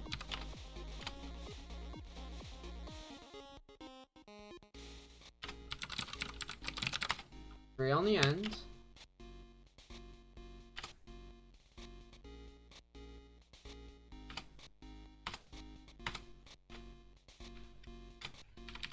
Now if we do the same, print the last 3 bytes, 0 1 0, cool, and then bytes in the buffer there, 0 1 0, and then a B that was left over from the previous iteration.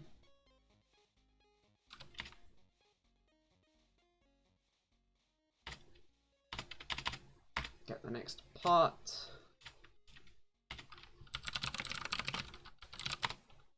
The 8.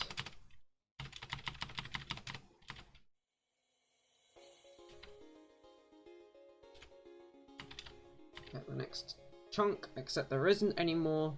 So we now have a transfer counter 0 and a leftover count of 3. So we send 3 extra bytes. That's enqueued everything now. We go out of multi-part transfer mode. And we say we're ready to go. So it should, in theory, have all the data present and ready to go.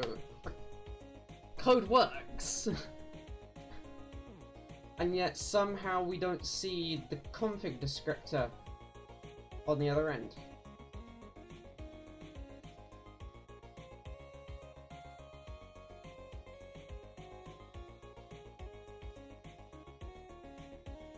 Is everybody else still following along? Is anybody else still watching this madness? 5 people are, apparently.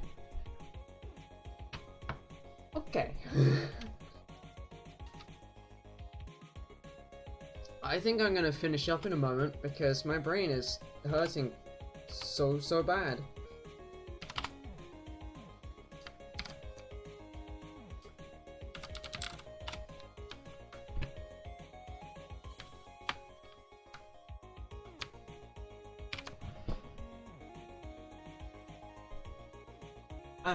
Good point.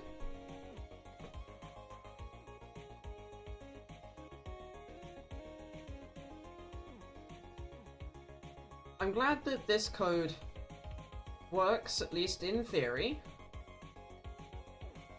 Why it's not... Oh...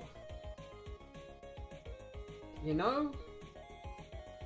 No, it did the right thing there. It did that.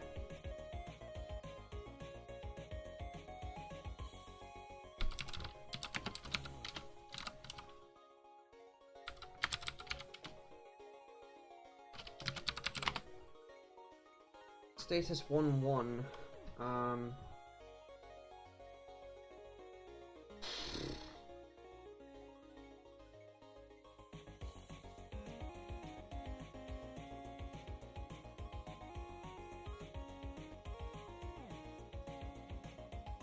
RX ready.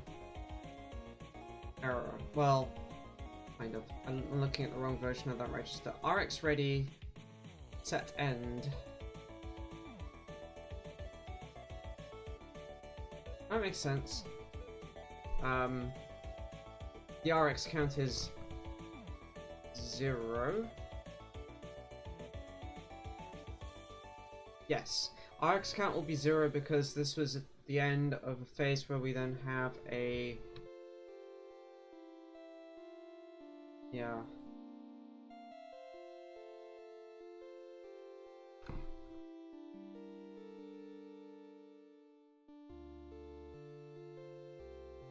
It's this that's waiting on us to read it right now.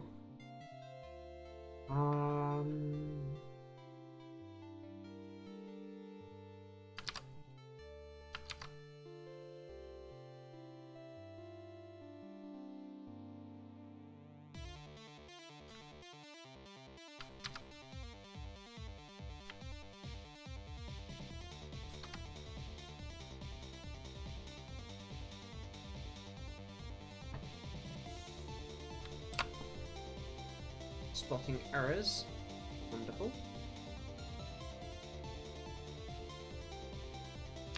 See if that works.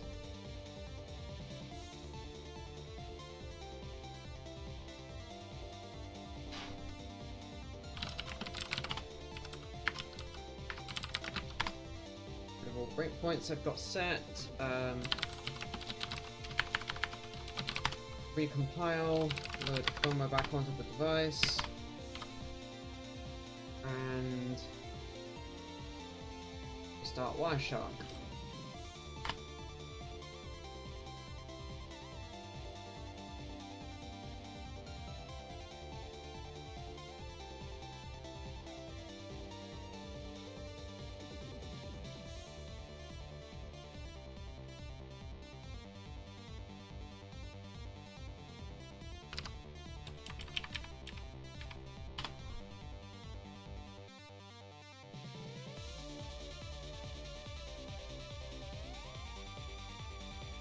Get the device descriptor, get it again, get the qualifier.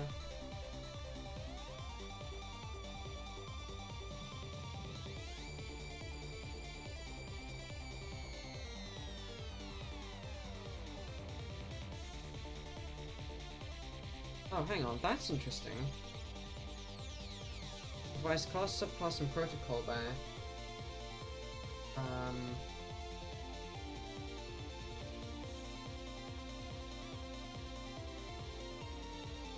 The spec say about those values? So I might be violating spec with that answer. Not that it matters for the config descriptors, it should still have spat those out. But it's not. This is frustrating.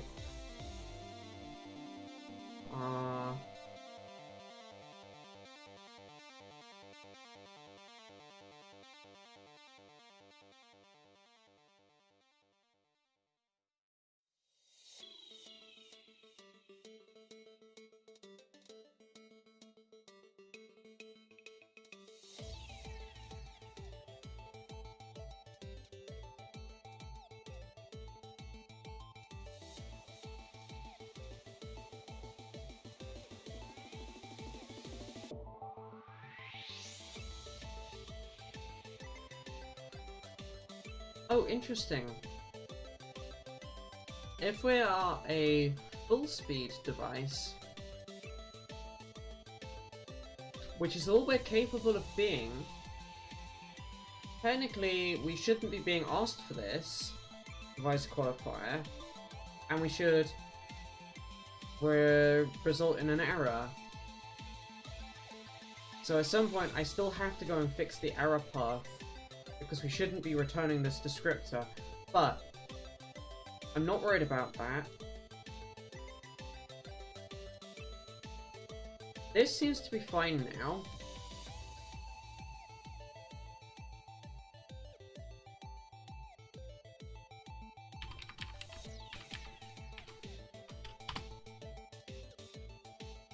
Yeah, because status control L when I killed things there got a value of 26, which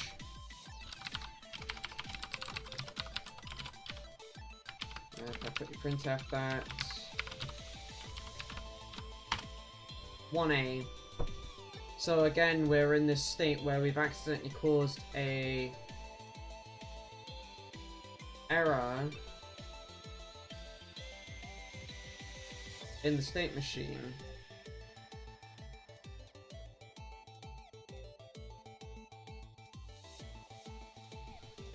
That's weird.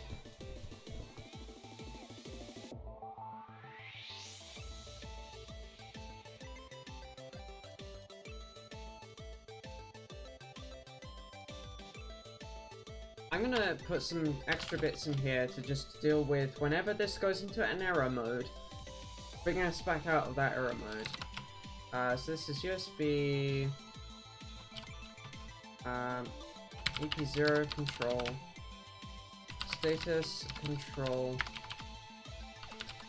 low, ampersand vowels USB EP status control low.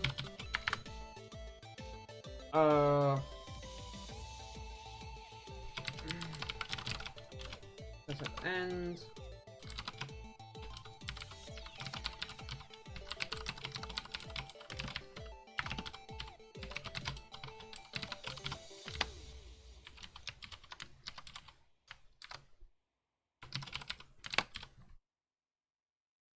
So whenever we get that setup end error, we clear.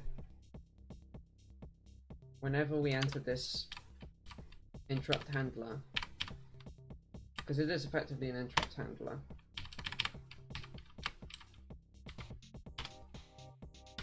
This will be the last change I make.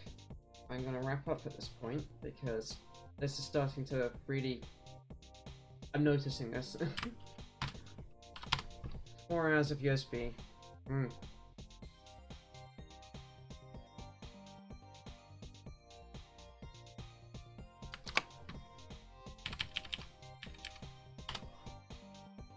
It's getting stuck in a bad state again, isn't it? Yeah.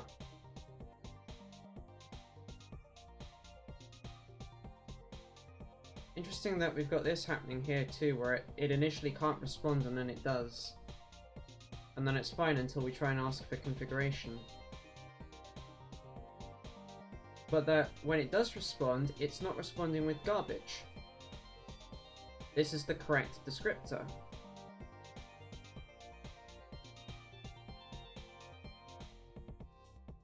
So I don't know what it's doing inside the configuration side of things, so I'm going to have to think about that a lot more. Something's broken, I can tell you that much. But not what. I'm intrigued though to know what USB is now saying.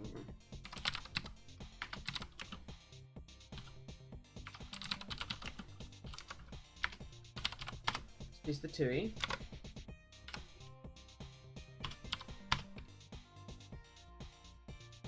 That errored.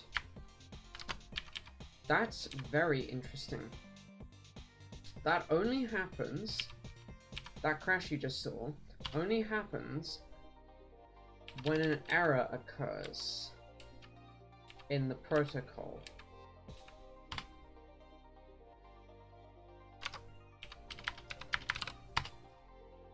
Qt UI tends to work a little bit better in this regard.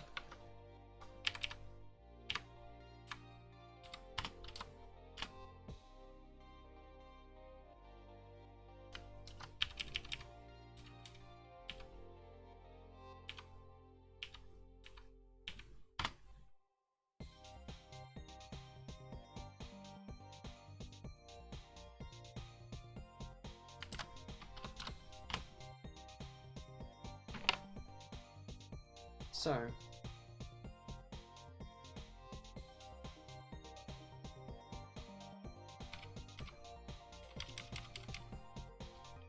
interesting, it thinks it's bulk transfers.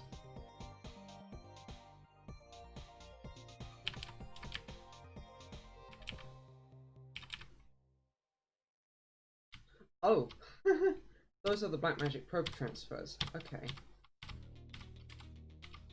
That's funny.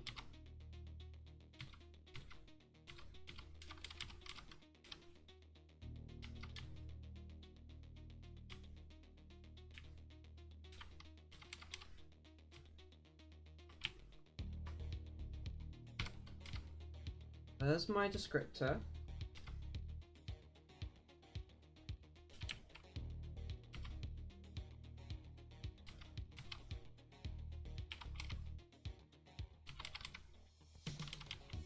We do the reset thing.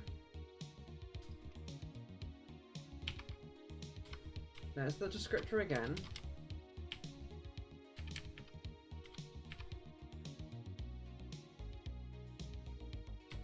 Ah, but that gets napped. Interesting.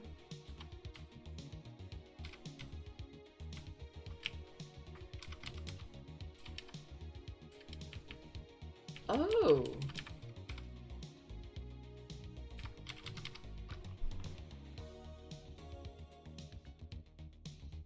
So the reason it's not working is for some reason the device is knacking, even though it shouldn't.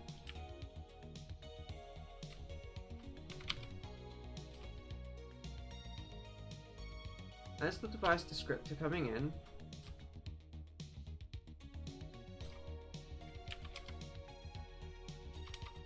Set feature thing, get status, get status. Very annoying that we got so much Blackmagic Pro traffic in here.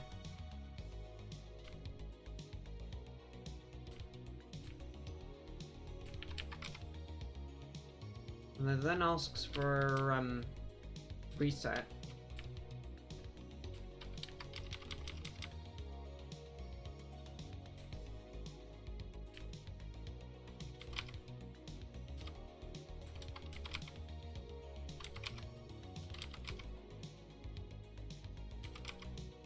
Very curious.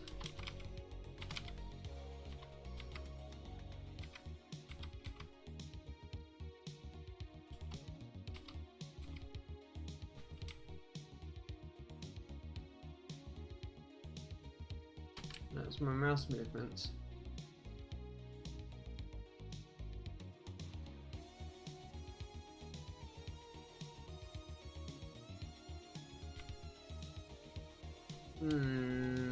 Feel like I'm missing something here.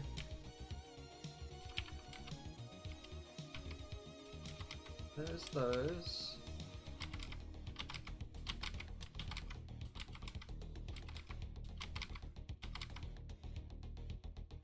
There's the get descriptor again. And then the next time it knacks. It's so weird. I can't find out more why without an analyzer or an even longer debug session. Still, informative. We've got some more of USB working, but it's not all working yet. For some reason we can't do stalls. I don't know why. Which is weird. Because we very explicitly should be able to do stalls.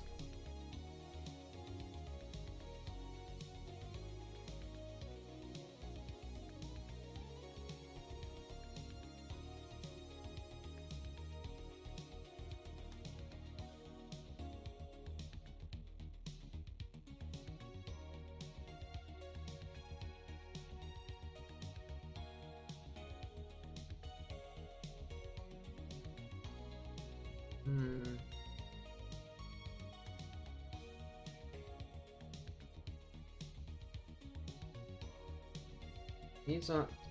We've got response stall, response unhandled. They both result in a stall. This will go to false in the case of unhandled or stall. Data doesn't matter for this. And really nor does size. That won't get triggered, so we go to complete setup packet. Complete setup packet goes, well, we don't need arming because that was set to false.